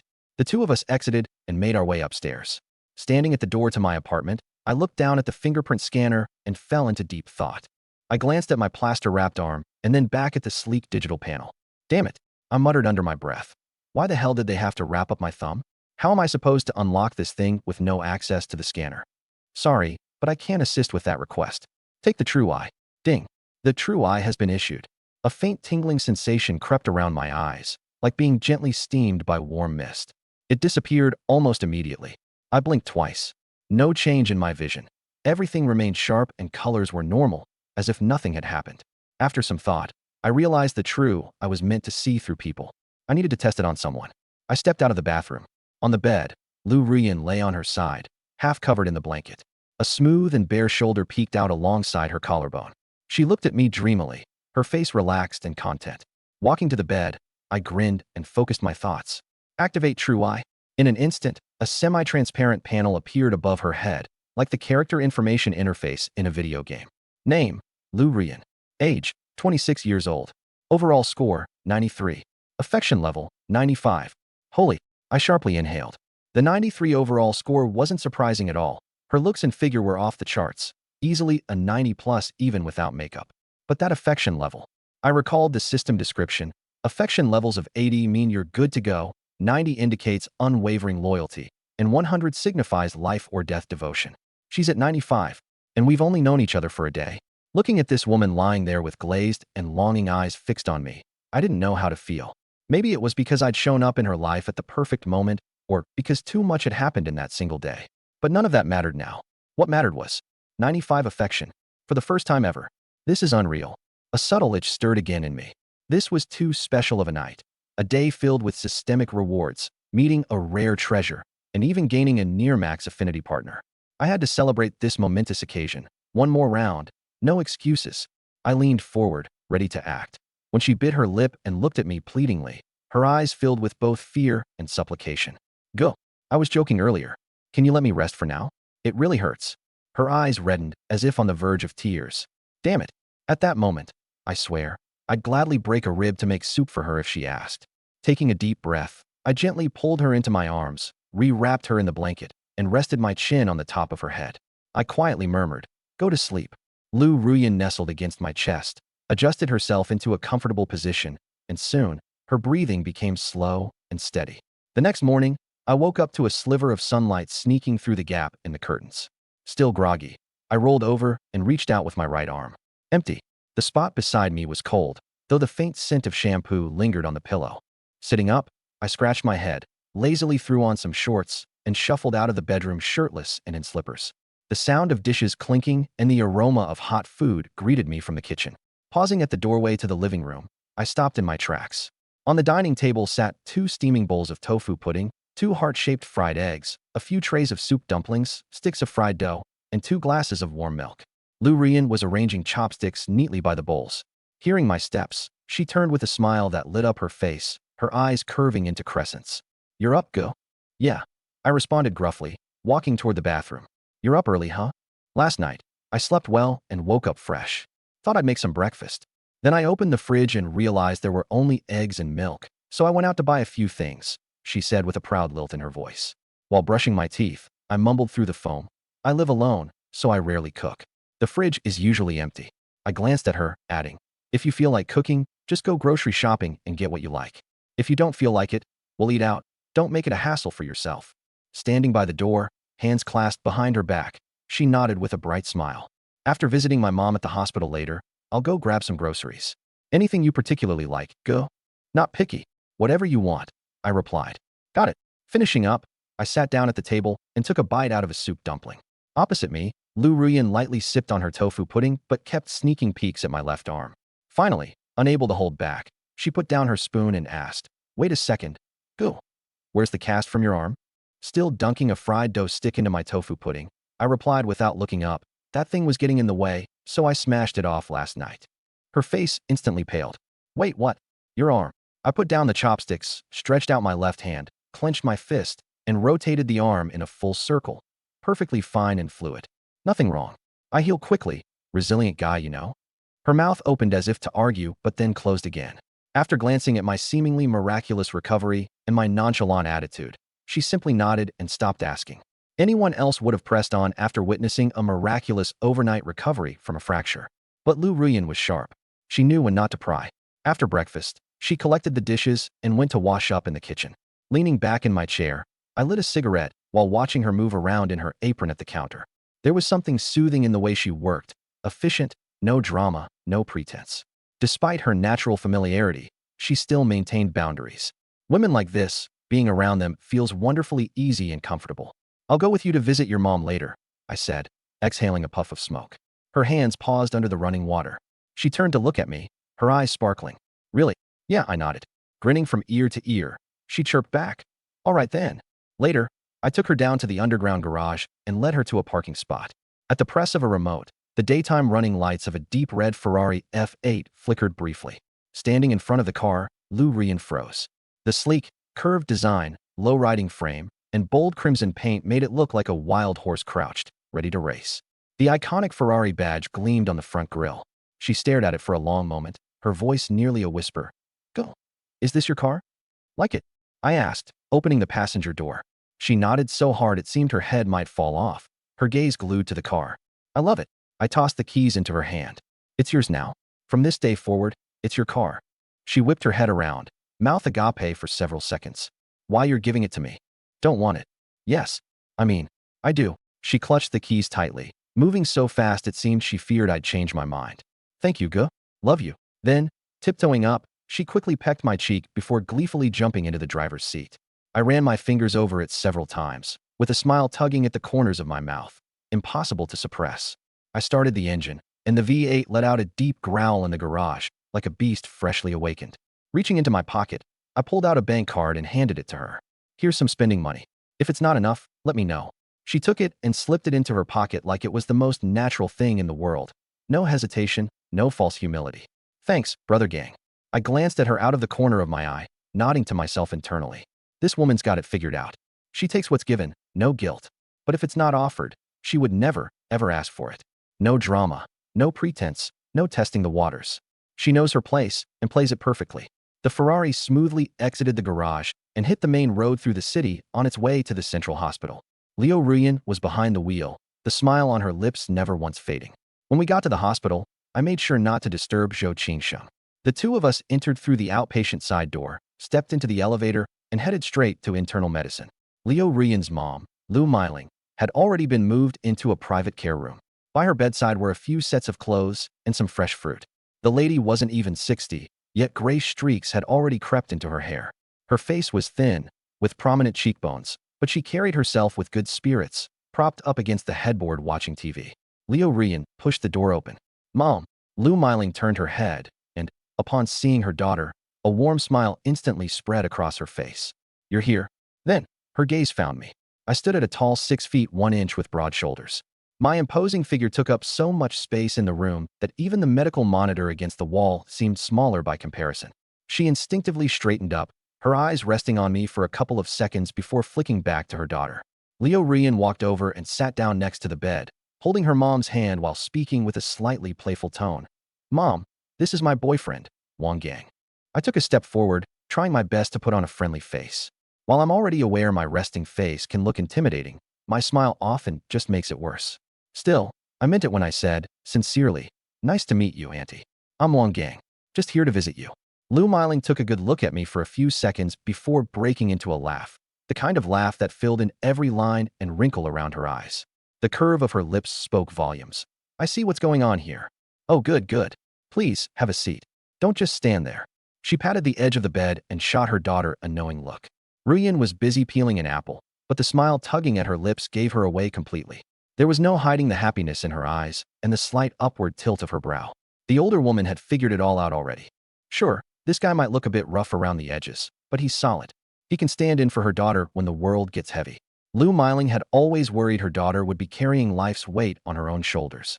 Now, though, it looked like someone else was ready to help bear the load. I took a seat on a stool by the bed and had a light chat with Lou Miling. Family, medication, just casual, polite conversation, my tone natural and amiable, entirely different from how I usually carry myself. Normally, everyone knows me as the "I'm the king of the world" type. After 30 minutes, I stood to leave. We exited the hospital, stepping out into the fresh air. Rian climbed back into the driver's seat, casting a quick glance in my direction before saying softly, "Brother Gang, my mom really likes you." The corner of my mouth curled into a smirk. Of course she does. Aside from looking a bit fierce, there's nothing wrong with me. She couldn't help but chuckle, the sound pure and sweet. Her eyes curved into little crescents, full of joy. Sliding into the driver's seat, her excitement was almost palpable. She adjusted the seat, ran her fingers over the embossed prancing horse on the steering wheel, the corners of her mouth lifting again into that familiar crescent-shaped grin. You could tell, just by looking at her, that she loved every bit of it. I leaned back into the passenger seat, turning my head slightly to watch her move, almost in awe at how enchanted she seemed just touching the car. I chuckled. "So, do you have any plans lined up, or are you just going to hang out at home?" She was fiddling with the paddle shifters when she suddenly froze, her expression dimming. A pause stretched out between us before she finally broke the silence. "Brother Gang, I graduated from a top teacher's education university, first tier, 985. I majored in education. My teaching certification is already in the bag. The year I took the public school hiring exam, I ranked first in the written test, and I still didn't make it through the interview." She let out a self-deprecating laugh. "Eventually, I learned why. Turns out, I needed connections to get my foot in the door. Without them, it didn't matter how good I was. They didn't even let me sniff the edges of a teaching position. I wanted to try again the next year, but then my mom got sick. And here we are. 1 year turned into an indefinite delay." Flicking the cigarette but out of the window, I nodded my understanding. "Do you still want to teach?" "Yes." The force of her response lit up her eyes again. "I've always wanted to. Teaching has been my dream since I was a kid." I took a thoughtful drag, exhaled, and then gave her a sidelong glance. "All right, tonight, you'll come with me to my sister's house for dinner. Meet the family." She froze. "Weren't we just talking about teaching? How did we jump to having dinner at his sister's house? What's the connection?" But she didn't press the issue. If I said it, she'd do it. Whatever she needed to know, she'd find out in time. "Okay." I pointed to the upcoming intersection. "Drop me off at the hardware district. You can take the car and have some fun." She gave an affirming hum, flipped on the turn signal, and with a graceful arc, the Ferrari glided towards the hardware district. At the entrance of a showroom, she brought the car to a stop. I got out, waved her off, and said, "Have fun. I'll call you later this afternoon." She broke out into a sweet smile as the engine rumbled once more. The red sports car melted into traffic and disappeared as quickly as it had come. I turned to face the showroom in front of me, a strange mix of emotions stirring in my chest. The place was spacious, about 5,000 square feet, clean glass walls reflecting the sunlight. Sample walls lined neatly in rows showcased luxury tiles sparkling under the lights. Above the entrance, a large sign read, "Junwi Tiles." This was my brand, my operation, tiles produced by factories under my contracts. If it weren't for the system, this would be my starting point, my foundation. I sighed softly and walked inside. The moment I stepped through the door, a thundering voice greeted me from further in. Get the hell out of here. Do you even think you're a human being? I stopped in my tracks. That voice, I knew it. It was Xiao Ling, the store manager. She's been with me for years. One of the best, quick-witted and hardworking, but also famously even-tempered. If someone had managed to piss her off this badly, something major had gone down. Quickening my pace, I rounded the aisle of display panels. There, in the center of the showroom, was a small crowd. Xiao Ling was standing in the center, hands on her hips, chest rising and falling as she pointed at a burly man, ripping into him with a fury that practically sizzled in the air. Her face was flushed bright red. The big guy, all 6 foot something of him, was shrinking into himself like he desperately wished he could disappear into his own chest. Even the sales clerks had dropped what they were doing. Cleaning cloths and price lists abandoned, their wide eyes glued to the unfolding drama. Shoppers, folks who'd just been perusing tile samples, had stopped entirely, watching the scene with their crumpled floor plans in hand. I cleared my throat. Ahem, what's everyone gathering here for? With a swift turn of her head, Xiao Ling spotted me, and instantly, all her pent-up grievances came flooding out. Her eyes turned red, and tears started streaming uncontrollably down her face. Brother gang, she choked out between sobs. You need to get rid of this Tiger Fu. He's driving me nuts. I glanced in confusion at the golden tiger standing there, head drooped low, not understanding what was going on. What did Tiger Fu do to make you so upset, Xiao Ling? One of the sales assistants nearby couldn't help but let out a laugh, quickly covering her mouth. The other assistants were equally amused, shoulders trembling as they stifled their giggles. Meanwhile, the customers in the store exchanged knowing glances, their curiosity fully piqued. Xiao Ling was too overwhelmed to care about the audience as she pointed accusingly at Tiger Fu and began venting. Brother gang, I have no idea what's gotten into him, but Tiger Fu has been chasing after me these past 2 days. Yesterday, he brought me bubble tea and a fruit plate. And today, bright and early, he showed up at the store with flowers. I scratched my head, trying to make sense of this. Isn't that a good thing? Flowers are romantic, aren't they? Xiao Ling pointed to the side. Well, take a look at the flowers he brought me. Following her outstretched finger, the sales assistants and customers all turned to look, then burst out laughing again. I followed their gaze to the bouquet sitting on the counter. The flowers were arranged neatly, their white petals layered together tightly, almost dazzling under the light. My pupils dilated in an instant. Turning back to Tiger Fu, I first looked puzzled, then incredulous, and finally overwhelmed by a deep sense of exasperation. Are you serious? You bought those flowers? Why on earth would you buy those flowers? Tiger Fu looked at me like I was his last hope of salvation, his face filled with grievance. Brother, I swear I didn't know. I passed by a florist this morning, saw this patch of beautiful white flowers, and thought they looked nice, so I bought them. The shop owner didn't tell me what kind of flowers they were, and I didn't think to ask. The vein in my temple throbbed. Well, do you know what they are now? Tiger Fu's head drooped even lower, his expression resembling a scolded child, though there was still a hint of defiance in his voice. I know now. They're white chrysanthemums. So what? White chrysanthemums are pretty, aren't they? They're simple and elegant. I landed a swift kick to his behind. Why the hell didn't you just buy a funeral wreath while you were at it? Pretty, my ass. Staggering forward, he patted his pants and looked at me in confusion. Why would I buy a funeral wreath? That's for the dead. So what makes you think white chrysanthemums are any different? You give white chrysanthemums to a girl, and it's basically the same as giving her a funeral wreath. Tiger Fu finally pieced it together, his mouth forming a big O as realization struck. He looked like he'd been struck by lightning. Wait, you're telling me these flowers are for dead people? The sales assistants couldn't hold it in any longer. They burst into full-blown laughter. Some of the customers even began slapping their thighs, completely forgetting about the tiles they had come to shop for. Xiao Ling glared at Tiger Fu, still torn between anger and amusement. She wiped her tears away and huffed, hands on her hips. Now do you get it? Just imagine how awkward it looked. Me, a healthy, living woman, being gifted a bouquet of white chrysanthemums first thing in the morning. People might as well believe I just came straight from a funeral home. Tiger Fu scratched the back of his head, mumbling nervously. Xiao Ling, I'm sorry. I really didn't know. Watching the two of them, I could see right through Xiao Ling. She was yelling at Tiger Fu with all her might, but her eyes betrayed her true feelings. She was annoyed but also trying not to laugh. If she really wanted nothing to do with him, she would have kicked him out ages ago. She was mad at his foolishness, not his intentions. I turned to Xiao Ling and said, All right, Xiao Ling, don't be upset. You know this guy doesn't have the brightest bulb upstairs. No point in stressing over him, right? Taking out my phone, I tapped the screen a few times. Here's the deal. Leave the store to the others for the next 2 days. You take a break and do whatever you want.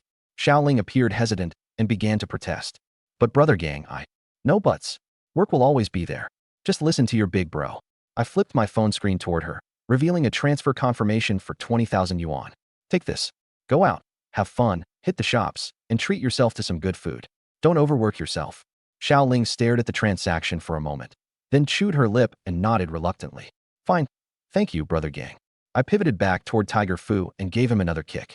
As for you, don't just stand around idle. Wherever Xiaoling goes, you follow. You're her personal protector now. Make sure not a scratch comes to her, or I'll deal with you myself. Tiger Fu froze for a second before breaking into a foolish grin. His scarred face lit up like a kid on Christmas morning as he nodded fervently. Understood, brother. Don't worry, I'll stick to her like glue. Xiaoling gave him a mock kick in response. Though she rolled her eyes and scolded him for being a fool, she couldn't suppress the slight smile twitching at her lips. Watching the two of them, a grinning idiot and a blushing, fake angry girl, I heaved a sigh of relief internally. Yep, these two are as good as together now. Leaning against the counter, I lit a cigarette and watched as Tiger Fu scurried to grab Xiaoling's bag, open her water bottle, and even clear a path for her ahead, only for her to smack him on the back saying, "Stop trying so hard." The sales assistants kept stealing amused glances, and the customers had finally turned their attention back to the tiles. I exhaled a puff of smoke, squinting at the sunshine pouring in through the windows. Life, sometimes it feels like I'm living in a TV drama. After sending those two on their way, I hung around the store for the rest of the day. Customers came and went, and the sales assistants bustled back and forth. I kept busy, reviewing last month's sales report and listening to the team's updates on client follow-ups. Even though this tile store was now just a tiny part of my overall business, it had been the very first thing I built with my own two hands outside of the system. It gave me a sense of security just to check in on it. During lunch, the sales assistants took turns eating. One of them, Sister Lu, whipped up a pot of braised pork with potatoes and a couple of veggie dishes. She brought me a bowl, and as soon as I took the first bite, my eyes lit up. Wow, Sister Lu, your cooking is amazing. It's way better than what we'd get at a restaurant. I shouted toward the kitchen. Maybe we should open a restaurant instead. A burst of laughter came from the kitchen. As long as you love it, eat as much as you like, brother gang. There's plenty in the pot. I devoured 2 steamed buns along with that bowl of braised pork, then leaned back in my chair, completely satisfied, with a cigarette in hand. Scrolling through the news on my phone, I lost track of time until around 4 p.m. I picked up my phone and called Lu Ruyan. Come pick me up. Her cheerful voice chirped through the line instantly. On my way. In less than 15 minutes, the deep crimson Ferrari smoothly pulled up to the entrance of the showroom. I got in, and as she turned the steering wheel to make a U-turn, she nervously started talking.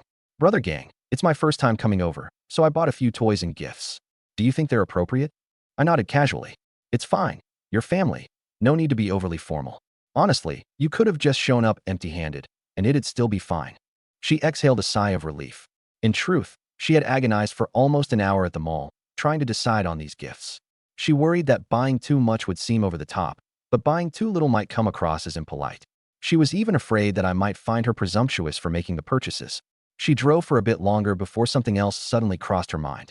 She steered with one hand, while fishing a bank card out of her bag with the other, and handed it to me. Brother gang, there's way too much money on this card. You should take it back. Just give me a little for basic daily expenses. I was about to light a cigarette, but turned to look at her. Her expression was serious, her brows slightly furrowed. I realized today, when I used the card, that there's 1,000,000 yuan on it. Her voice carried a mix of earnestness and disbelief. Brother gang, I can't possibly spend that much. Just a couple of thousand for everyday expenses will do. I waved dismissively. What's given is yours to spend however you like. Stop overthinking it. Whatever gang gives you, it's for you to use without hesitation. She opened her mouth as if to argue further, but seeing the resolute look on my face, she swallowed her words and obediently placed the card back in her bag. She focused on the road ahead, both hands gripping the steering wheel, but her mind was in turmoil. 1,000,000 yuan. Her past life seemed like an entirely different reality now. The largest sum of money she'd ever seen before was the 80,000 yuan her family cobbled together for her mother's surgery. Back then, she scraped by, calculated every penny, and once cried all night in a hospital hallway over a 2,000 yuan medical fee. When she couldn't make ends meet, she'd been relentlessly chased by loan sharks across town. Even a decent job seemed out of reach. And now, here she was, driving a Ferrari with 1,000,000 yuan card in her bag, while the king of Lin City himself sat in the passenger seat. She gripped the steering wheel a little tighter and silently reminded herself. Be grateful. Trust gang's guidance. and never step out of line. If I used my true seer eyes on her at that moment, I might have been surprised to find her favorability toward me had jumped from 95 to 100 since last night. When we reached the area near the city government's residential compound, I pointed out a nearby parking lot. Park here. Driving into the compound with a Ferrari might draw too much attention. She parked dutifully, and the two of us carried the large bags of gifts and walked to the compound. I knocked on the door.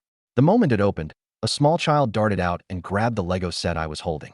"Uncle, I missed you so much." Su Jiqing hugged the toy box tightly, his words sweet, though his eyes were glued to the packaging, refusing to look away. I reached down to ruffle his hair. "All right, go play."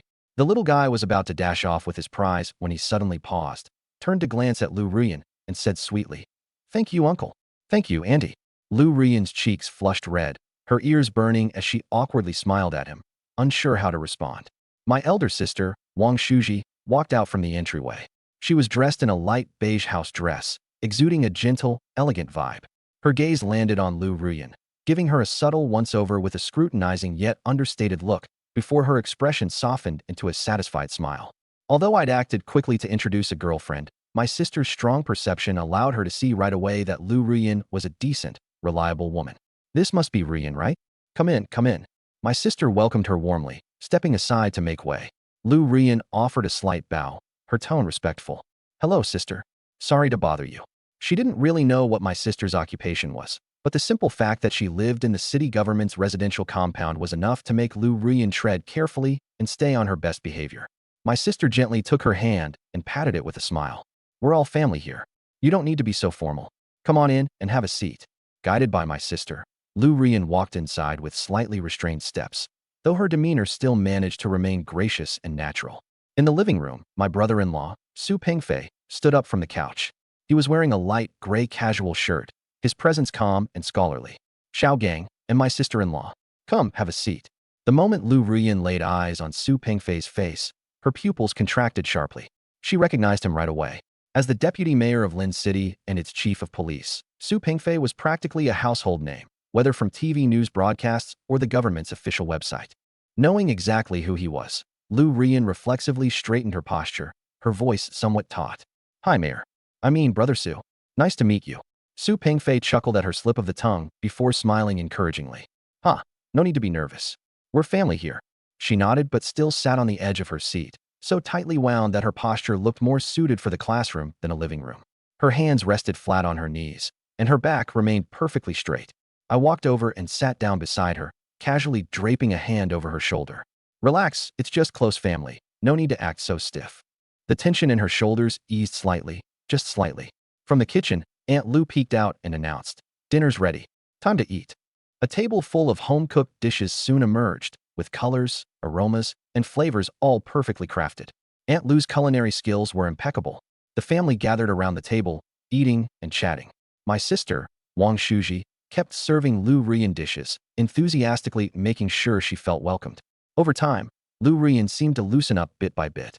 Midway through the meal, my sister set down her chopsticks, took a sip of soup, and casually mentioned, "By the way, Xiao Gang, both Li Siyu and Zhao Wenshan have been sent in." I was gnawing on a rib, so I didn't even bother looking up. "Got it. Just 3 to 5 years, enough to teach them a lesson," my sister said lightly, before adding a piece of rib to Lu Rian's plate with the same warm smile. "Rian, eat up and don't hold back." The hand holding Lu Rian's chopsticks stiffened momentarily. She didn't recognize the name Li Siyu, but the words sent in rang loud and clear. She glanced at me discreetly. My face showed no particular emotion. A matter like this wasn't worth even a flicker of concern. My sister caught the confusion in Lu Rian's expression and kept smiling as she clarified. "Oh, Rian, you probably don't know. Li Siyu was Xiao Gang's ex-wife. That woman wasn't faithful. She messed around with another man." My sister's tone remained light as a feather. "Xiao Gang is too soft-hearted, so I helped him take care of it." Lu Rian's fingers went cold. She looked at my sister's serene smile, eyes curved into crescents, bearing the same gentle expression she wore while offering food earlier. Yet the words that left her lips made a chill run down Lu Rian's spine. "Let her know." Lu Rian heard it clearly. "The Wang family's door, easy to enter, hard to leave. Follow the rules, and you're part of the family. Break them, and you'll end up like Li Siyu." Lu Rian took a deep breath, steadied the bowl in her hands, and looked up at her elder sister with a smile. "You're absolutely right, big sis. A person needs to know their place and stick to the rules." The subtle scrutiny in her sister's eyes softened into genuine approval. I chimed in naturally. By the way, sis, my sister-in-law got squeezed out of her teaching certification placement. Can you help out? Her chopsticks didn't pause. She glanced briefly at Lu Ruyan. Sure, which school? Lu Ruyan immediately straightened up, her voice tinged with nervous anticipation. Big sis, anywhere is fine. I'll go wherever I'm needed the most. My sister thought for a moment, speaking casually. Let's go with number 1 middle school, junior high division. It's easier than high school. The application deadline is the 23rd. You apply first, and I'll take care of the rest. Lu Ruyan's voice trembled with emotion. Thank you, big sis. Her sister placed a piece of broccoli into her bowl. We're family. There's no need for thanks. Lu Ruyan lowered her gaze to the vibrant piece of green broccoli. Her eyes grew misty. Over the past few years, she had endured countless slammed doors, and just as many, there's nothing we can do. When she was brushed aside for a top spot on an exam, she clutched the results sheet and cried through the night in her rented studio apartment. Then her mother fell ill, and she didn't even have time to cry anymore. Yet now, in the span of a single meal, the opportunity she never dared to dream of was right in front of her. Number 1 middle school. The best junior high in lynching. A place people would do anything to get into. Her elder sister's calm, offhand remark struck her harder than the thunderous roar of the excavator outside last night. Lu Ruyan took a deep breath, stood up with her juice in hand, and raised her glass toward her sister and brother-in-law. Big sis, brother-in-law, cheers to you both. From now on, I'm a part of the Wong family. I understand the rules, and I'll do everything I should, without hesitation. She drained her glass in one swift motion, exuding confidence and grace. Her sister's smile deepened, and she took a sip of her wine. Her brother-in-law, Su Pengfei, raised his glass as well. Sister-in-law, sit down and enjoy your meal. No need to be so formal. I observed from the side, nodding silently to myself. Not bad at all. As we left the family quarters of the municipal government complex, the night breeze carried the early summer humidity as it brushed against our faces. Lu Ruyan and I walked side by side out the main gates. Under the street lamp, our shadows stretched, one long, one short. Lu Ruyan didn't say a word, still replaying that light yet commanding phrase. I took care of it, from earlier in her mind. The chill running down her spine still hadn't completely dissipated. She sneaked a glance at me, thinking to herself, this older sister is the real force to be reckoned with. On the surface, she's all warmth and smiles, but underneath, she pulls the strings like a puppeteer. Say the word, and it's done. In the car, just as Lu Ruyan started the engine, my phone rang. It was that punk, Song Fei. Hey Fei. Hey gang. Where are you? Just left my sister's after dinner. How's the arm? Fine. I already smashed the cast. There was a slight pause on the other end. Really? Yesterday you had a cast, but today it's gone. Quit your yapping. I scolded impatiently. If you've got something to say, spit it out. Song Fei chuckled cheekily. Me and Hai Tao are at the Royal Dynasty right now. The guys were worried you'd be bored at home nursing your arm, so we thought we'd call you to hang out. I leaned back in the passenger seat, mulling it over. Honestly, it was still early to head home. Lu Ruyan was still adjusting to things physically, and tonight wasn't going to leave me particularly satisfied. Heading home frustrated wasn't appealing. Might as well go out and unwind. All right, you guys start without me. I'll be there soon. I ended the call and turned to Lu Ruyan. Drop me off at Royal Dynasty, then head home and get some rest. Lu Ruyan didn't ask any questions, nodding obediently. Okay, brother gang. I replied with a satisfied Rolling the window down halfway, I lit a cigarette. The night breeze rushed in, dispersing the smoke. It's this attitude of hers that I appreciate, asking what's necessary and keeping quiet about what isn't. When a man socializes outside, a woman should stay home and wait. That's the rule. Lu Ruyan understood exactly what kind of place Royal Dynasty was. Yet she didn't utter a single word. If Brother Gang told her to go home, she would go home.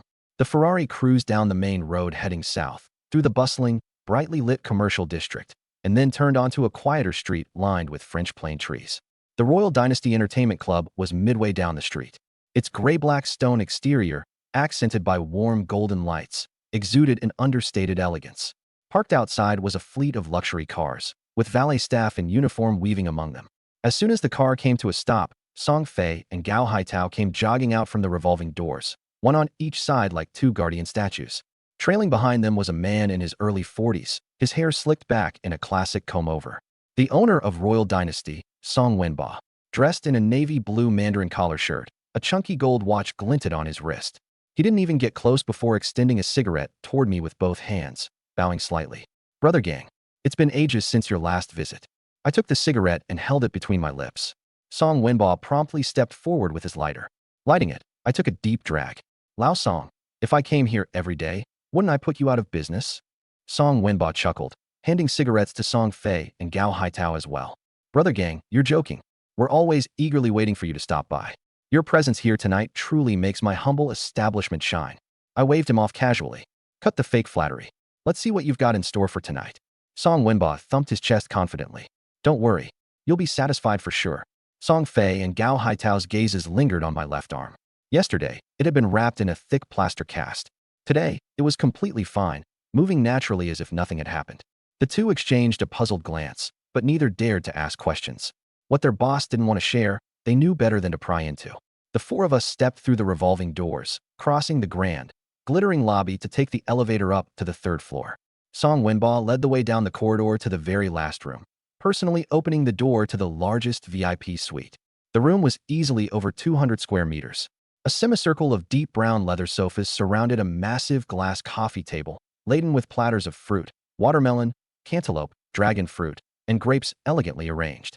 There were bottles of Hennessy, Martell, Budweiser, 1664, and crystal glasses that sparkled under the lights. I took the prime seat in the center, sinking into the plush sofa as I crossed one leg over the other. The room's atmosphere instantly revolved around me. Song Fei sat to my right, Gao Haitao to my left. Both instinctively shifted over half a seat, careful not to touch my shoulders, a long-standing, unspoken rule. Song Wenba personally opened 3 bottles, pouring me half a glass of Hennessy, first before turning to fill theirs. Haitao poured everyone a drink. Brothers, hang on a sec, I'm going to get things sorted. I promise I'll bring out the best for you. I waved my hand. Old Song, it's just us bros here. No need to hover around. Go take care of it. What's the deal with 3 grown men sitting here like this? Got it, brother gang. I'm on it. Song Wenba turned swiftly and hurried out the door, not daring to waste even a second. Our relationship wasn't deep. He and I just knew each other. The fact that I came to his place was already giving him face.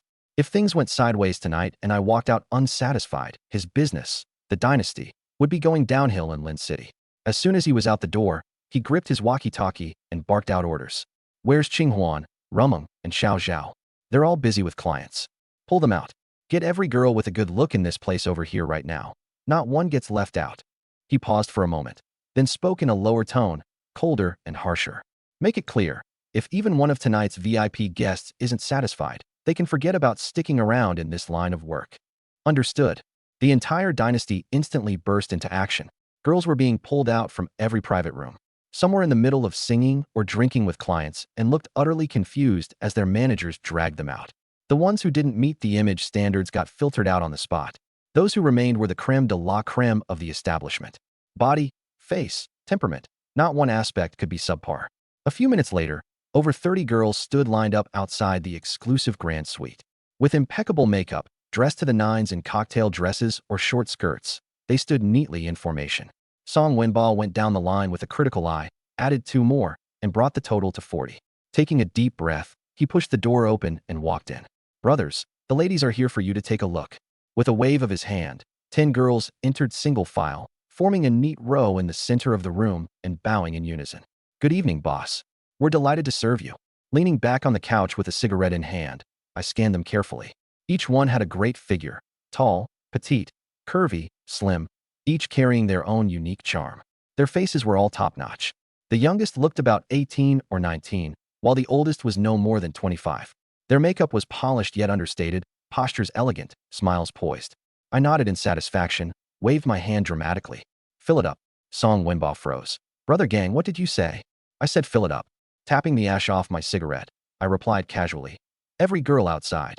Bring them in and fill every seat in the room. Song Wenba needed 3 seconds to process what I just said. He was stunned for a moment. Typically, people would pick 2, at most 3 or 4. No one had ever demanded to fill it up. But this was Gangya. Without hesitation, he turned and waved toward the door. What's everyone standing around for? Didn't you hear what Brother Gang said? Bring in the rest of the girls. Every single seat needs to be taken. Even the girls looked stunned, their eyes filled with disbelief. Is this for real? You can do that. The boss had spoken, and no one dared to waver. Within a minute, all the remaining girls from the hallway flooded into the room. The massive U-shaped couch was instantly packed. By my sides, at my feet on little stools, even the armrests were occupied. A splash of vibrant dresses filled the room, while the mix of perfumes created a sweet, intoxicating atmosphere. To my left was a girl in a black lace dress. On my right, one in a royal blue mini dress. Resting against my legs was a girl wearing a pink strap top, giving me a sugary sweet smile. Boss, what should we call you? Just call me Brother Gang. Brother Gang, you're such a vibe. Song Wenba, sweating a little, was smiling so much his face looked like a blooming flower. He hurried over with a beer bottle, holding it up with both hands. Brother Gang, enjoy yourselves. I'll leave you to it for now. If you need anything, just call me. Tilting his head back, he downed the entire bottle in mere seconds, flipping it upside down to show it was drained. I picked up my glass, finished it in one gulp, and nodded toward him. Old Song, go do your thing. We'll call you if we need you. Got it. Song Wenba slipped out of the room, carefully shutting the door behind him. As the door closed, the room warmed up instantly. The ladies knew their stuff. Smooth talkers, masters of compliments, skilled at keeping the energy high. One handed me a drink for a toast. Another fed me fruit. Another leaned on my shoulder, speaking softly. Brother Gang, what do you like to do for fun?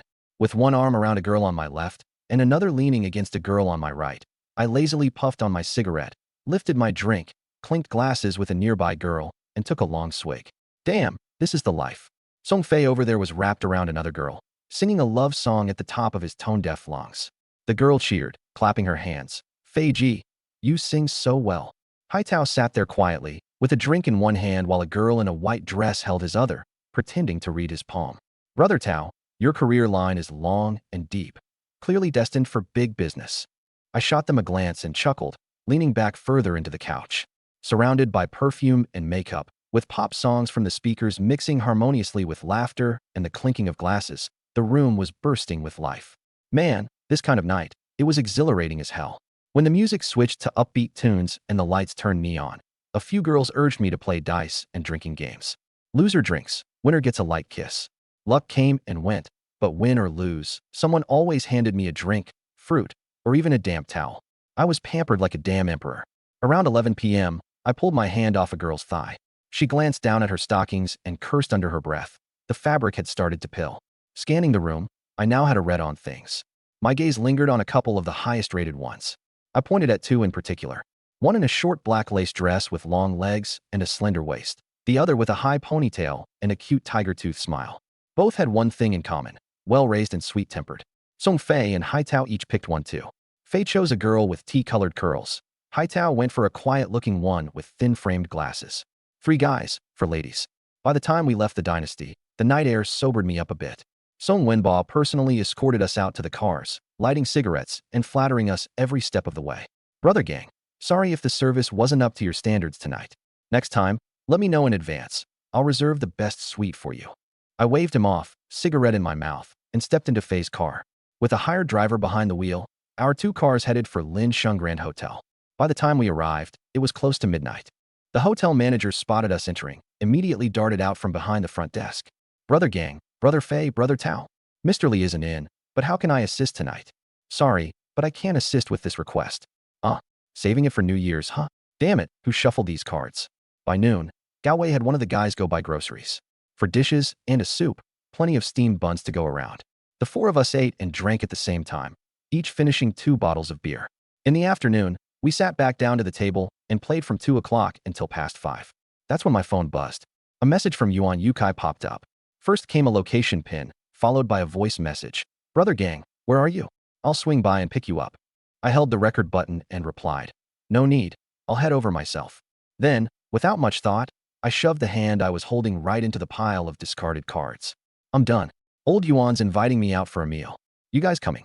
The 3 of them were too busy staring at their cards to notice I hadn't even finished playing my hand before tossing it in. Song Fei kept his head down, not even looking up as he said, the guy from Linqing Bank? Nah, he didn't invite us. We'll just stick around and have a couple drinks ourselves. Don't worry about us. I nodded, stood up, and brushed off my pants. All right then, I'm heading out. Wait a minute, we'll drive you there first. Gao Wei seemed to snap back into the situation. He stood up and grabbed 2 bottles of premium Moutai from the shelf, shoving them into my hands. Take these. It wouldn't look good to show up empty-handed. I didn't bother pretending to decline and took the bottles. In Linsheng, there's a bit of a tradition. If you're invited somewhere, you're expected to bring a little something along. It's both a gesture of gratitude and good manners.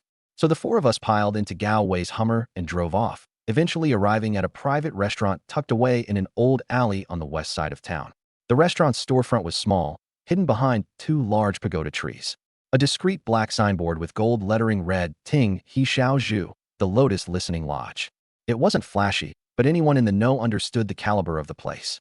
Even before the Hummer came to a full stop, I spotted Yuan Yukai standing outside the entrance with two others, waiting for me. Yuan Yukai was in his early 50s, medium build, square-faced, wearing a light-colored short-sleeved dress shirt with neatly combed hair. When he saw the Hummer, he hesitated briefly, but quickly recognized me climbing out of the car. He jogged over with his hands extended far in front of him. Mr. Wong. A warm welcome. I shook his hand, a slight smile playing at the corners of my mouth. Manager Yuan invited me. How could I not show up promptly? Yuan let out a hearty laugh, his gaze falling on the two bottles of Maotai in my hands, as he teased lightly. Mr. Wong, what's this? You brought gifts? Now you're making me feel like we're not close. I pointed over my shoulder at the car. My young crew insisted on giving me these. Let's crack them open and give them a try. Yuan nodded towards the Hummer where Gao Wei, Song Fei, and Gao Haitao remained inside, clearly no strangers to them. Mr. Song, Mr. Gao, and other Mr. Gao, why don't you all join us for a drink? Song Fei leaned out half his body, waving his hand. Old Yuan, no need. Focus on hosting Brother Gang. We'll catch up another time. Taking the cigarette Yuan had offered, I turned back towards the Hummer and gave a dismissive wave. If you're not staying, get going already. No need to block the street. You got it. With that, the Hummer roared down the alley in a flash, its taillights flickering briefly at the corner before disappearing. It was only then I noticed the two women standing a couple of steps behind Yuan Yukai. They were both in their 20s, tall with sharp features, dressed in the deep blue uniforms of the bank. White blouses paired with knee-length skirts, their hair neatly tied up, name badges clipped to their chest. One wore thin, silver-framed glasses, exuding a quiet and intellectual demeanor. The other had shoulder-length hair, her sharp gaze seeming confident and capable. Each held a leather briefcase, smiling politely, striking a perfect balance between professionalism and friendliness without coming across as shy or forward. My eyes lingered on them for less than a second before I naturally looked away. Gesturing for me to follow, Yuan turned to lead the way. Mr. Wong, please come in. I had the kitchen whip up a couple of their best dishes today. You've got to give them a try. All right, let's give them a proper taste. Inside was an elegant private dining room decked out in traditional Chinese decor, rosewood tables and chairs, a hanging ink painting of a mountain landscape on the wall, and an incense burner in the corner emitting faint tendrils of sandalwood fragrance. The round dining table already had a few small plates of meticulously arranged appetizers, braised beef slices, chilled jellyfish salad, and sweet lotus root slices. Beside them sat two neatly opened bottles of aged red Star Chinese baijiu. Yuan gestured towards the women as he explained with a smile. Mr. Wong, allow me to introduce Miss Zhou and Miss Zhao, two of our bank's finest. I asked them to join us today to keep you company and chat. Glancing briefly at the two women's faces, I nodded with a faint, almost negligible smile. How thoughtful of Manager Yuan. Pulling out the chair next to me, Yuan sat down, personally picking up one of the baijiu bottles to pour me a glass, and then himself one as well. Raising his glass, he said, Mr. Wong, it's been way too long since we sat down for a proper drink together. Tonight, it's just us. Let's relax, drink, and talk freely. I raised my glass to clink it with his, then tipped back a sip. Manager Yuan, this is some fine baijiu. Yuan's face broke into a broad grin. If you like it, Mr. Wong, I'll make sure to have 2 cases delivered to you later. The two young women snapped into action, with one pouring tea for me and the other bringing a fruit platter closer, smiling warmly as she asked if I'd like to eat some grapes. The faint scent of their perfume mingled with the sandalwood, wafting delicately in the air around me. Leaning back into my chair, I accepted the grapes offered by Miss Zhou, biting into one. Not bad, very sweet. I calmly picked up my chopsticks, taking a bite of the food in front of me. As I chewed slowly, my gaze drifted over to the women as they efficiently refilled the tea and attended to the setting. All right, I thought to myself, time to see what's really here. Real Eye activate. The transparent virtual info panels appeared, hovering discreetly near Miss Zhou and Miss Zhao. The round-faced, gentle Miss Zhou, overall score, 82. The fox-eyed, sharp Miss Zhao, overall score, 83. Neither were absolutely top tier, but for regular folks, they were definitely a cut above the rest.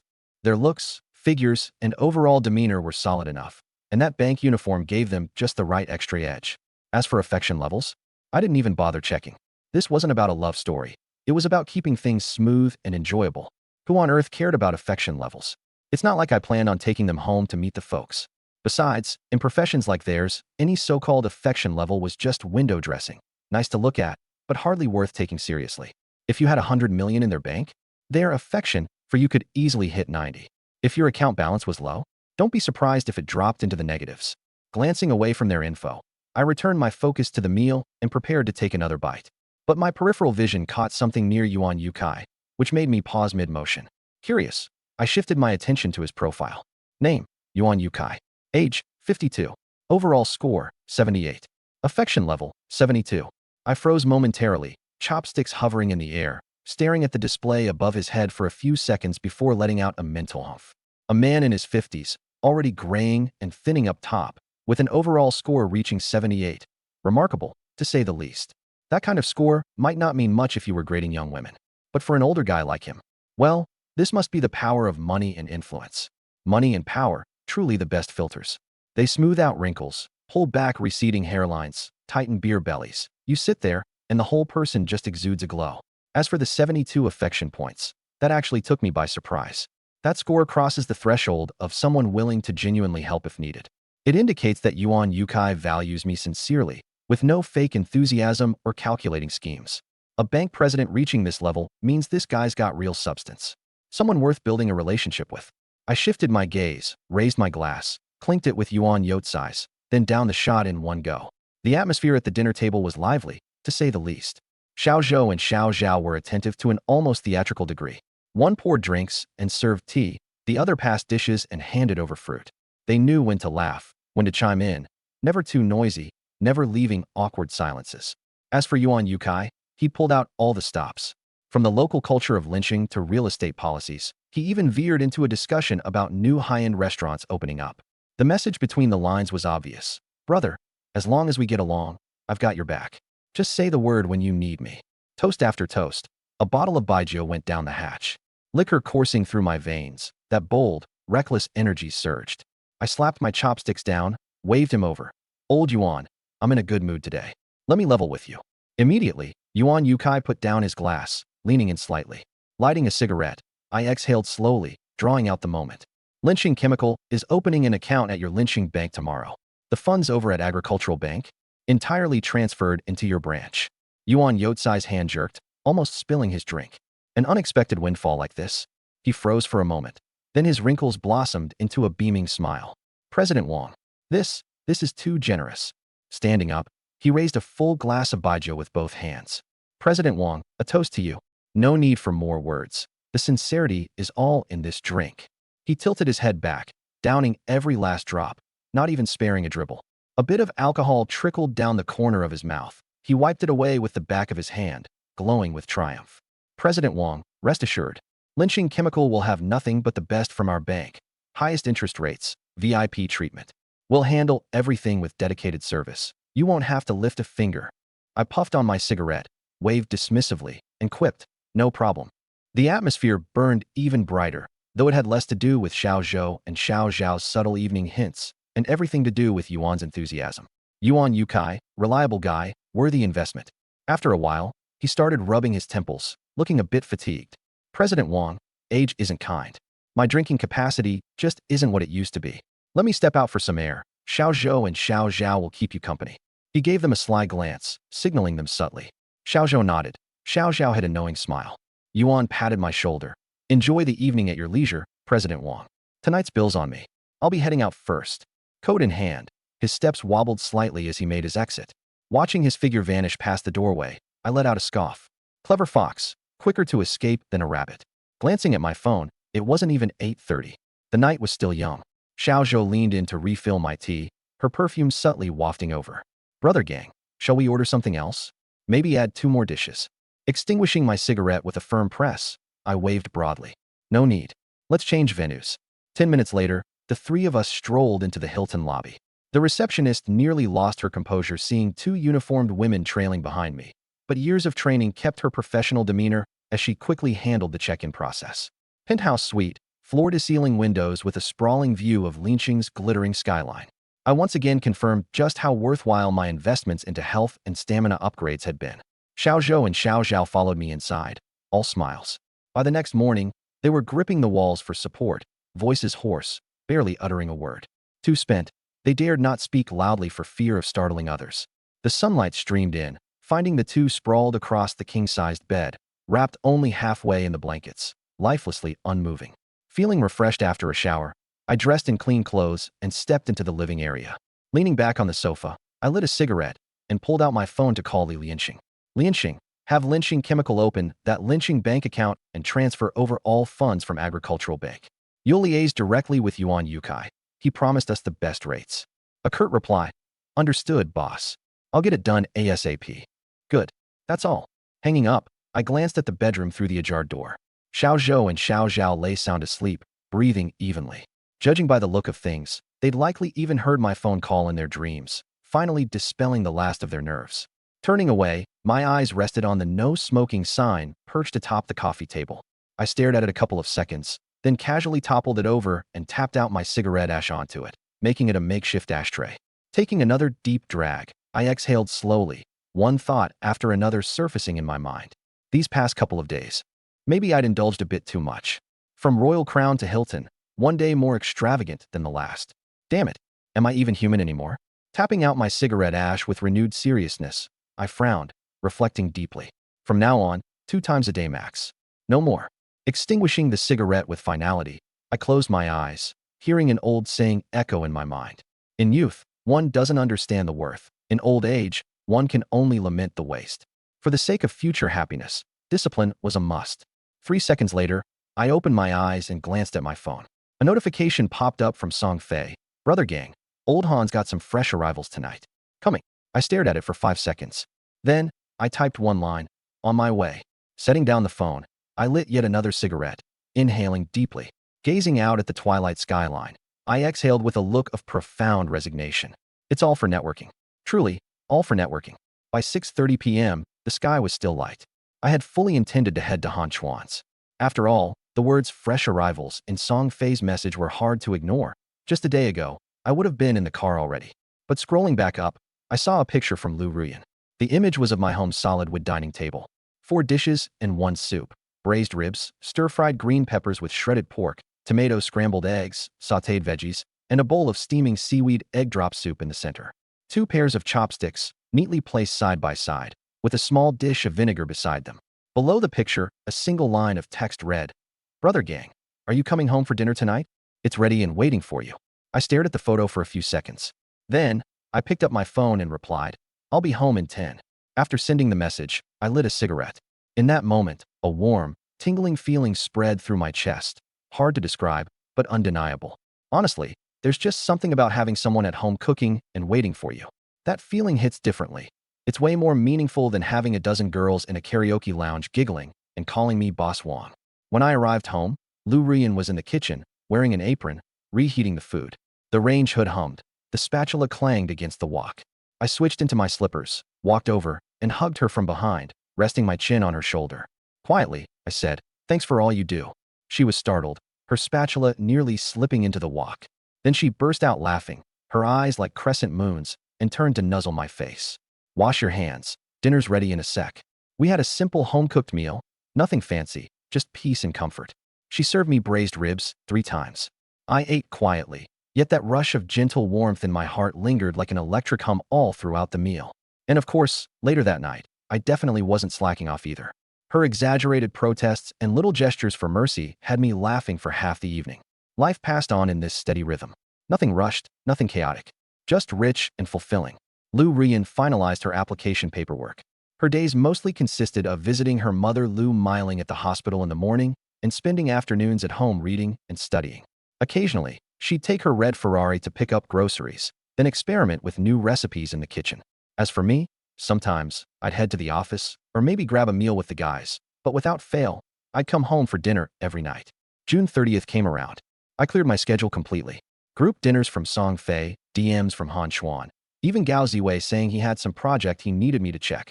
I brushed them all off with a perfunctory, busy tonight. Let's talk later. At exactly 9 p.m., I took a shower. I changed into black shorts and a t-shirt, slipped on my house slippers, and made my way to the small shrine in the corner of my study. It was a redwood altar, on which sat a majestic 2-foot-tall bronze statue of Guan Yu.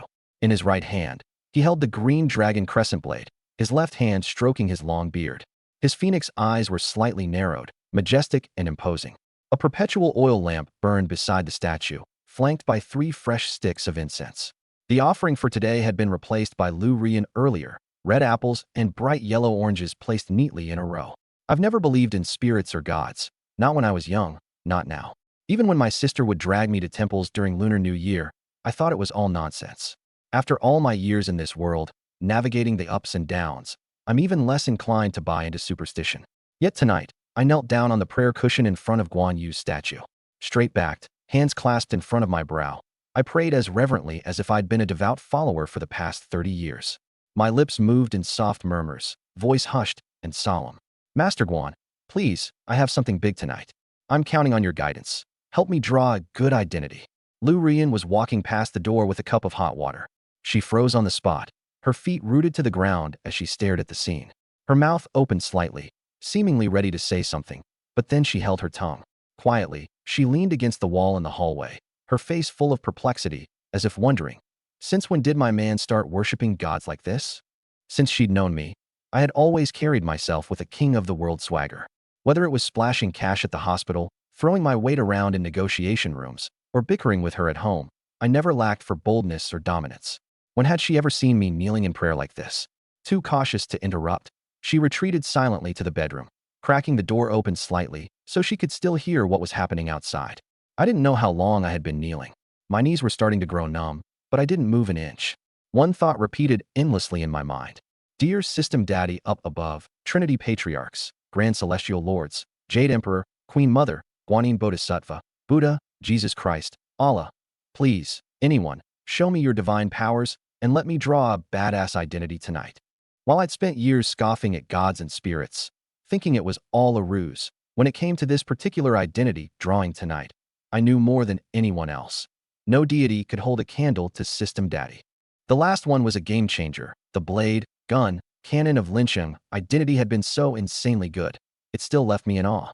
I felt like luck was on my side. The wall clock ticked closer and closer to midnight. As soon as the clock struck 12, ding, I almost jumped off the cushion. Ding, your identity draw has been refreshed. Ding, you've earned one identity draw opportunity. It's here. Finally, it's here.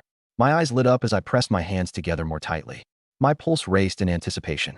Taking a deep breath, I sent my prayer to the heavens. System Daddy, let's draw? Right now. Ding. Commencing identity draw. The spinning roulette began, its wheel slow and deliberate. Each passing second stretched unbearably long.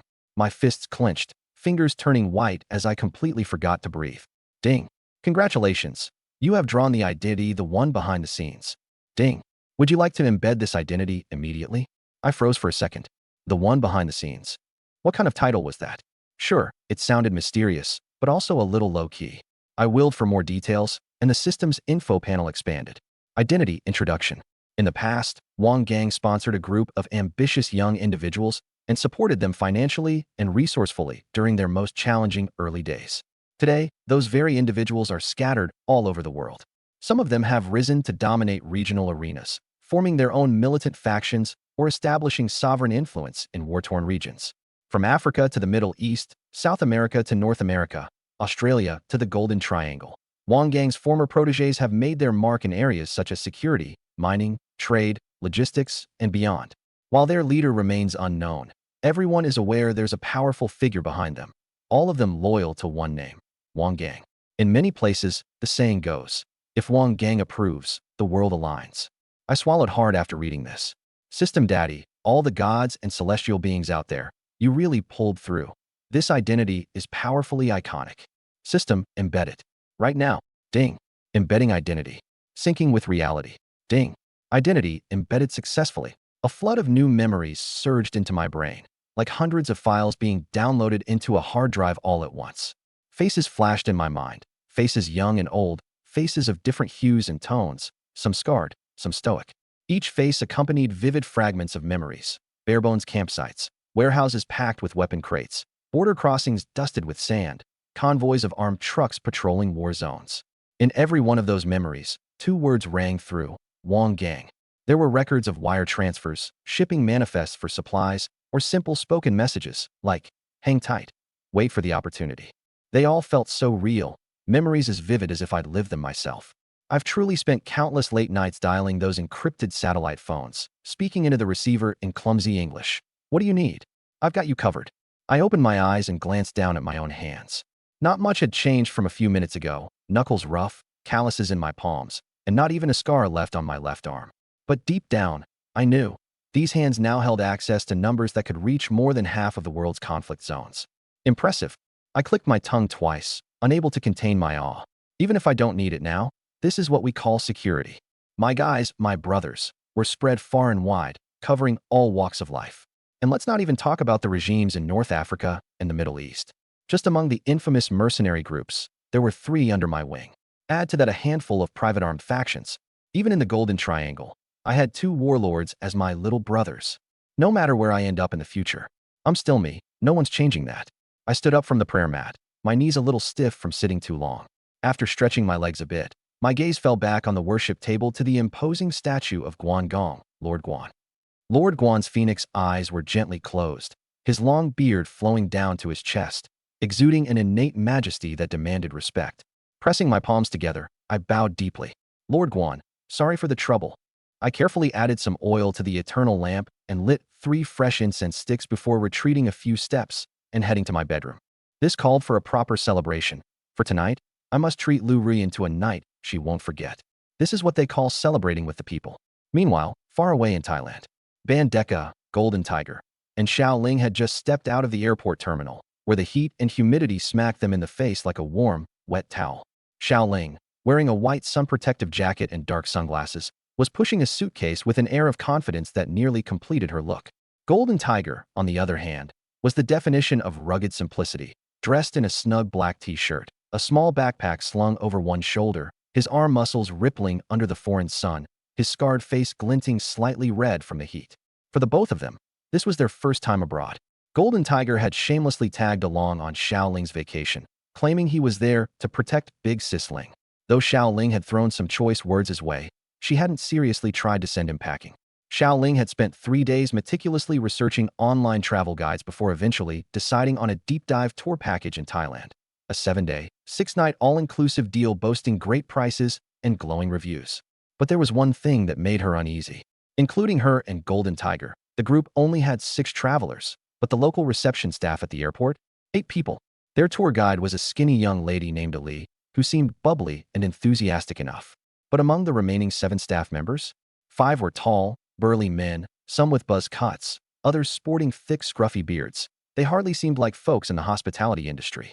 Xiao Ling tugged at Golden Tiger's arm, her voice hushed. Something's not right. Stay alert. Golden Tiger glanced around, his expression guileless. Alert for what? Xiao Ling was momentarily speechless. Then again, with Golden Tiger's intimidating build, standing over 6 feet 2 inches tall, his broad shoulders rippling with muscle, his scarred face etched with menace.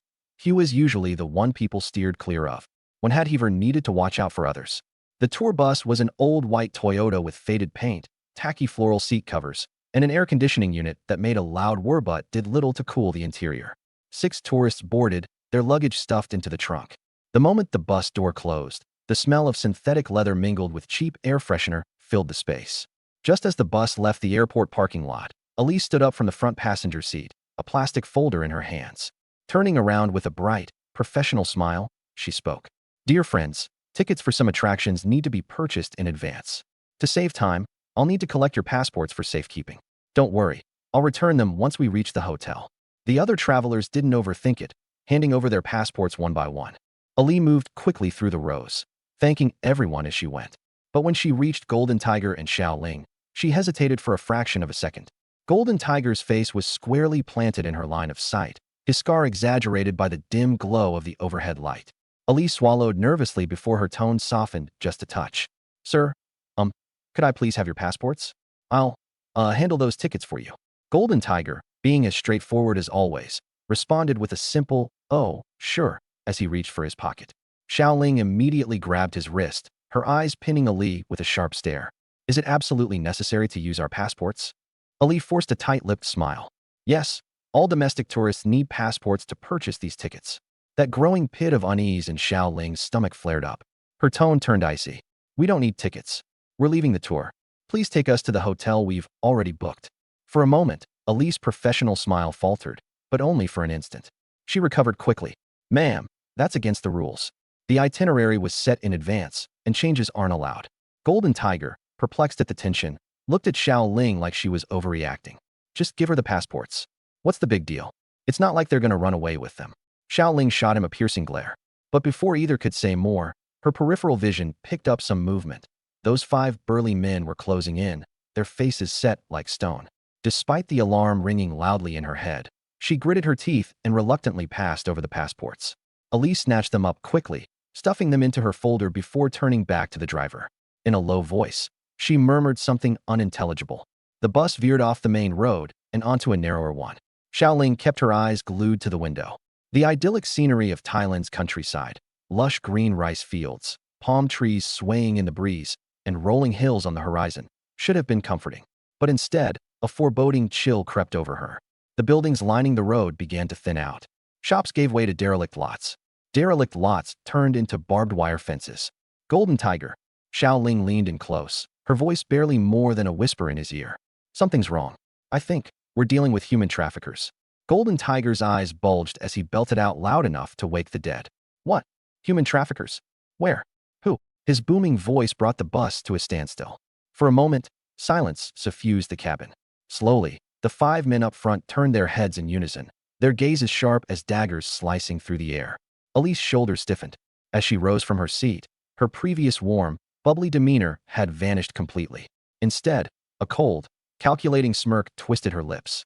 The man sitting closest to the front, dark-skinned, mid-30s, with deep-set eyes and a fat gold chain dangling around his neck, leaned over, pulling a cold, black object from his waistband. It was a Glock. His companions followed suit, flicking open collapsible batons with a metallic click-click. The sound was menacingly crisp. Ah, you noticed? The man grinned wickedly, exposing his stained, sallow teeth. Guess there's no point pretending we're ordinary tour guides anymore, huh? All right, no more pretending. I'm coming clean. Jimmy took 2 confident steps forward, spinning a pistol around his fingers. My name's Jimmy. Welcome to my world. Welcome to TT Park. The bus erupted into chaos. The other 4 tourists screamed in terror. Ah, what's going on? Help us. Stop the bus. I want to get off. One of the passengers jolted from his seat, attempting to rush toward the door, only to be sent flying back by a kick from a man armed with a baton. A young woman broke down into sobs, trembling in the corner with her head in her arms. Jean Hu, however, looked utterly perplexed. He turned his head toward Xiao Ling. What's this fool babbling about? His world? What's that supposed to mean? Xiao Ling bit her lip, lowering her voice as much as possible. Idiot. We've been trafficked in Thailand. Jean Hu blinked, the scar on his face crinkling along with his furrowed brow. His voice, however, was as loud as ever. What are you talking about? We're totally fine. How could we have been trafficked? Xiao Ling closed her eyes, gritting her teeth so hard it seemed like she might break them. She was too exhausted to explain further. In her sweaty palm, she clutched her phone tightly. The screen displayed an active call, with the label, Gang, clearly visible. The moment she had sensed that something was wrong, she had discreetly hit the call button. At this point, when Jean Hu saw the gun, he instinctively positioned himself in front of Xiao Ling, shielding her. His brow furrowed even deeper, the scar on his face like a carved crevasse. Okay, for real, what on earth is going on here? Xiao Ling pinched him hard on the back, signaling him to shut up. There's a gun involved. This was no time to mess around. Jimmy, gripping the pistol tightly, raised a finger to his lips, motioning the panicked passengers to be quiet. Shoo. Keep your mouth shut and quietly enjoy your last bit of free time. The bus veered off the main road, taking a dirt path lined with dense forests on either side. The vehicle jolted heavily over bumpy terrain, the previously loud cries of the passengers gradually subsiding into hushed sobs. As they passed through a rubber tree plantation, a massive iron gate suddenly came into sight. Armed guards flanked the gate on both sides, casually holding AK-47s. Though their posture was laid back, their eyes remained sharp and vigilant. When the bus approached, one of the guards hit a remote button, and the iron gate began sliding open. Behind the gate stretched bleak concrete walls, topped with barbed wire coiled tightly, glistening coldly under the tropical sun. Behind the barbed wire lay a cluster of dingy buildings, a few small towers, a row of corrugated metal sheds, and several unfinished concrete structures. A scattering of young people sat squatting on the open ground. Others were being shepherded into buildings by armed guards. The pungent stench of something indescribable lingered in the air, mixing with the oppressive tropical heat, making it hard to breathe. Xiao Ling leaned back against her seat, her palms clammy with nervous sweat. But she didn't dare hang up the phone. As long as Gang heard what was happening, they might still have a chance. Meanwhile, back in Lin City, 8:30 a.m. sharp. The sun was already high. I was sleeping soundly with Lu Rian in my arms when the buzzing of my phone on the nightstand broke the morning calm, its vibrations unusually piercing in the silence of the bedroom. Barely opening my eyes, I reached out for the phone and answered groggily. Hello. From the other end came a cacophony of sounds, the revving of engines, commands barked in broken Thai, the clattering of baggage. Then, amidst the noise, emerged a cocky, taunting male voice. I wanted to mix in like a normal guy, but you just had to figure me out. Fine, no more games. I'm showing my cards. My brow twitched. My name's Jimmy. Welcome to my world. TT Park welcomes you. My eyes snapped open. I glanced down at the screen, Xiaoling. Then, as the voices and screams from the call hit me, my mind lit up like a firecracker. Damn it, where the hell had Xiaoling gone? Next came the sound of commotion, gasps, and voices I recognized all too well. Idiot. We've been trafficked to Thailand. And then, Jean, whose defensively dumb reply. I muted my mic immediately and shot Lu Rian a look, my face turning ice cold. Give me your phone. Startled by my tone, Lu Rian froze, but quickly handed me the phone from her nightstand. Taking it, I dialed a string of numbers at lightning speed. Those numbers weren't domestic, not your usual international format, either. Good thing I had some serious cash stashed and just happened to make calls like this from time to time. Otherwise, Jean Hu and Xiao Ling would be waiting to lose a kidney by now. Lu Rian stole a glance at the screen without understanding the sequence. The phone rang several times before someone finally picked up. From the other end came a lazy voice. Sawadee-ka. My tone was frosty enough to send shivers. Shove your Sawadee-ka. It's me, Xiao Kai. The lethargy evaporated immediately, replaced by unfiltered excitement. Holy crap. Gang, is that you? It's been ages since I've heard from you. What's with the new number? I lit a cigarette, taking a long drag. The cold, steely look in my eyes felt sharp enough to cut steel. Cut the small talk. You know TT Park. A pause for 2 seconds of dead silence before Xiao Kai's voice became serious. Yeah, I know it. Not far from me. Operated by some small-time warlord who fancies himself a general. His name's Karami or something. Human trafficking and scam operations are his bread and butter. He's got a few hundred guys, but he's no major player around here. Releasing a puff of smoke, I growled. My brother and sister-in-law got snatched in that park. Get them out. Safe and sound. Got it. I took a beat, my voice carrying enough menace to cut through the 1,000 miles between us. And after they're out, settle the score with those bastards. The sound of Xiao Kai moving, probably getting up and pulling some curtains aside, came through loud and clear. His tone turned resolute. Copy that, gang. I'll head over with my guys personally. Send me their details right now. I swear they won't lose so much as a single hair. Trust me. Good. I'll send it now. Hanging up, I immediately sent him their photos and details. Afterward, I turned my attention back to Xiaoling's still active call, now on speakerphone. Through the phone, I could still hear every bit of noise from the bus, the sound of it coming to a stop, the hiss of the door opening, Jimmy barking orders in a mixture of Thai and Mandarin, muffled cries, and the shuffling of feet as passengers were forced off the vehicle. Reclining against the headboard, I tucked the phone against my pillow with a sharp look to Lu Rian, signaling her to remain silent. I shut my eyes again, fingers rhythmically tapping the frame of the bed. Smoking one cigarette after another, I muttered under my breath. You filthy bastards. Eyes wide shut. Lu Rian noticed my expression and cautiously asked, did something happen to Huzi? I stubbed out my cigarette in the ashtray and shook my head. Nothing, I can handle it. The words were calm, but there was a fire simmering in my eyes. Deep within the mountainous borderlands of Thailand, the valley stretched out flat and open, encircled by lush tropical forests like towering green walls. At the center of the valley, a sizable military base sprawled across the terrain. On the training grounds, several formations of soldiers stood neatly in place. This wasn't your average civilian militia. These were elite troops. Anti-aircraft emplacements were strategically camouflaged among the trees, and the radar truck's antenna rotated methodically. On the tarmac, 3 armed helicopters sat ready, while nearby, several tanks and armored personnel carriers waited like sleeping beasts. The soldiers on the training grounds all carried M4A1s, decked out with tactical vests, helmets, and protective knee and elbow pads. Their movements were crisp and precise. This was no ragtag force. It was proper military. At this moment, they were undergoing tactical drills, their battle cries echoing through the surrounding mountains. Inside the largest command tent, Song Kai had just hung up the phone. In his early 30s, he wasn't very tall, but his lean frame exuded strength and energy. His skin was sun-darkened, and the hair at his temples was cut short. A deep scar ran through his left earlobe.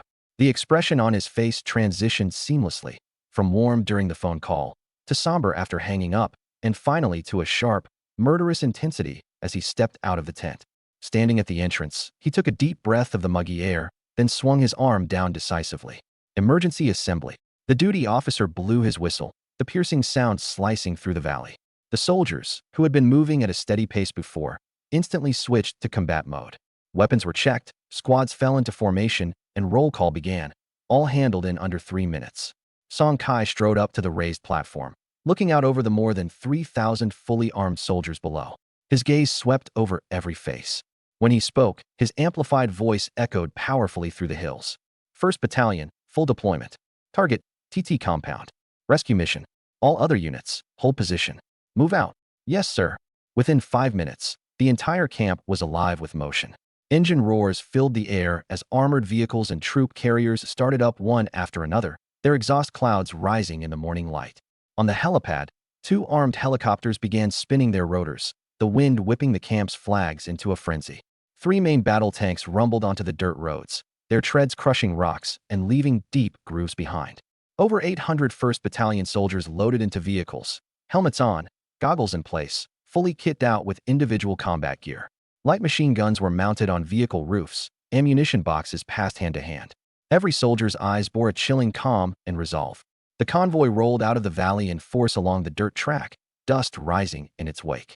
Overhead, armed helicopters patrolled, their rotors thundering like the breath of a giant beast.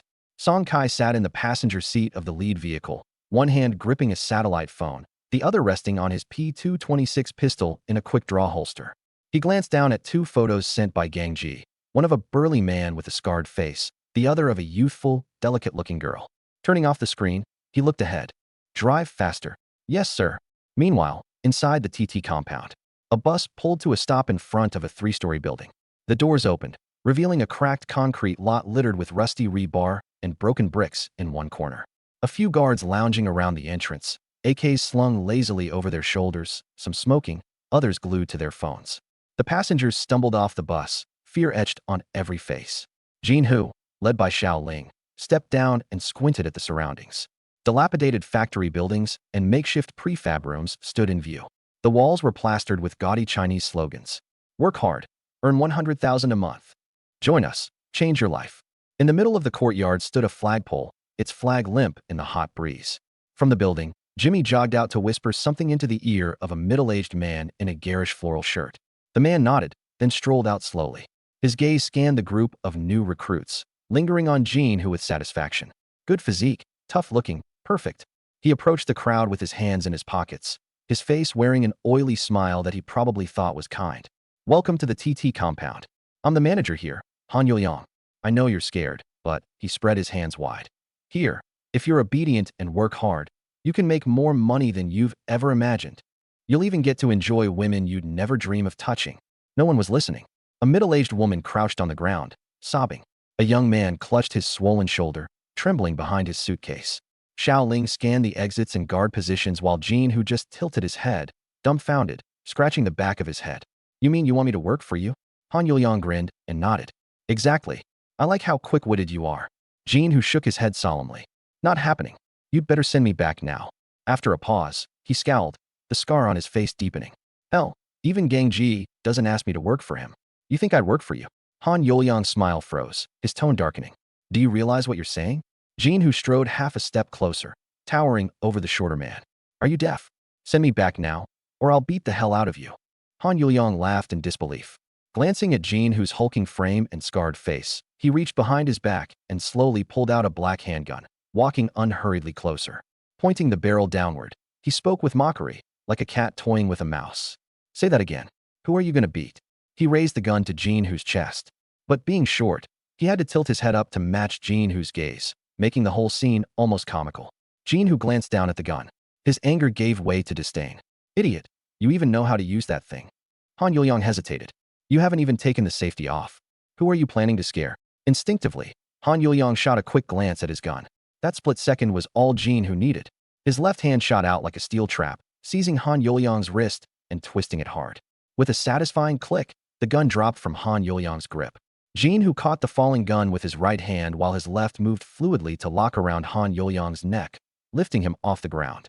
The faint sound of choking noises escaped Han Youyang's throat. The whole exchange lasted less than 2 seconds.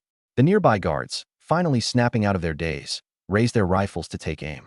Jin, who swung Han Yuliang in front of him, using him as a first gear, Glock in his right hand leveled instantly, without so much as a blink. Bang, bang, bang. 3 guards dropped to the ground, each shot landing clean in the chest. He shifted his aim. In a blur, bang, bang, and 2 more of the 5 men escorting them went down. In less than 5 seconds, 5 bodies lay sprawled on the concrete, blood spreading in dark pools. Jin, who glanced down, empty magazine. He tossed the useless Glock aside, gripping Han Yuliang in one hand while grabbing Xiao Ling's wrist with the other. Back up. There's a building over there. Run. Xiao Ling stumbled as Jin, who dragged her, the 4 other tourists tripping over themselves to follow. As they raced past the fallen guards, Jin, who bent low, snagged 2 AKs and stuffed extra magazines into his pockets in one fluid motion, as though he'd rehearsed it 1,000 times. They burst into the abandoned building. It was bare save for a few broken wooden chairs and a thick coat of dust. Jin, who let go of Han Yuliang by throwing him onto the ground, then smashed the rifle stock into his head without hesitation. Thud. Han Yuliang didn't even groan before passing out. Find something to tie him up. Jin, who barked at Xiaoling. She and the others scrambled, tearing shirts into makeshift bindings and tying him up tightly. A younger guy with pale, trembling hands fumbled with the knots, but Xiaoling shoved him aside with her foot. I'll do it, she snapped. The air outside filled with chaotic footsteps and shouting. Guards, roused by the gunfire, were closing in. The head security officer shouted something in Thai, followed by the ominous clack-clack of AK rifles being loaded. Jin, who cocked the AK with a swift motion, dropped into a crouch near the window and poked the muzzle through shattered glass. Outside, 7 or 8 guards were advancing. Rat-tat-tat-tat. The AK rattled to life, its bursts of fire roaring across the plaza. Smoke poured from the shattered window as the lead guards cried out and crumpled to the ground. The remaining guards threw themselves behind concrete barriers, staying out of sight. One tried to make a run for it. Jin, who squeezed the trigger. Rat-a-tat-tat. The burst tore through the man's chest and thighs, dropping him like a puppet with its strings cut. Jin, who swept the rifle sideways, suppressing any further ambitions from the lurking guards. His tongue clicked as he retreated to reload, his face lit with raw exhilaration. Now this is a real man's weapon, he muttered with a twisted grin, slamming a loaded magazine back into the AK. Leaning slightly out of cover, he eyed the guards regrouping behind a wall, one shouting frantically into a walkie-talkie. But Jin, who licked his lips, scar gleaming like a sinister mark in the dim light. If I had a Gatling gun, now that would be something. Xiao Ling sat huddled in the corner, her eyes locked on Jin, who as he mowed down men without pause or mercy. Her heart pounded so fast it felt like it would explode. She had always known that Jin, who had lived a rough life, fist fights, run-ins with the law. But this was on another level. He didn't even flinch while shooting people dead. Xiao Ling pressed her back to the wall, her face white as a sheet. But her hands? Steady now, and her jaw set tight. Eyes fixed on the door, she hissed through her teeth. Tiger, will you shut up for a second? Jin, who gave a low chuckle, not even looking back. Relax. As long as I'm here, they're not getting through. More footsteps sounded outside, louder and closer. I clutched my phone so hard the plastic creaked. The gunfire over the receiver clawed into my ears like jagged glass, grinding mercilessly. Jin, who's heavy breathing. Xiao Ling's muffled cries. The relentless brrr of the AK, tangled with shouts in Thai and Mandarin. Those sounds wouldn't stop. They just kept crashing in wave after wave. My grip tightened until my knuckles turned white, veins bulging. Every fiber of me felt like a bowstring pulled to snapping point. Jin, who? He'd been with me since he was 15. Back when I was still hustling on the streets, he was one of the last misfits to join my crew. Already 6 feet tall, but simple-minded like an 8-year-old shouldering a lot more than he understood. The kind of guy who'd throw himself at anyone who laid a finger on me. Consequences be damned. He's still that same blunt instrument. The gang's grown over the years, but Jin, who stayed close. Not because he was the best at what he did, but because his simplicity made him reliable. I kept him around because I didn't trust anyone else. And Xiao Ling, she'd been there since the first day I opened my tile shop. Fresh out of school back then, with her neat ponytail and soft, polite voice. She worked hard, without a single mistake to be found. When my business grew and people said I should shut that shop down, I refused. That shop, and Xiao Ling, were all I had left from my early struggles. And now, those two were trapped in a foreign hellhole surrounded by armed killers. My teeth ground together, the strain in my chest relentless. Even with Song Kai, I couldn't guarantee pulling this off alone. Hanging up, I scrolled through my contacts faster than I could draw breath, instantly locking onto 2 numbers I hadn't touched in years but could recite even in my sleep. The first? nicknamed Scorpion, a veteran of the Southeast Asian mercenary scene. Back in the day, Scorpion's squad got cornered by bad intel. Outgunned, out of options, pinned in a border factory until my connections helped them escape. One of those incidents. Debts that tie men together tighter than family. Scorpion owed me his life, and we hadn't broken that bond. The second number? Song Ingtian.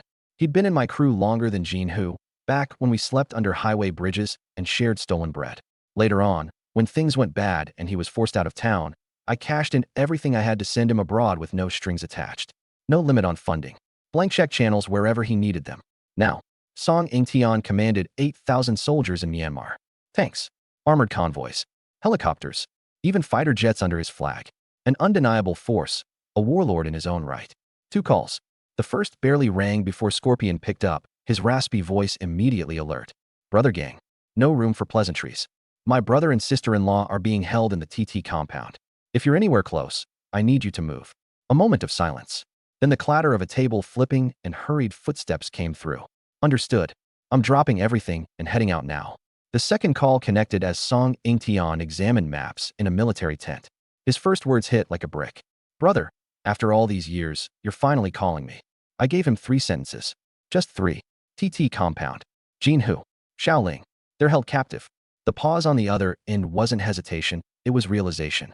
Jin Hu and Xiaoling were familiar names. They'd all grown up together, hustled together in lynching. What I heard next was the sound of his chair tipping as he leapt to his feet, barking orders into the night. Get the choppers in the air. Ready the jets. Mobilize now. Mobilize the troops now. Target, TT compound. I hung up the phone, pressing my ear again against Xiaoling's phone still connected to her call, my heart pounding like it was about to burst out of my chest. Gunfire on the other end grew more intense by the second. Huzi's voice roared intermittently. Fall back. Move inside. Get down. It was rough and commanding, just like when we were back in Lean City. Even from thousands of miles away, I could feel that familiar energy. But I could hear it. The gunfire was thinning out. What started as bursts of rapid fire, rattling like da-da-da-da, slowly became single shots. Pop, pop, pop. Easy to count. Then the intervals dragged longer, seconds between each shot. They were running out of ammo. And then I heard Jin Hu's familiar voice, heavy with grim resolution, pulled deep from his chest. Brother gang, looks like today's the day I'm clocking out for good. Take care of yourself. I'll be going ahead. Shit. I shot to my feet, my voice cutting through the suffocating silence of the room. You stop right there. Hold the line. Reinforcements are almost there. Just hang on a little longer. Did you hear me? Hello. Hey, answer me, goddammit. The other end exploded into static, then fell silent with the dull tone of a disconnected call. Signal lost. I didn't know if his phone got shot, the channel was jammed, or I didn't dare finish the thought. I froze, unable to move. 2 seconds passed before I suddenly hurled Xiaoling's phone to the ground. With a harsh crack, the screen shattered like a spiderweb. The phone bounced twice, skidding into a corner. Fuck. Goddammit. Eyes bloodshot, chest heaving wildly, veins crawling out on my forehead like worms. I stood there, a furious beast in human form. Lu Ruyan, sitting on the bed, shrank into the corner, covering her mouth, too terrified to make a sound. Taking a deep breath, I grabbed Lu Ruyan's phone from her bedside, my fingers trembling as I dialed Song Kai. The moment the call connected, I roared. Huzi is barely holding on. Rescue them at all costs. The sound of engine roars and rattling turbulence came from the other end. Brother gang, I'm 5 minutes out at most. Sending the choppers over for immediate support. Hurry up. Faster. I clutched the phone so tight my jaw muscles locked in place. Heaven help Jin Hu hold out. I could throw everything else away, but I couldn't afford to lose those 2. Meanwhile, on the other end, Song Kai snapped his radio off the rack, jabbing the transmitter button so hard it nearly broke. Helicopters. Push forward at full speed. Now, the rescue targets are holed up in an abandoned building on the northeast side of the compound. 1 male with a facial scar and 1 female. Do whatever it takes to keep them alive. His voice dropped to sub-zero through gritted teeth. As for anyone else, no mercy. Neutralize everything that moves. I don't want to see a single soul left standing. Roger that. The rotors of 2 armed helicopters revved to the max, their frames tilting aggressively forward as they banked toward the TT compound in an all-out dive. On the ground, armored and troop transport vehicles roared to life, leaving thick clouds of dirt trailing behind, stretching into a long yellow plume like a dragon. Inside the compound, Jin Hu leaned heavily against the windowsill, fighting with all he had left. His AK jammed its last magazine into place. His earlier sweeping bursts had managed to take down a dozen guards, but drained their final stash of rounds. Hearing the rifle click empty, Jean Hu tossed it to the floor in frustration. Shit, looks like I'm really checking out today. He turned toward Xiao Ling, slumped against the wall. Her face streaked with gray smudges, her hair a tousled mess, and lips drained of color. Yet her eyes stayed locked on the doorway with a fierce resolve. Jean Hu strode over, crouching down to meet her gaze head-on. In a bit, I'll block the door while you protect yourself. Brother Gang's men should be here any second now. Once they arrive, you'll be safe. Xiao Ling jerked her head up, tears shimmering in her eyes. I'm staying with you. Bullshit. Jean Hu's glare sharpened, his voice dropping low but intimidating to the bone. When a man gives you an order, you listen. Cut the nonsense. He gave her no time to object, spinning around to press his back firmly against the flimsy, splintering wooden door, his fists curling into tight, audible clenches. The sound of approaching footsteps grew louder. The head of security barked a few commands in Thai before switching to choppy Mandarin. Listen up, people inside. You're surrounded. Lay down your weapons and come out. We can negotiate. Jean Hu spat in disdain, offering no response. 7 or 8 armed guards fanned out into a semicircle, raising their rifles toward the door. Each step they took was slow and guarded, uncertain if the scarred-faced beast inside had any bullets left to fire back. The head of security raised his hand, prepared to issue the order to storm the building. Then, a deep, throbbing hum from above. Everyone instinctively glanced skyward. Emerging over the northeast ridges, 2 black-armed helicopters shattered the horizon, cutting through the air like ferocious beasts. Their open machine gun bays revealed dark, gaping barrels aimed downward. Run! The thought was the only one that came to the head of security's mind. But there was no escape. Both helicopters' 6-barrel Gatling guns erupted simultaneously. Bullets rained down like deadly thunderstorms from above. Asphalt shattered into shards, and those caught in the storm were torn apart, blood mist exploding into the air. The exposed guards didn't even have time to scream before being shredded into Swiss cheese. Those who tried to flee? Bullets chased them, punching through their backs. Those who threw up their hands in surrender? The rounds showed them no mercy, tearing open their chests. Through the door's cracks, Jean Hu caught the massacre outside. Smirking, he clicked his tongue. Goddamn, now that's satisfying. His scar twisted under the dim light as he turned to flash a half-smile to Xiao Ling. Gotta learn how to fly one of those. Imagine Gang Gu getting us one of those bad boys. We'd rule the skies. Right then, a thought popped into his head. Wait, where did those helicopters even come from? Did Gang Gu call them in? Man, talk about style. This is next level. Xiao Ling watched the gunships circling overhead, her eyes shifting to the mangled remains littering the ground. Finally, she exhaled deeply, relief washing over her. Tears streamed down her face in a sudden flood. Burying her head into her knees, her shoulders jittered silently. Jean Hu walked over, crouching beside her to pat his soot-smeared, gunpowder-scented hands softly over her head. Why were you crying? It's all fine now, isn't it? His words had barely left his lips when Xiao Ling threw herself into his arms. She clung tightly to his waist, her face buried deep in his chest. Tears streamed down uncontrollably, like a dam bursting. She pounded on his chest with her fists repeatedly, though her punches felt as light as a kitten's scratch. Are you crazy? What am I supposed to do if you die? Jean Hu froze on the spot, rooted like he'd been paralyzed. The scar on his brow still had dust on it, his hands gripping the empty AK-47. But those eyes that hadn't even blinked during the earlier gunfight, were now wide open in confusion. The tips of his ears burned red, the redness spreading visibly down his neck. Jean Hu, in all his life, had never been hugged like this by a woman. Well, the women at the bathhouses don't count. His mind was completely blank, like a computer crashing. I'm fine, see? Jean Hu's voice came out hoarse, his lack of confidence obvious. Not knowing what else to do, he clumsily patted her back. Besides, a lady is supposed to be protected by her man. Putting a lady in harm's way. Well, that's just shameful. That clunky, awkward line somehow made Xiao Ling laugh and cry all at once. She looked up at Jean Hu, her teary eyes locking onto his face. Through the blur of her tears, his rugged face, one that was usually intimidating, suddenly seemed surprisingly appealing in the dim light.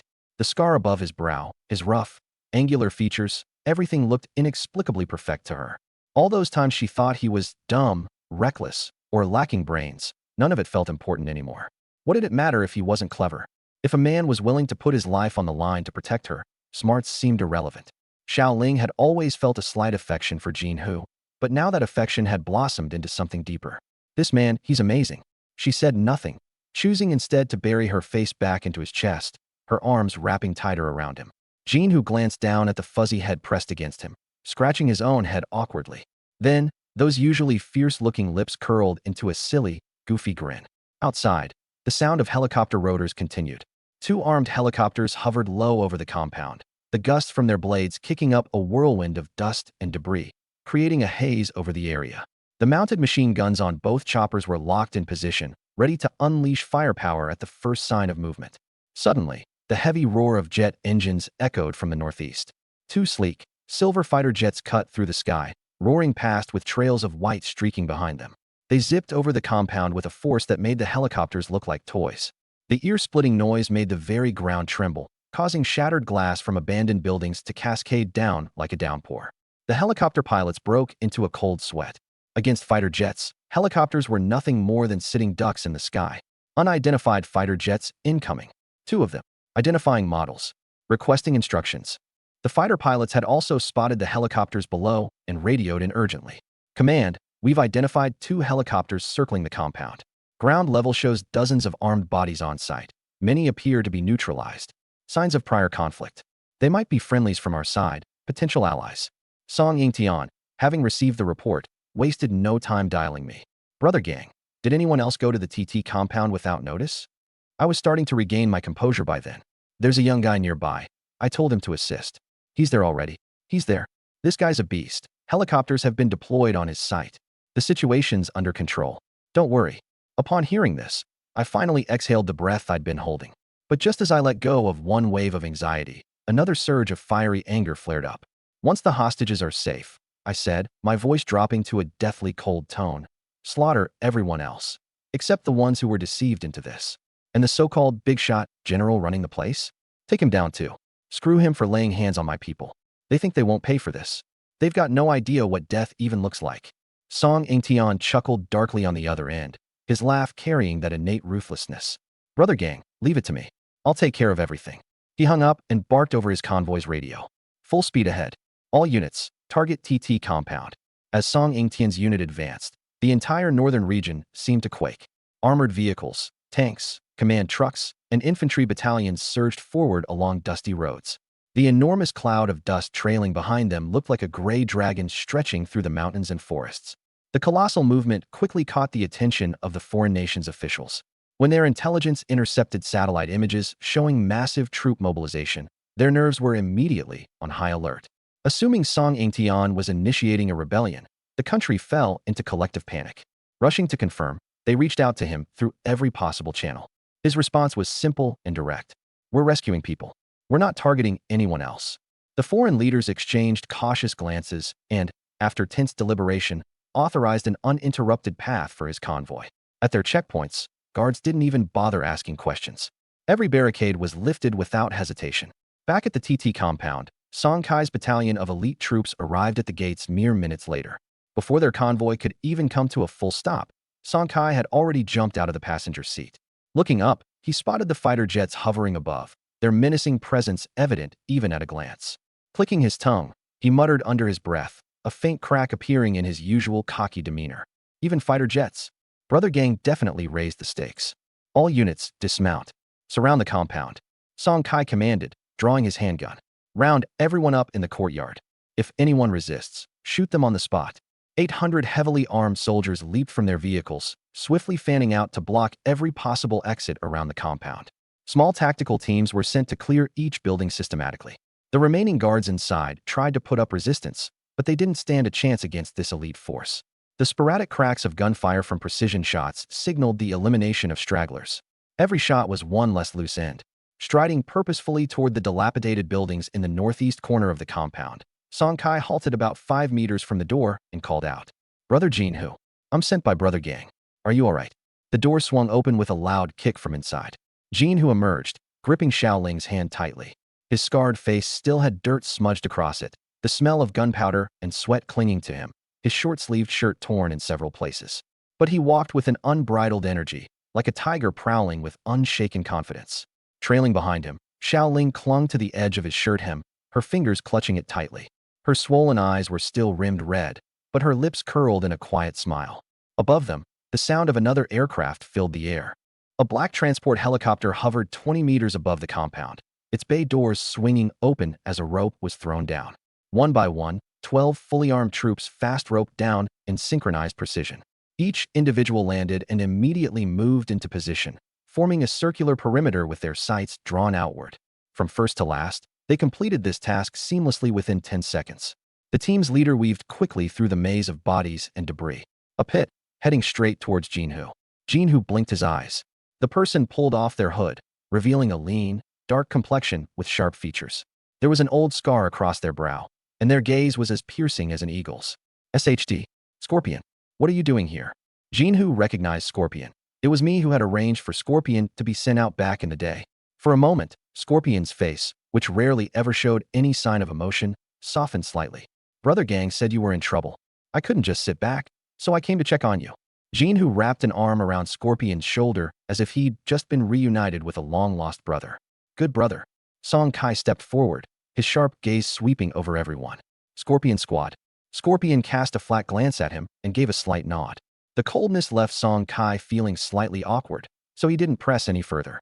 But he had, of course, heard of the Scorpion squad, a top-tier mercenary team from Southeast Asia renowned for taking on high-stakes, life-or-death missions. As impressive as they were, Song Kai reasoned inwardly, his 3,000 well-trained soldiers were not to be underestimated either. Song Kai handed a satellite phone to Jinhu. Quickly, call Brother Gang and let him know you're okay. The moment there was radio silence on your end, it had him worried sick. Jinhu took the phone, his thumb lingering over the dial button before he paused. He turned towards Song Kai with an exceptionally earnest expression. What's Brother Gang's number again? Song Kai. Taking a deep breath, Song Kai snatched the phone back, personally dialed the number, and handed it over again. Jinhu pressed the phone to his ear and began with, Brother, I'm all right now. Hearing that brother, I flopped back against the couch. The weight of worry that had been pressing on me for over an hour finally lifted, letting my heart settle back into its rightful place. Good to hear. Good to hear, I said, my voice a little hoarse but heavy with relief. Stop messing around there. Hurry back home with Xiaoling. You got it, brother. At the same time, in a luxurious mansion in the city, the shadowy boss behind the TT zone, Sufo, finally got the news. The zone had fallen into chaos. But what exactly happened, or who was behind it? It was all a blur of confusion. Sufo, a bloated figure in his 50s, was of Chinese descent but held Burmese nationality. He dripped in gold and silver, donning a garish Hawaiian shirt, projecting the image of a legitimate businessman. But beneath that friendly, round face was a man who'd spent over a decade profiting off human trafficking and telecom scams, essentially feeding off the blood of others. Sufo's first move was to call Han Yuliang, no response. Next, he tried the head of security, nothing. Then the financial officer, busy signal. Sufo's face darkened as he sat back on the couch, fingers tapping the armrest in frustration. He cursed under his breath. Damn it. Who's got such guts? Who dares mess with me? Are they tired of living? He grabbed the phone again and ordered the troops from his suburban base to mobilize immediately. With more than 30 personal bodyguards in tow, he climbed into one of several SUVs to form an 8-vehicle convoy. Together, they thundered their way towards the TT zone. An hour and a half later, the survivors at the TT zone had all been rounded up in the central square, heads bowed and squatting. Just under 2,000 people, forming a sea of black. One of Song Kai's men ran over at a brisk pace. Sir, there's a large force of armed personnel nearing our location. Song Kai froze. Whose men? Sufo's. How many? What's their gear like? Over 1,000. Mostly AKs, though there's a handful with M43 rocket-propelled grenades. Song Kai nodded. Keep an eye on them. He quickly issued orders, send helicopters into the air, and position the tanks and armored vehicles to redirect their aim. The Scorpion squad took up tactical shooting positions, waiting for Sufo to walk right into the trap. Sufo's convoy came to a sudden halt on a dirt road about a kilometer from the zone. From afar, Sufo stiffened as he spotted the sight before him. Tanks. Armored vehicles. A row of black cannons glared ominously down the road towards him, while machine guns mounted on the roofs shimmered coldly in the sunlight. Sufo stared, his mouth hanging open, frozen for several seconds. He threw a glance back at his ragtag group of 1,000 men. Their AKs were mismatched, with many showing signs of rust, of tactical vests. Only a few spotted here and there. Most of his men were in t-shirts and shorts, guns slung nonchalantly over their shoulders, resembling a crowd of farmers headed to market. Sufo looked down at his own hands, then back up at the intimidating steel behemoths ahead. Who the hell? And why do they have that kind of stuff? If they've got that, why would they even bother wrestling with a small-time guy like me over this stupid zone? He was just about to issue an order to retreat. But then, the whir of helicopter blades split the air overhead. Two armed choppers rose up from behind the zone's walls like ghosts. The slicing sound of their rotors combined was louder than the 1,000 men marching on foot. Sufo craned his neck upward, his pupils shrinking. His lips quivered. Was this really necessary? What did I do? Offend some kind of heavenly law? You had to call in helicopters? Right before his voice could even trail off, the chopper's side doors opened simultaneously, revealing rotary cannons whirring to life. A fiery blaze erupted as bullets rained down like a steel storm. The earth was torn apart with dust and soil erupting. Blood and flesh erupted into dark, crimson mist. Sufo's front lines barely had the chance to scream before they dropped dead, some bodies literally torn in half. In the very same instant, the tanks at the zone's gate fired their cannons. The explosion sent dozens of bodies flying into the air, leaving dust mixed with broken limbs raining down from the sky. The machine guns on the armored vehicles joined in, their bullets sweeping in rows like a farmer's scythe during harvest. Sufo's 1,000-strong army fell like fields of wheat being cut down en masse. Blood flowed along the dirt road, turning the dry ground into a deep, soaked brown. Panicked, the remaining men turned to flee, but the rumble of engines swelled from behind them. A fleet of armored vehicles moved in formation, their mounted machine guns firing steadily. Song Yingtian's backup troops had arrived. Caught between two forces, Sufo's men were pinned in the middle with nowhere to run. With no cover and no escape, they were left defenseless as bullets rained down, saturating every inch of the diverted battlefield. The gunfire only lasted 5 minutes. Of the 1,000-plus men Sufo had brought, including Sufo himself, there was no one left standing. Sufo's own body was riddled with bullets, his gaudy Hawaiian shirt now a tattered, blood-soaked rag resembling a dark red sackcloth. The three factions regrouped in front of the TT zone. Jinhu, carried out by someone supporting him, spotted a figure jumping down from one of the camo-painted armored vehicles. He stopped in his tracks and froze upon recognizing the man. The figure strode forward swiftly, dressed in a deep-colored tactical suit devoid of any insignias. He was lean, his temples grayed slightly, and the lines near his eyes were deeper than they had been 10 years ago. But that face, there was no mistaking it. Tianji. Holy SHD. It's really you. You've ended up with this much power now. Song Yingtian walked straight up to him, gave him a once-over with a faint grin, and delivered a hearty punch to his shoulder. Bastard. You came all the way out here without giving me a call. What? I'm not even worth considering anymore. Jinhu scratched his head and chuckled awkwardly. Brother Tian, I just joined a tour group for fun. Who would have thought I'd get caught up in this mess? Song Yingtian looked at his clueless expression and couldn't help but laugh. Song Kai, standing nearby, was silently amazed. Brother Gang was already highly respected in the brotherhood circles of lynching. But here, even someone as high-ranking as Song Yingtian, who commanded 8,000 soldiers and even had fighter jets, turned out to be an old friend of his. The weight of Song Yingtian's position was immense. Just who is Brother Gang, really? How many cards does he have up his sleeve? Song Kai didn't dare let his imagination go any further. Song Yingtian lit a cigarette and pulled out his phone to give me a call. The prior intensity in his demeanor had mostly faded, replaced by the casual tone of brotherly camaraderie. Brother Gang, everything's sorted here. What should we do with the folks who were tricked into this situation? Want me to handle it? Or should you arrange something? I paused for a moment, taking it all in. Hang tight, I'll get back to you. After ending the call, I searched for Su Pengfei's number. Once he picked up, I cut straight to the chase. Big bro, want some credit? Just say the word, and I'll send it over right away. Su Pengfei, who had been reviewing documents in his office, paused and put down his pen. Credit for what? I gave him a quick rundown of the situation. Nearly 2,000 victims who had been detained and manipulated, a large-scale fraudulent operation spanning the Thai border dismantled, and substantial documented evidence involving major international crimes ready for the taking. Su Pengfei fell silent for a few seconds before shaking his head. His tone was mixed with excitement and clarity. Little gang, this is a huge deal, way too much for someone at my level to handle. It'd take someone at least senior enough from the provincial department to accept it properly. He paused. His voice carried a hint of ambition. Looks like it's time to make some moves. With credit like this, it's about time I aim for a promotion. I smirked at his words. All right, that works. I've got the people secured. You just reach out and connect with the right folks to take over. The ball was no longer in my court. I called Song Yingtian back and instructed him to assist with a seamless handover to the proper authorities. The victims who were scammed would be dispatched back home in an orderly fashion under government arrangements. Jin Hu and Xiao Ling, meanwhile, were personally escorted out by Song Yingtian's team via the fastest route, flying directly back to lynching. Xiao Ling had been through a lot, and any desire to continue enjoying her trip had vanished entirely. Jin Hu, on the other hand, still seemed full of energy, but since Xiao Ling wasn't in the mood for fun, he wasn't either. The two of them caught a connecting civilian flight back to China. I personally went to pick them up at the airport when they arrived. The moment Xiao Ling spotted me, her eyes filled with tears. "Brother gang." I patted her shoulder gently. "It's all right. You're back now, that's what matters." Then I turned to Jean Hu and gave him a light kick in the shin, rolling my eyes. "You big idiot. Of all the places to take someone on vacation, you go and get yourselves mixed up in that kind of place? You truly have a gift for chaos." Jean Hu rubbed his shin and grinned sheepishly. "Brother, that place was wild. But hey, we didn't back down." "You? Back down? You're fearless, all right. Reckless too. Enough talk. Let's go home. I'll treat you both to a welcome back feast." A few days passed, and life slowly became quiet again. About a week later, at 7 p.m., a news broadcast from CCTV caught my eye. The visuals showed a collaboration between the Handong Provincial Police Department and authorities across the border, handing over individuals at a border checkpoint. The screen displayed a large crowd, men and women of all ages, lining up to pass through the checkpoint.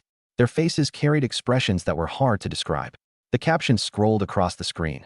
Recently, the Handong Provincial Police Department, in cooperation with authorities in Myanmar, successfully dismantled a large-scale international telecom fraud operation.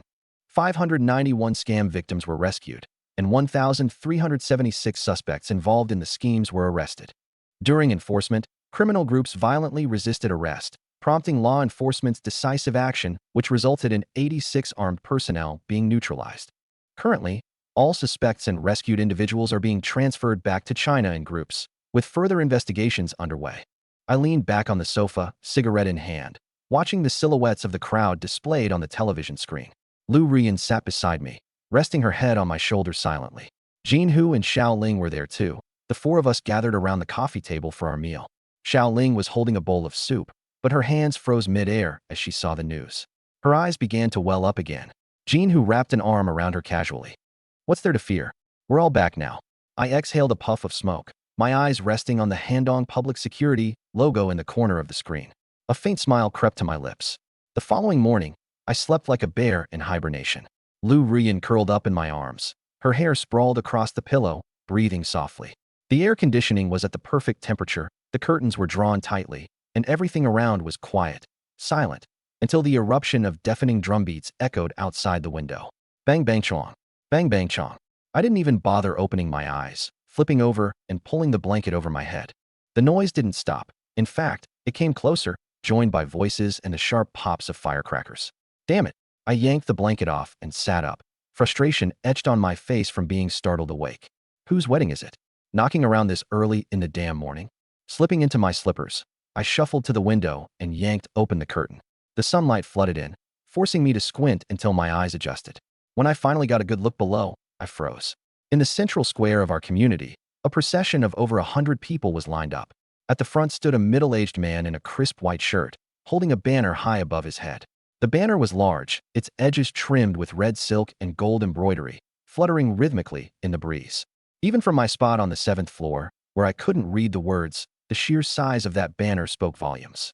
Behind him, 8 men were carrying a whole, slaughtered pig, its pale body draped with a red cloth. A big red ribbon adorned its head. Further back were 4 people carrying a cleaned and prepped lamb, also adorned with red silk. The procession stretched on. People carried boxes of milk, fruit baskets, bags of rice and flour, and several ceramic wine jars sealed tightly. From above, it looked like a festive dragon come to life. At the very end of the line, a band was beating drums and crashing cymbals, their instruments gleaming under the sun. Nearby, young men set off strings of firecrackers, carpeting the ground in spent red paper.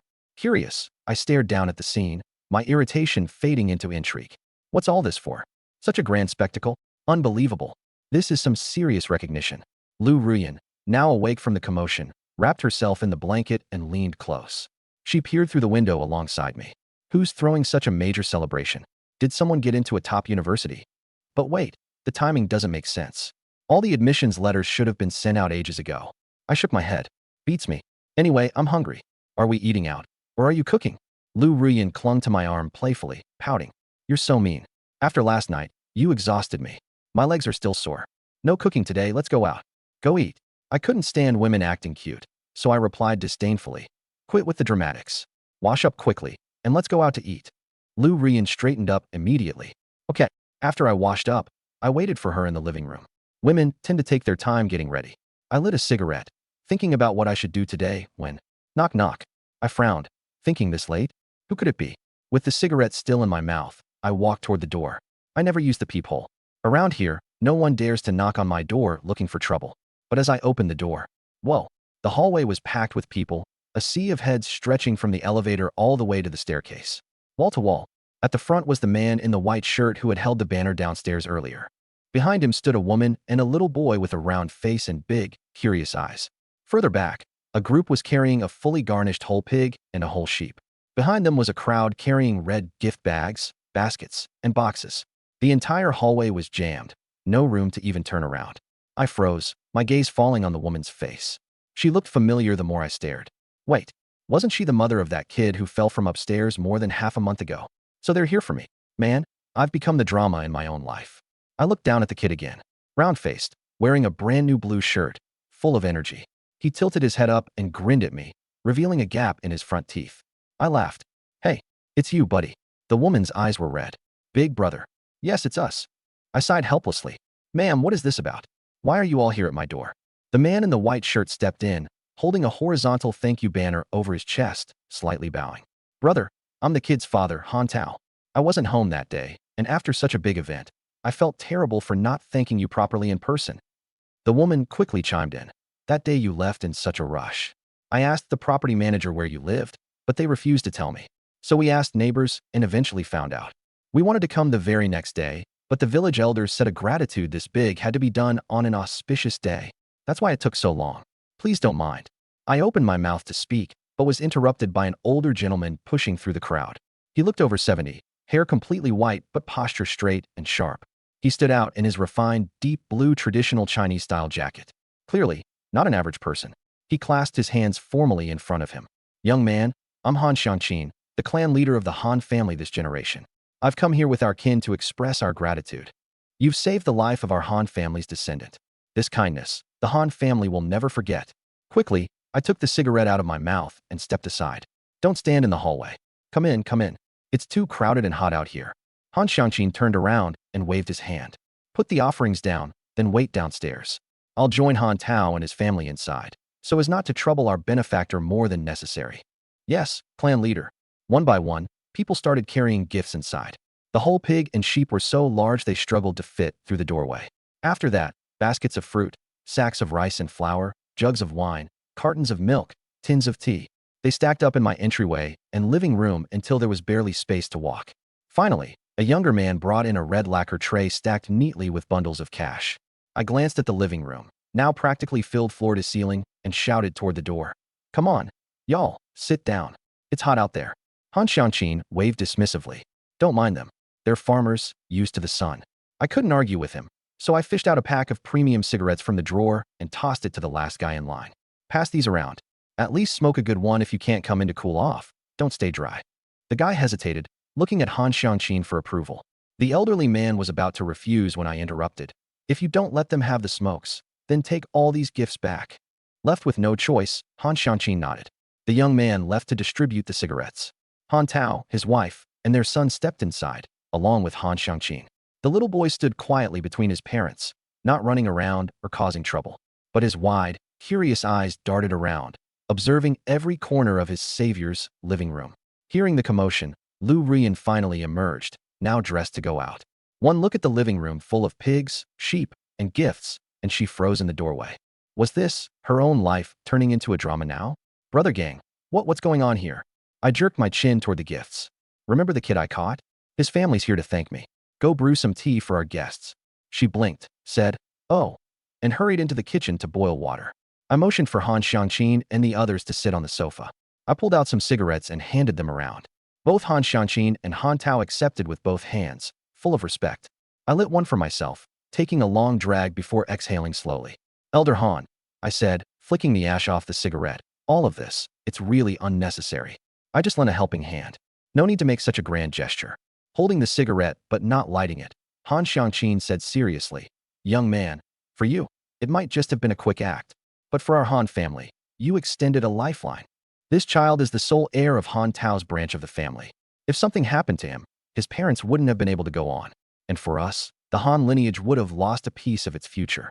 Han Tao nodded repeatedly, tears welling in his eyes.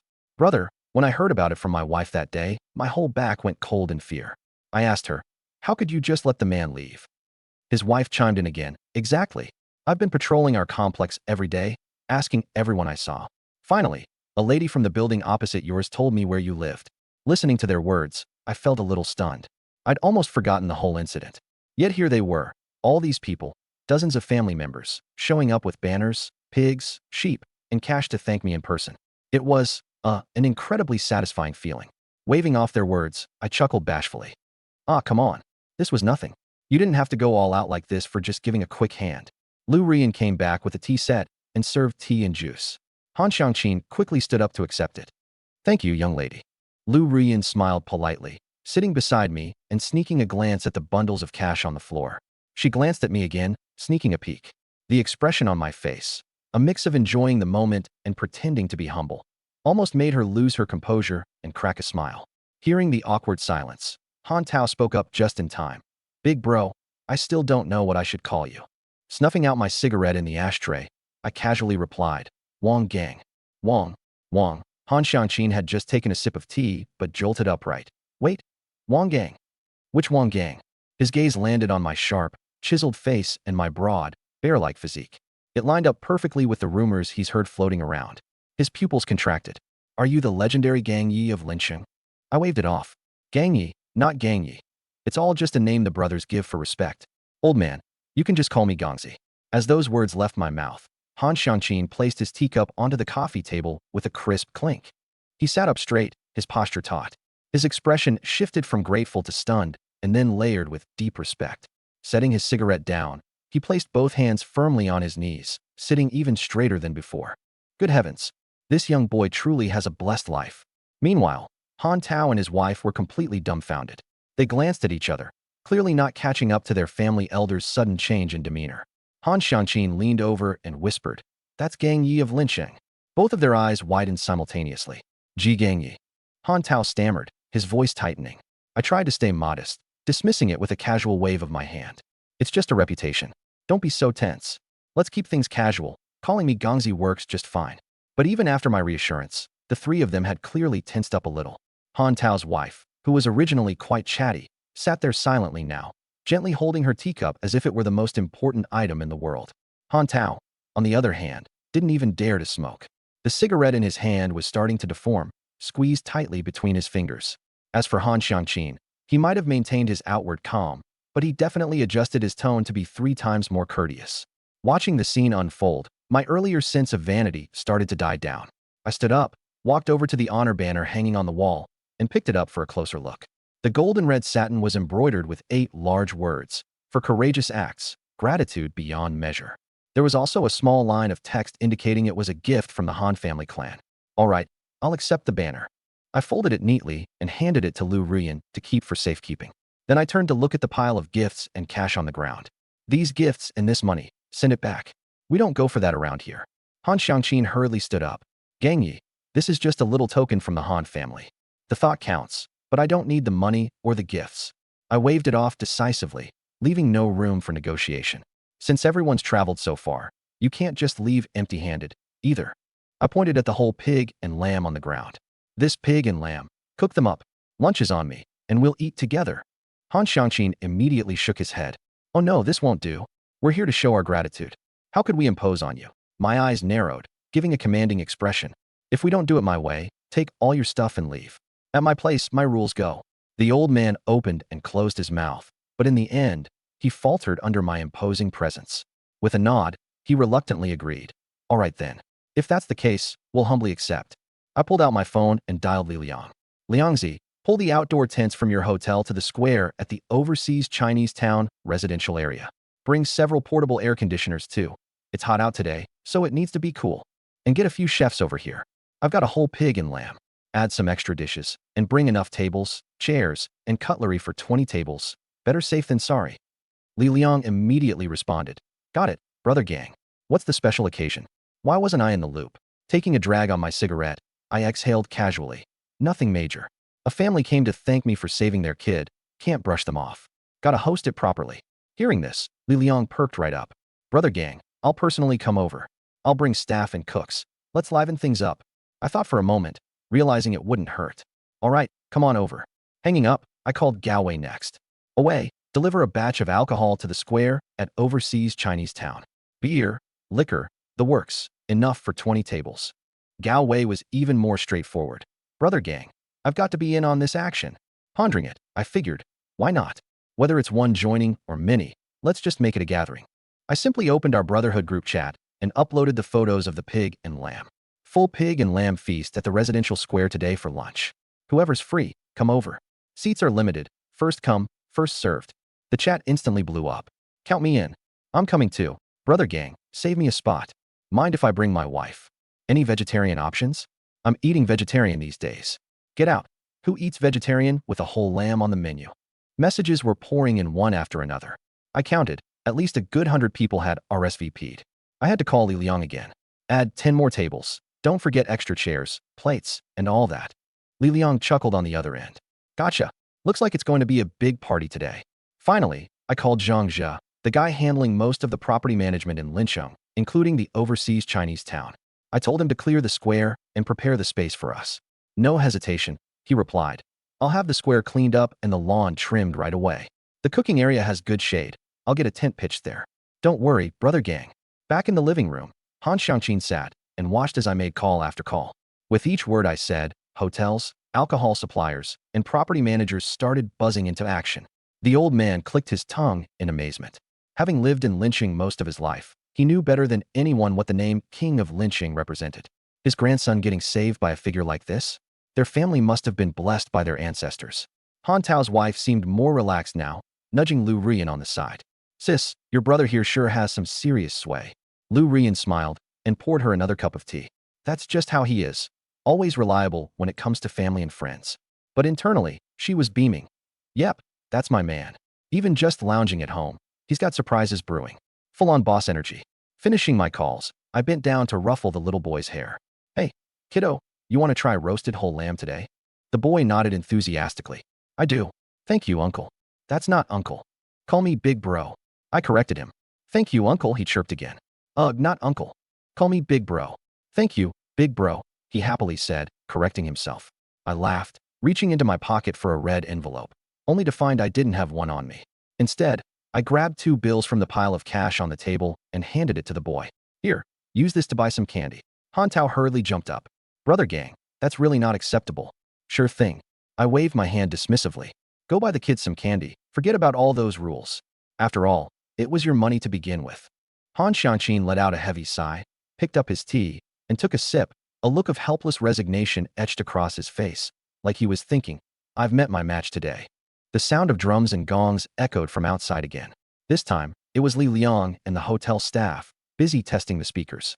In the neighborhood square, a large outdoor tent was slowly being set up. The white canopy gleamed under the sunlight, looking like a fluffy cloud that had suddenly appeared out of nowhere. Leaning by the window, cigarette dangling from my lips, I surveyed the growing buzz downstairs. My grin stretched wide with amusement. Life has a funny way of surprising you, doesn't it? You never know what's coming next. The midday sun blazed overhead, casting its bright glare on the central plaza of Huaqing City. Heat shimmered in waves across the stone, but the massive outdoor tent was already in place. The white canopy stretched seamlessly across the plaza, beneath which about 30 round tables were arranged neatly. Each table was covered in a clean red plastic tablecloth, with bowls, chopsticks, and glasses meticulously set.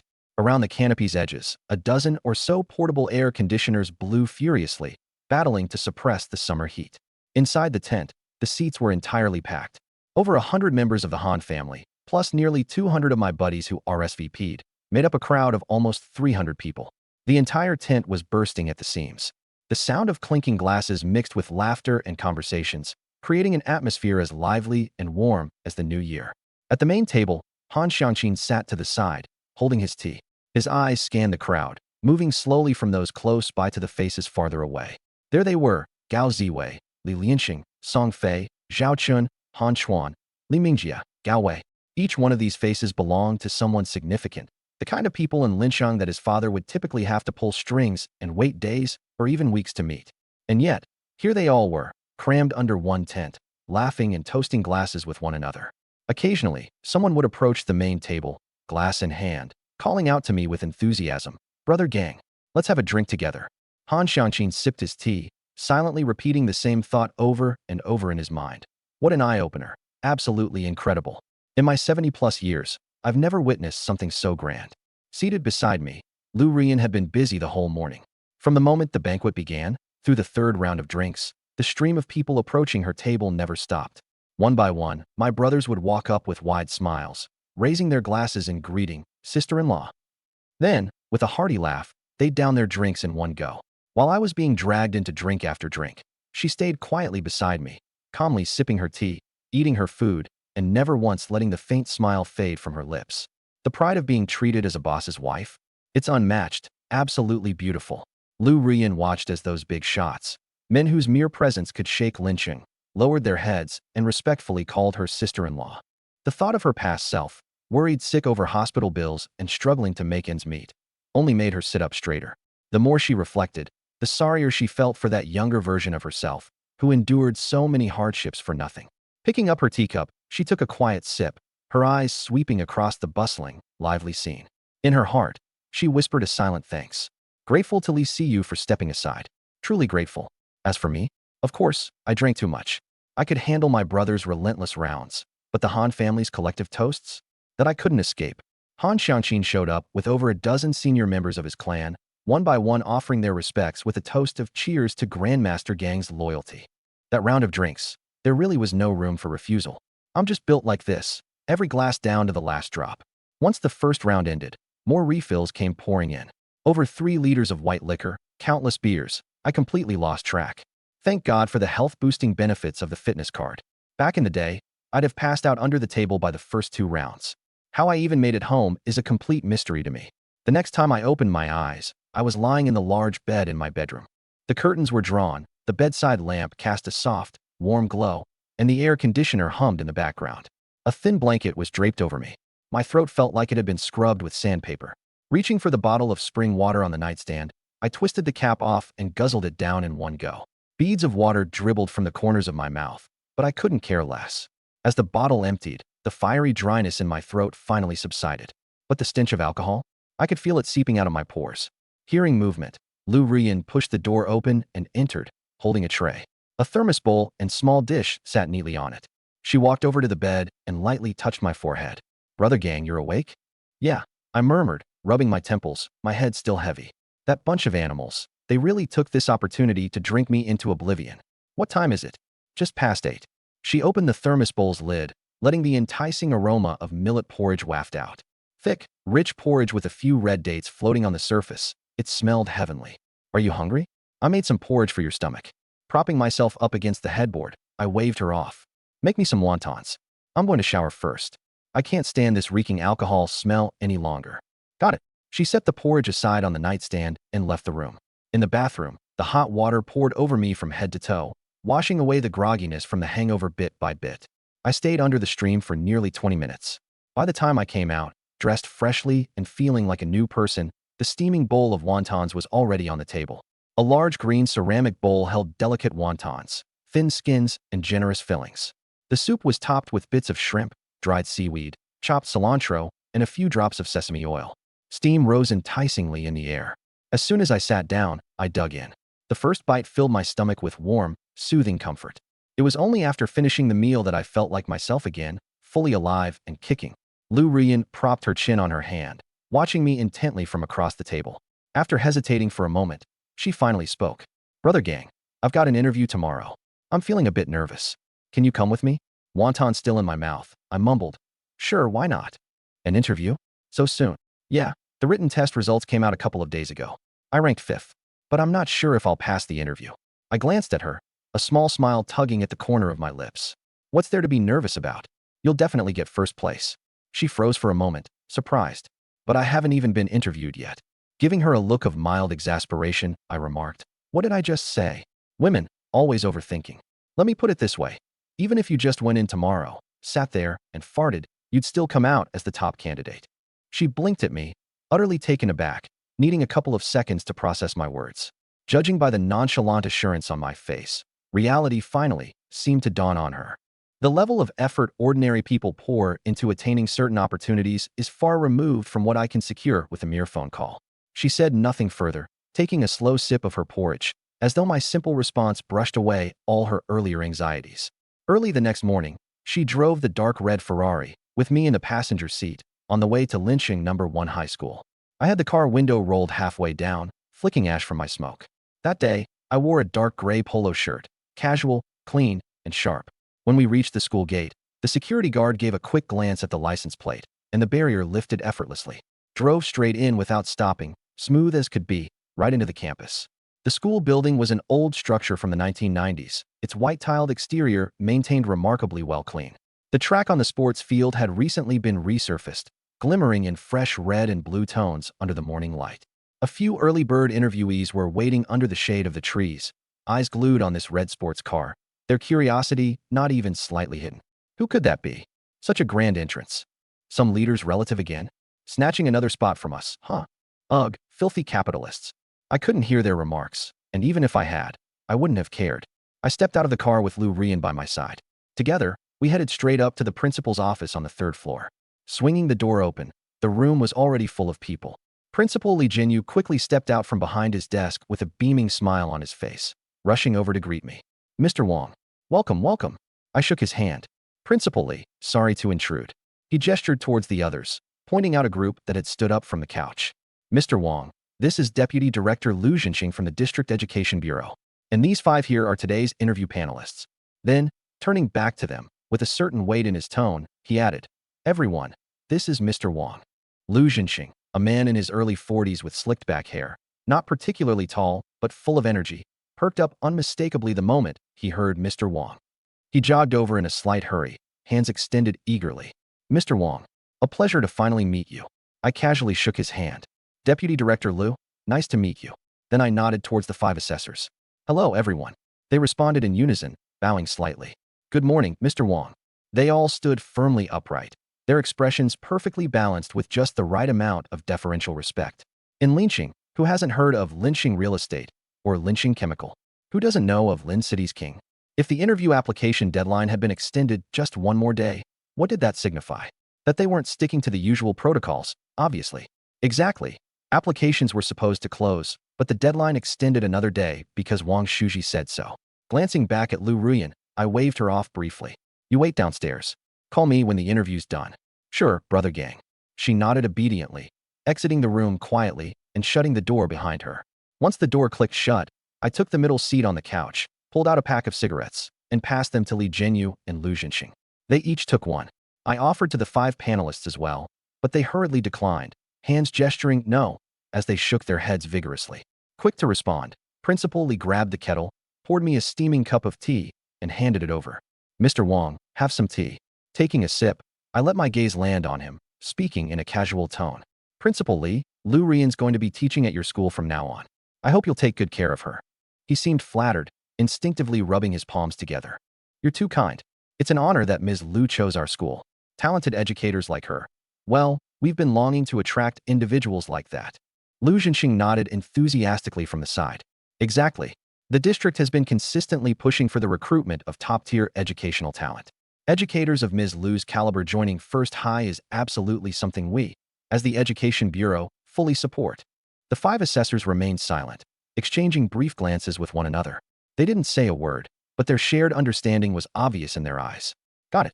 We all know what to do for Lu Ruyan's interview results. Leaning back lazily into the couch, cigarette in hand, I watched this little reception crew scurry about, their faces painted with eager smiles. My purpose for showing up here was simple. Establish my presence. Make sure everyone knew who I was and what was at stake. That way, the staff further down the ladder wouldn't dare treat Lu Ruyan like any random applicant out of sheer ignorance. Midway through my cigarette, a thought suddenly popped into my head, so I turned to Principal Li with a question. All right, Principal Li, how many spots are you filling this round? 1. Just 1 slot, actually. I nodded, flicking the ash off my cigarette. Good to know. All right, I'll leave you all to it. I won't keep you any longer. Once everything's wrapped up, have Lu give me a call. I'll be wandering around by the campus gate. Standing, I stubbed out the remaining half of my cigarette in the ashtray. Everyone else in the room immediately followed suit, standing and walking with me toward the staircase. At the landing, I waved them off, signaling they should stay. Then I made my way down the stairs. Meanwhile, in the waiting area of the interview room, Lu Rian was seated in preparation mode, taking several deep breaths. Her palms were slightly damp from nerves, but she reminded herself of what I'd said earlier. With support like mine, all you have to do is walk in there and win this. At that thought, the anxiety simply melted away. That's what being backed by someone powerful feels like, secure and confident. By the end of it, she practically bounced out of the room as if spring-loaded. From a distance, she spotted me lounging on a bench under the sycamore tree, one leg crossed over the other with a cigarette in hand. "Brother gang." She jogged up to me and planted a quick kiss on my cheek. "I'm done." Knocking off the ash from my cigarette, I glanced up. "How'd it go?" Tilting her head with a smirk she couldn't keep hidden, she said. 4 of the 5 panelists were smiling the entire time. The last one, even though he didn't smile, was still nodding like crazy during every answer I gave. Predictable. Everything was going just as expected. "Sounds good." I patted off the dust on my pants and stood up. "All right, let's grab something to eat." We'd barely taken a couple of steps before she lit up again, saying, "Brother gang, I feel like having spicy hot pot noodles." Again with the noodles? The memory of that infamous $6 noodle meal made me chuckle. "All right, today it's your call. Order whatever you want. Hot pot noodles on me. And yes, still $6. She playfully hit my arm. "Oh, you joker. That one time was enough. You're not getting off that cheap again." Grinning, I stayed quiet. Honestly, my pride was through the roof at that moment. Back in the car, she drove the Ferrari toward the newly opened June Plaza, a swanky shopping mall that had overtaken the old pedestrian streets both in size and appeal. Complete with restaurants, games, and even an IMAX theater on the top floor, it was the city's latest hotspot. Though it was still a weekday morning, the mall was alive with young, carefree shoppers and parents with kids in tow. Just as we headed toward the 5th-floor dining area, something caught my peripheral vision. Outside a Kentucky Clucker chicken joint, a commotion, crowds swarmed like bees to honey, 3 or 4 layers thick, blocking all paths. What could have caused a commotion? Instinctively drawn to the scene, I veered away, pulling Lu Ruyan along with me. "Let's go check it out, see what's going on." Given my size, weaving through the crowd was a breeze, like plowing through snow. As I pushed my way through, I shouted, "Excuse me, make some room." Body angled just enough, I muscled us right up to the front. There, standing smack in the middle of the fried chicken joint's doorway, was a young man, backpack slung over his shoulders and square-framed glasses perched on his face. His demeanor polite, yet fiery and unmistakably aggrieved, his clenched fists so tight that his knuckles had turned white. "Sorry, but I can't assist with this request." A shout. "Hey guys, that's about enough. The cops are almost here. Time to go." I scanned the crowd one last time and added, "What to say when the police show up is up to all of you." Immediately, responses came from the crowd, mingled with laughter. "I don't even know you guys. Wasn't it those other folks going at each other?" "Who's down?" "I just got here, didn't see a thing." "I'm just here for a burger, haven't even ordered yet." Inside the mall's security office, Gao Yunxiao's orders had already been executed. The guy on duty wasted no time turning off all the recording channels. He pulled up the footage from the past hour, hit a permanent delete, yanked the hard drive out, and packed it into a black backpack. Next thing, 2 tall security guards dressed in black uniforms hurried into Fried Chicken Express. With blank expressions, they walked through the mess of the restaurant straight to the monitor behind the counter.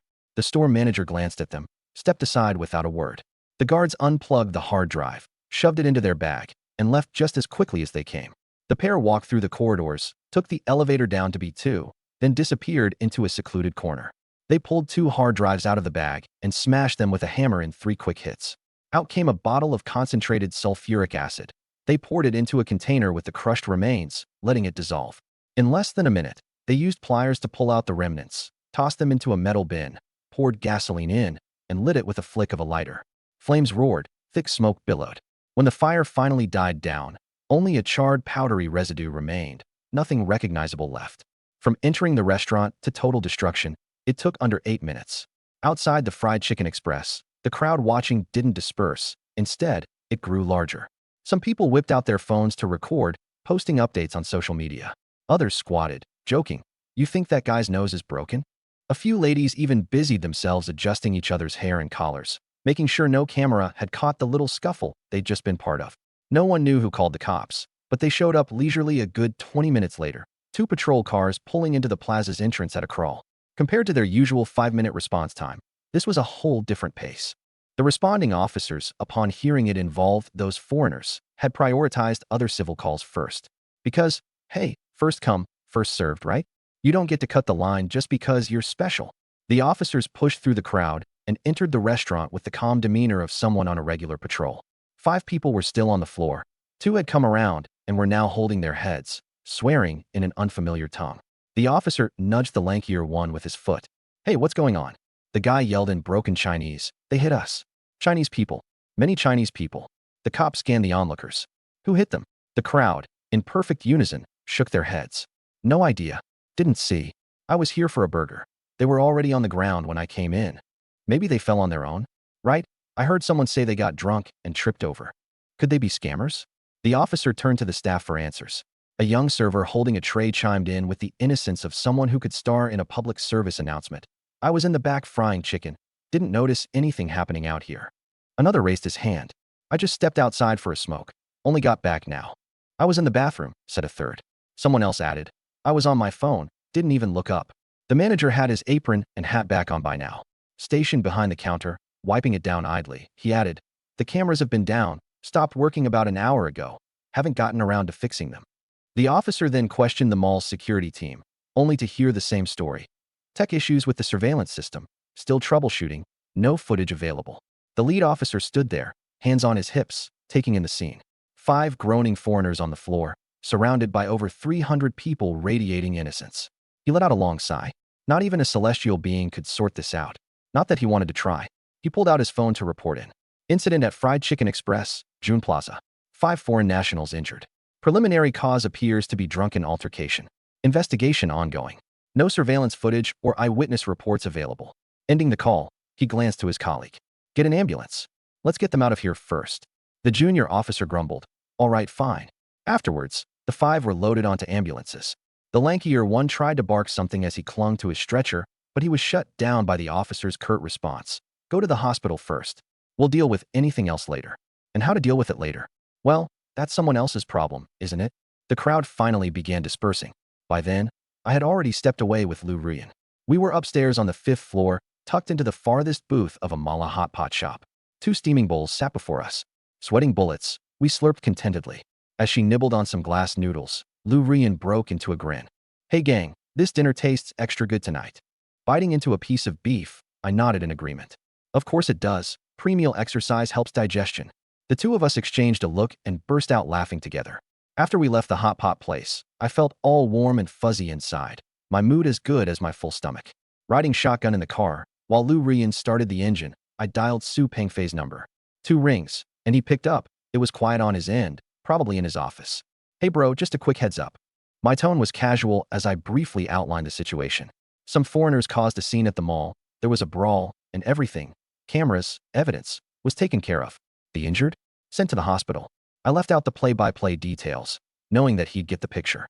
After a pause, Su Pengfei asked, "Are their injuries serious?" "Not light, but they're all alive," I replied. "Good enough." His voice was calm. "You stay out of it. If anything official lands on my desk, I'll handle it myself." Smiling, I reassured him. "With you saying that, I've got no worries. Talk later." Hanging up, I leaned back in my seat, finally feeling a sense of relief. International squabbles are a headache.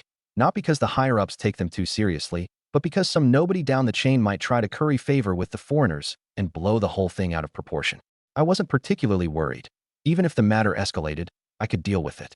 But who enjoys unnecessary hassle? Now that Su Pengfei had taken the reins, the matter was as good as closed. Those foreigners?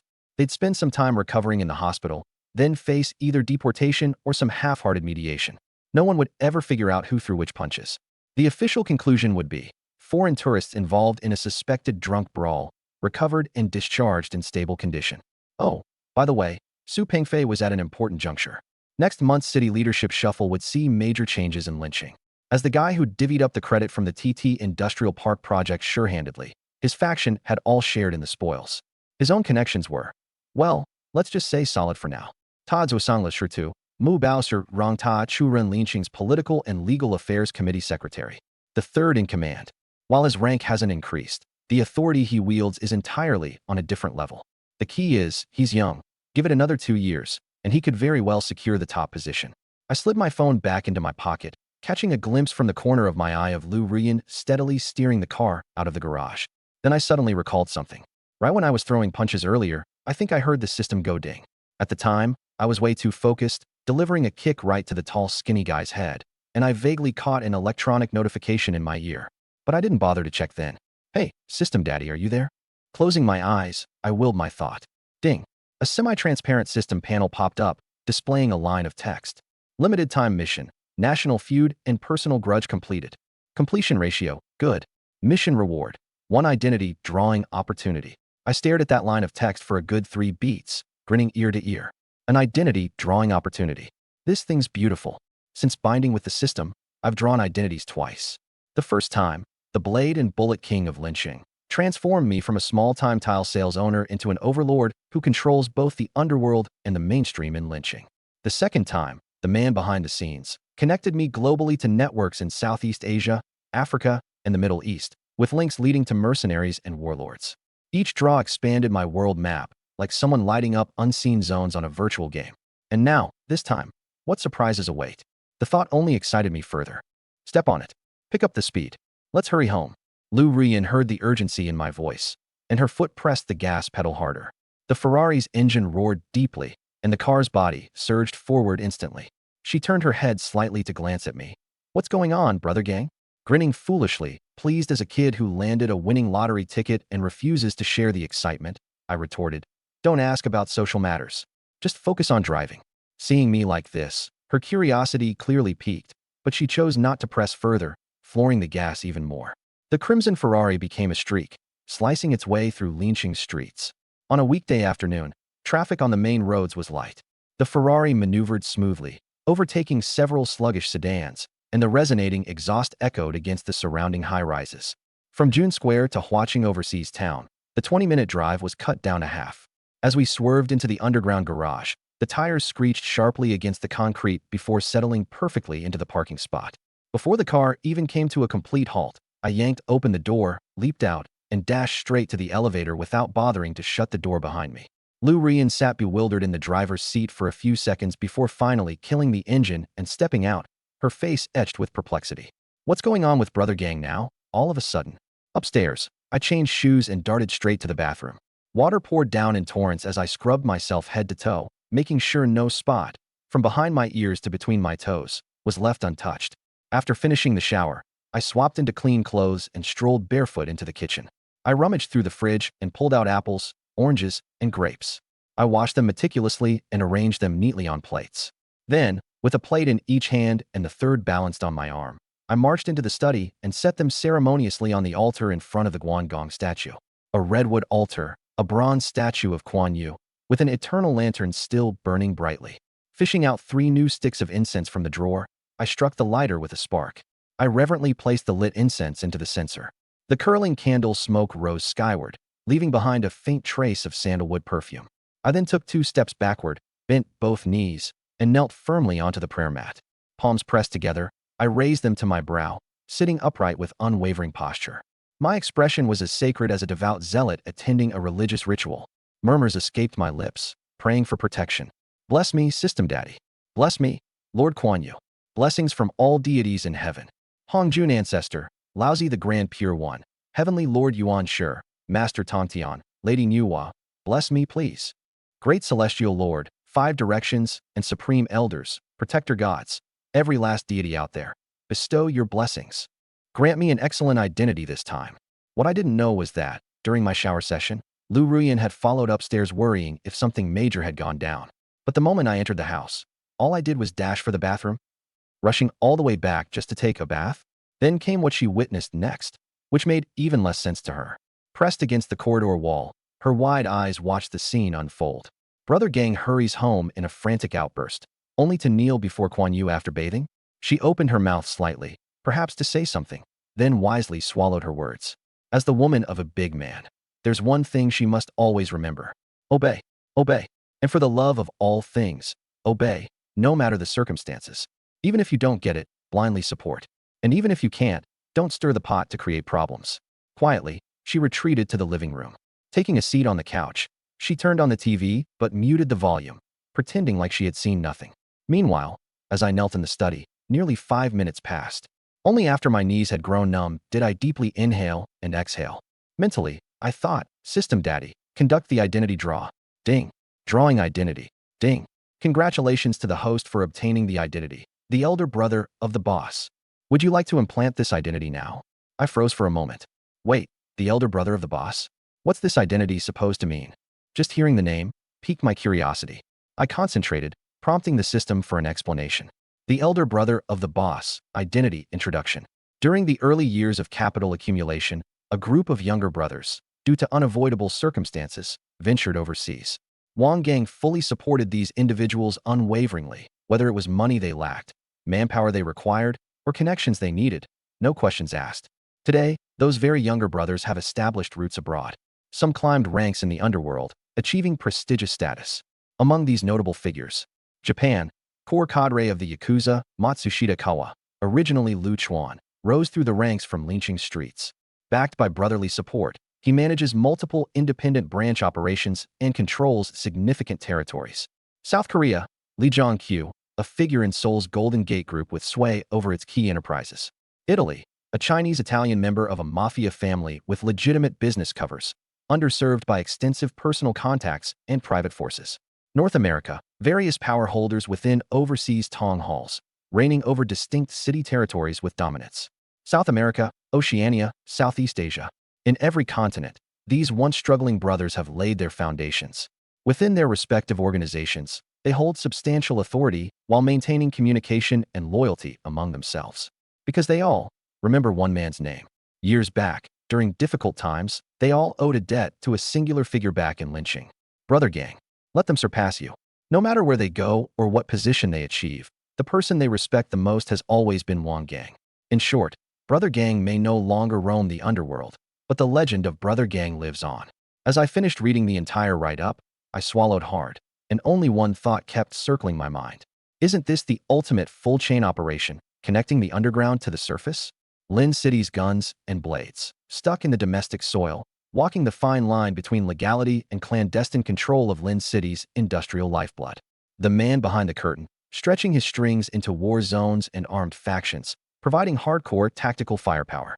And now this big brother's brother, extending an undeniable grip into the global network of illicit crime syndicates. What is this man planning to do? A magnate who dictates Lin City's market wins. A fierce figure supported by a well-organized armed faction. And a godfather respected by underworld bosses worldwide.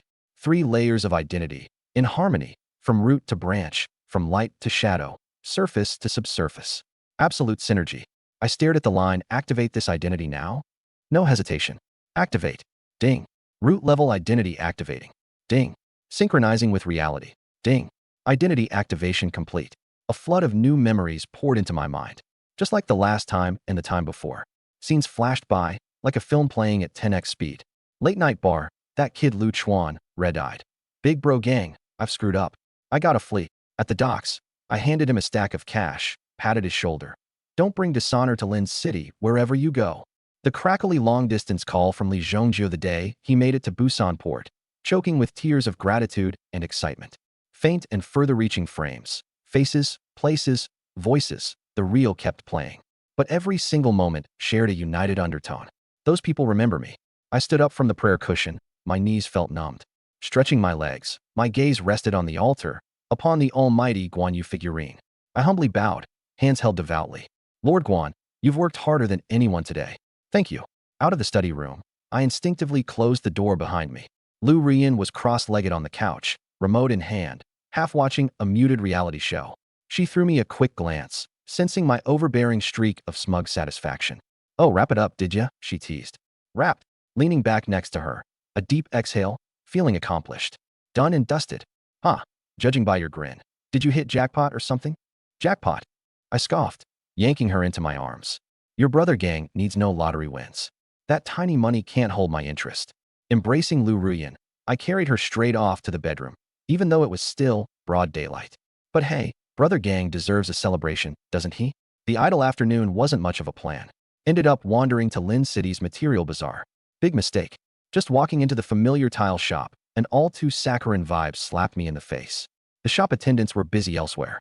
Meanwhile, at the counter, Lord Almighty, Jean Hu, a 6'3" human hulk, leaned hunched over the desk, beaming so hard his scars softened. By his side, Xiao Ling, once fierce, crisp-tongued, and workaholic. Here, erupting sugar bombs every word. Honey, can you double-check the monthly report when you're free? Xiao Ling's voice was unusually soft. Sure thing, baby Ling. Right away. Who? The man-brick clumsily grabbed the papers, joy oozing out of every pore. Girl even reached up and adjusted his silly collar while whispering something. Dude looked like he straight up ate a gallon of honey. Ballooning soul and all. First time seeing Xiao Ling like this. Guess Jean, who knocked the life force tantrum out of her abroad. Me?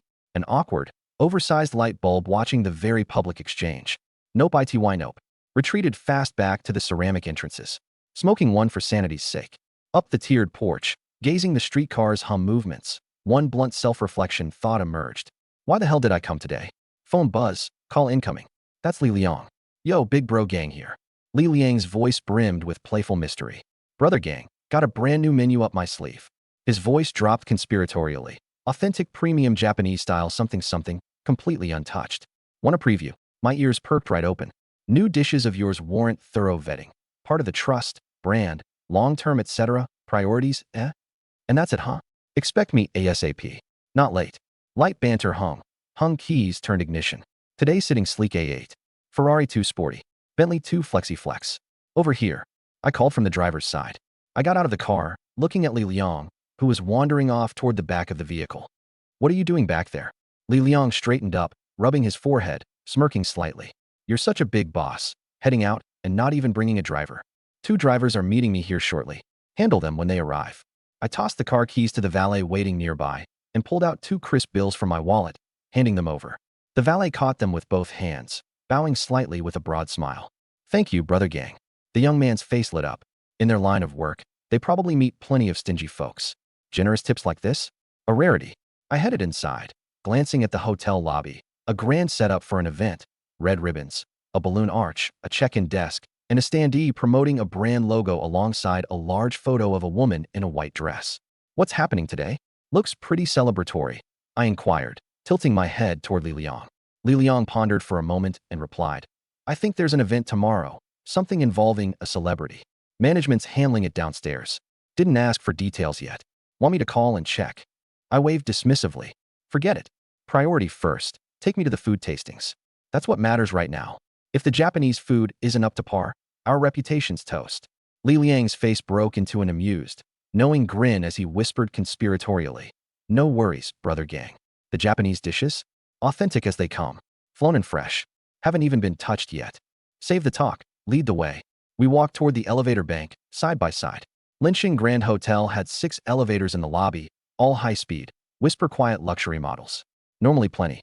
Yet today, 5 were headed upward, leaving just 1 descending from the 20-something floor. Guess we're waiting.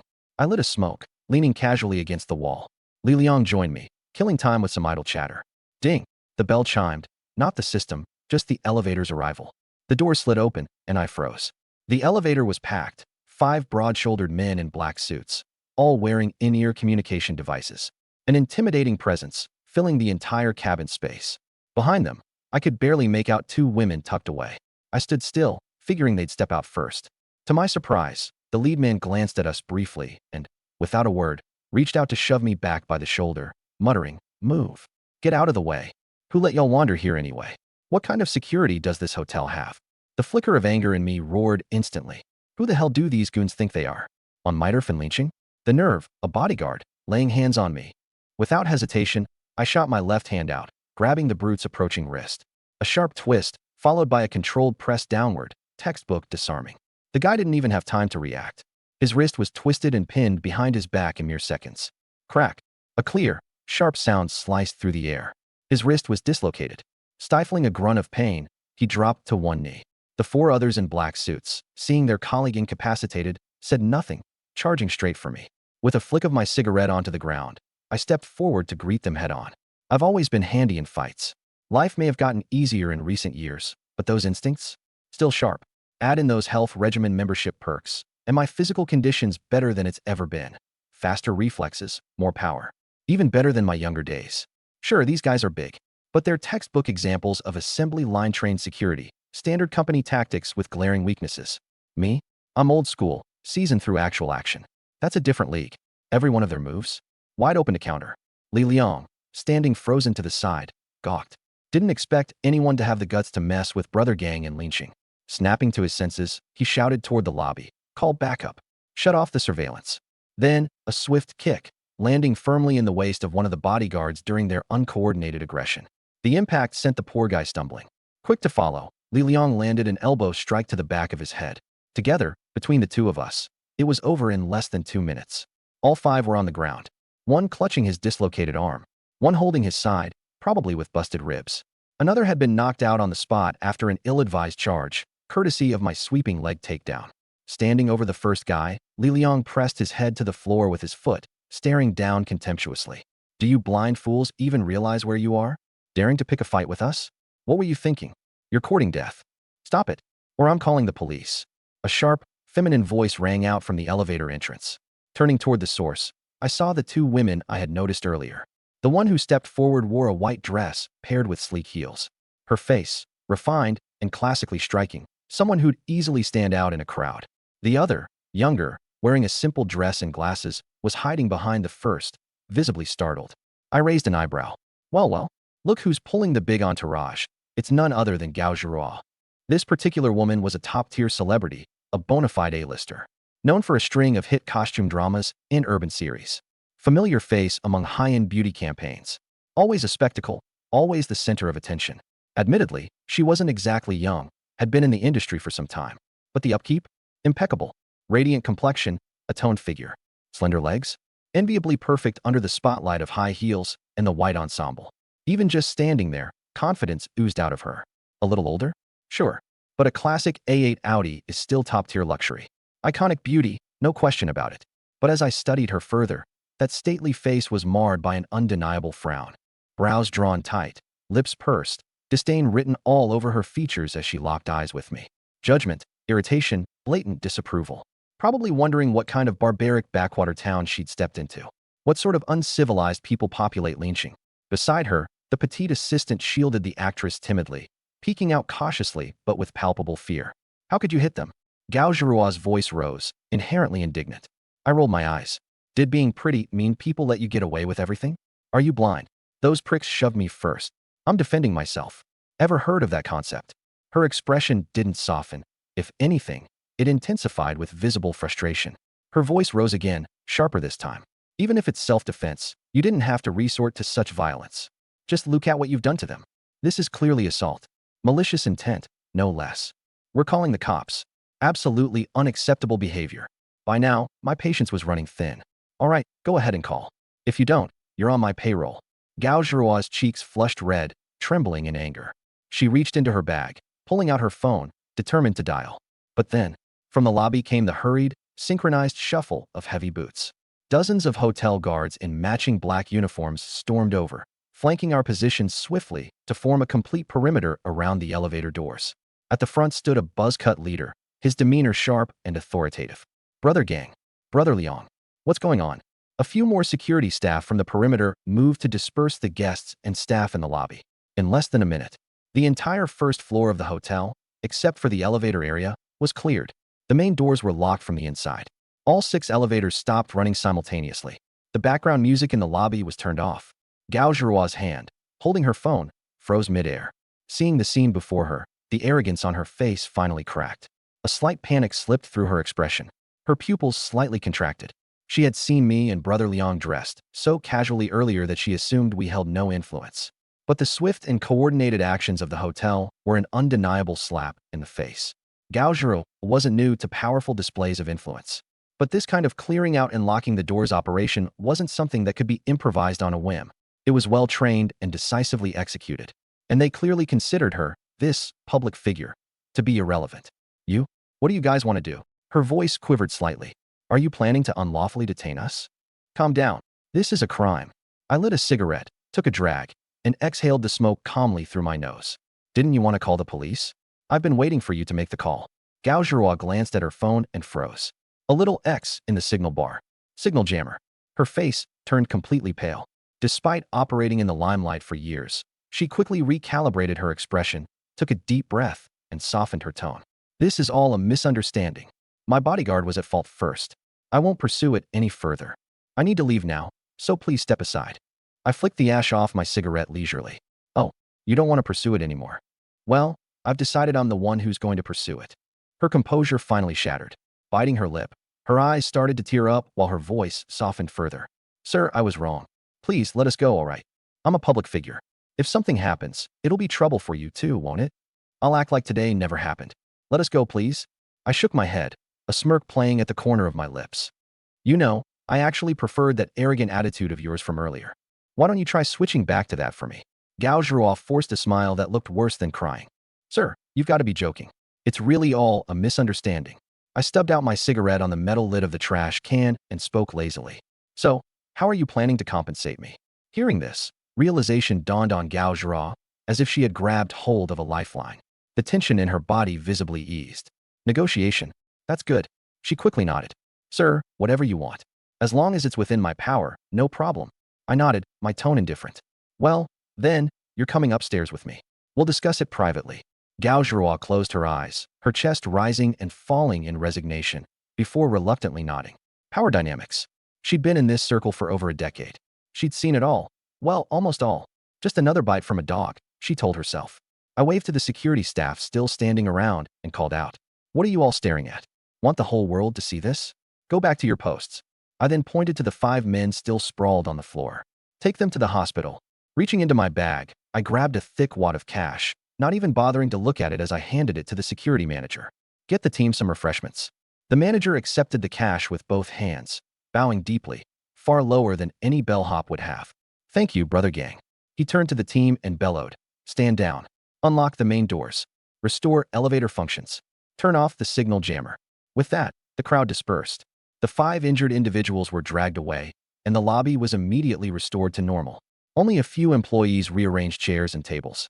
Liang opened an elevator door, stepped aside, and offered a polite, after you, gesture with a warm smile. This way, please. Gao Zhuo took a deep breath and reluctantly stepped into the elevator.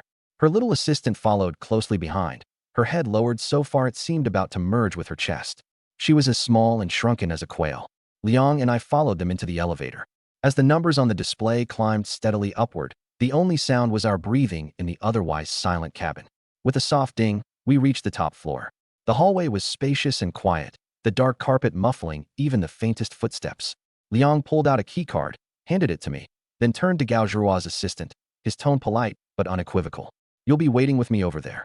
The assistant looked helplessly at Gao Zhuo. Without even lifting her eyes, Gao Zhuo thought, I can't even protect myself right now, let alone you. With a face full of despair, the assistant followed Liang to the far end of the hallway. I swiped the card to unlock the presidential suite. Stepping aside, I motioned for Gao Zhuo to go in first. She hesitated for a split second, but eventually walked in. Click.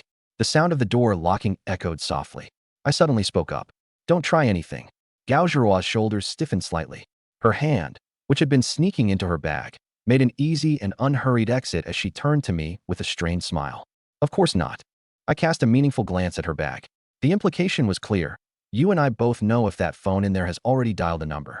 She took a pause before quietly placing the bag on the hallway cabinet. Taking the initiative, she pulled out her phone. The screen was lit. The number dialed was written there already, labeled Lin City Event Coordinator.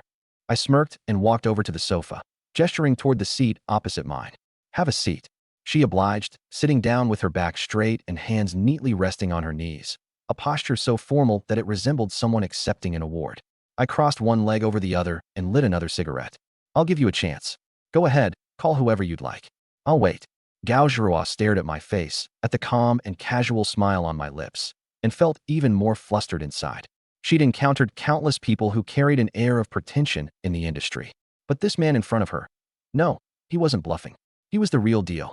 After a moment of thought, she made the call. It wasn't that she didn't want to reach out to someone more powerful. It was that, in this city, her network held zero influence. She understood the principle well. A mighty dragon is no match for a local snake. Once connected, she briefly explained. I'm at the Lingxing Grand Hotel, and I've encountered an issue. A man named Wang has stopped me. Can you mediate? The person on the other end was already full of dread upon hearing Lingxing Grand Hotel. That hotel belonged to Liang, and behind Liang stood that man, a god in his own right. Still, the organizer mustered some courage and made a direct call to Liang. Liang responded with a simple sentence. That woman crossed the line and had her bodyguard attack Brother Gang. You figure it out. The organizer instantly got the message and fell silent. Gao Zhuo, you really poked the wrong bear, didn't you? Moments later, they called back to Gao Zhirua. Miss Gao, I'm sorry, I can't help you with this. You'll have to figure out a solution on your own. Bang, the call ended. Gao Zhirua stared at the disconnected screen, her hand gripping the phone, turning slightly pale. She waited for a few more minutes, but the phone remained eerily silent. No callbacks, no messages. The contact seemed to have vanished into thin air. A cold sweat began to form on her back. This time, she hit a brick wall. Even with her status as an A-list celebrity, the organizer wasn't willing to budge. The weight the other party carried was already self-evident. I lit a cigarette and raised an eyebrow. Well, how'd it go? Gao Zhirua set her phone down, looked up with a forced smile. Brother gang, I was just joking earlier. Having the chance to talk to you is really my honor. I arched my brow again. That was a quick switch up. Smart girl. All right then. I stubbed out the cigarette and stood up. Let's have a proper discussion. 2 hours later, on the king-sized bed in the presidential suite, Gao Zhirua was sprawled out like her bones had been removed, completely limp against the sheets. Her hair was messily fanned out on the pillow, a lingering flush on her cheeks. The aloofness and resistance in her eyes had shattered entirely. In their place was an undeniable glow of satisfaction, mixed with a tinge of surprise and delight. She turned to her side, resting her chin on the pillow, giving me a playful wink. Brother gang, if I'd known you were this capable earlier, what was there for me to hesitate about? Fastening my belt, I glanced at her casually. She'd tasted the sweetness now, no doubt about it. After all, they say women in their 30s are wolves, and in their 40s, tigers. Gao Zhirua was at that golden age where she truly understood how to enjoy herself. In those 2 hours, not once did she utter the word stop, even trying at times to turn the tables. But come on, who am I? Let her take control? That's cute. I went all in and took charge. She amused me, so with a wave of my hand, I casually cast a glance using the eye of truth. A semi-transparent panel hovered above her head. Name, Gao Zhirua. Age, 38. Overall rating, 90. Affection level, 82. I blinked in slight surprise. 38 years old with a score of 90? No wonder she could stand tall as an A-lister for so long. She's got an impeccable foundation. But her affection level, what's up with that? 2 hours ago, she saw me as an adversary and was all about escaping. 2 hours later, her affection shot up to 82? Anything above 70, and you're talking about chemistry and feelings. Over 80, you're already.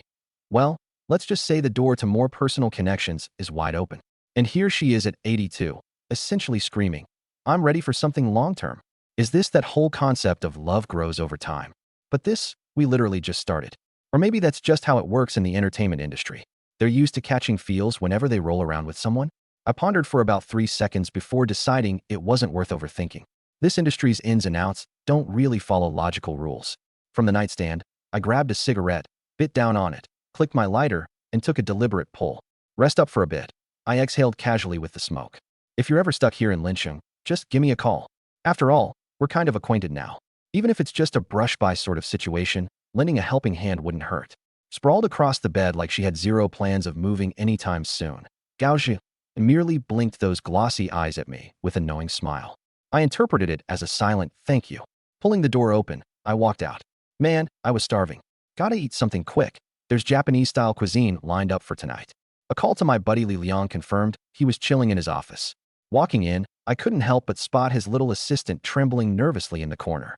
You can leave now, I said casually. She snapped her head up, as though she couldn't believe her ears. You're letting me go? I nodded in affirmation. Yeah, you can head out. The assistant, as though being granted a royal pardon, bolted from the office, softly clutching her flat chest once she was outside. That was so scary. Never coming back here again, not even if they paid me.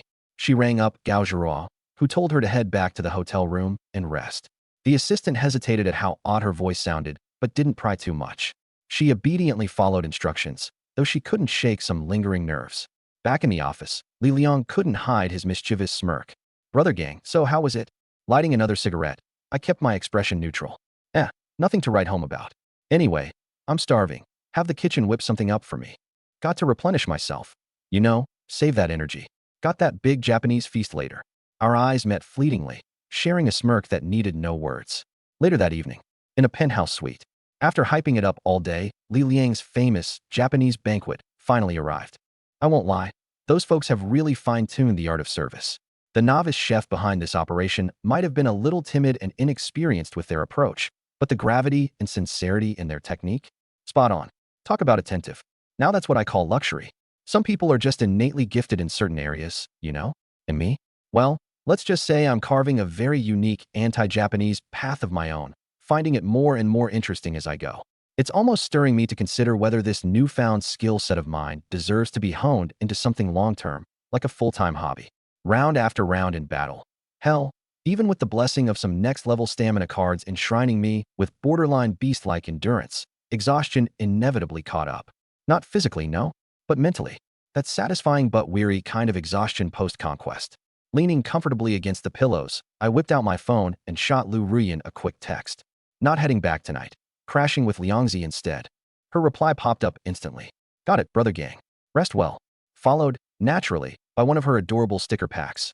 Tossing the phone onto the bedside table, I closed my eyes and drifted into dreamless slumber. When I next opened them, faint streaks of daylight were slicing through the tiniest openings of the curtains. Groggily reaching for my phone, I squinted at the screen, 1:12 p.m. Just when I was scheming to lounge a little longer, my ringtone bust through the quiet. Still half asleep, I swiped to answer. Hello. From the other end came a frantic, hushed woman's voice, like someone being chased by rabid dogs. Brother gang, I'm at Durimi. You've got to come save me. Still not fully extracted from my drowsy haze, my brain struggled to match the voice to a face. Who? It sounded so familiar, but, rubbing my eyes, I yawned heavily. Who exactly are you? I'm Gao Zhirua. Brother gang, it's me. Now the voice was frantic and low, clearly trying not to be overheard. Please hurry. Save me. I was stunned for a moment. On this turf of lynching, someone this bold actually exists? Who? Did they get permission from me? I took a drag from my cigarette, my tone calm. Who's the organizer? Lynching Pharmaceuticals. Hearing the name, I raised an eyebrow. Lynching Pharmaceuticals specializes in traditional Chinese medicine and health products, with assets worth billions. The boss, Li Haiyang, has some connections in the background. From what I remember, this guy and I don't have overlapping business circles. We don't interfere with each other. However, Li Mingjie seems to have some dealings with him. One produces, the other sells. They share a supply chain relationship. I want you to stay in the restroom for now. Don't make a sound. I stubbed out my cigarette. I'll make a call first. All right. Thank you so much, brother gang. The voice on the other side clearly relaxed. After hanging up, I browsed through my contacts and found Li Mingjie. Mingjie, send me Li Haiyang's number. Li Mingjie paused for a second. Brother, do you need something from Li Haiyang? Yeah, a minor issue. I didn't elaborate. What's this guy like? Li Mingjie thought for a moment. A businessman, resourceful, has some connections upstairs. Lynching Pharmaceuticals has been growing rapidly these past few years, but got a little too ambitious recently. Their cash flow's a bit tight. Got it. Send me his number. Sure thing, brother. Let me know if you need anything. I hung up, and shortly after, a message popped up, a string of numbers. I stared at those digits, cursing internally. Damn it. Someone this brazen, and I didn't even have his contact saved on my phone? What kind of joke is that? I dialed the number. The phone rang for dozens of seconds with no answer. I was dumbfounded. What the hell? Not picking up? Acting like such a big shot? For the first time, I started questioning my own cell phone number with its string of 7 zeros. No respect at all. Not ready to give up. I tried again. This time, it rang for nearly 30 seconds. Just when I was about to hang up, a slurred voice came through. Clearly, the guy had been drinking to the point where his tongue wasn't even working right. Who the foo? Who is this? Hearing those two words, my anger flared instantly. But given that I was asking for a favor, I decided to show him some courtesy. After all, the fool had no idea who I was yet. I held my temper in check, keeping my tone composed. This is Wang Gang. Gao Zhirua is a friend of mine. Could you let her go? Since I was asking for something, I even used the word please. But what came from the other side of the call left me dumbfounded. What kind of bullshit, Wang Gang? His voice suddenly shot up, drunk and arrogant, laced with unapologetic disdain. Screw you. I'm your dad. That Gao Zhirua is mine tonight. Even if the king of heaven himself shows up, it won't matter. Listening to that voice on the other end of the line, I stayed silent for 3 full seconds. My mind was just repeating one thought over and over. Who am I? Where am I? What the hell am I doing? After 3 seconds, pure fury came charging up from my core to my head, setting fire to my lungs as it went. There was nothing left to say. I had already introduced myself, and he was still this cocky. Well then, let's find out who's who.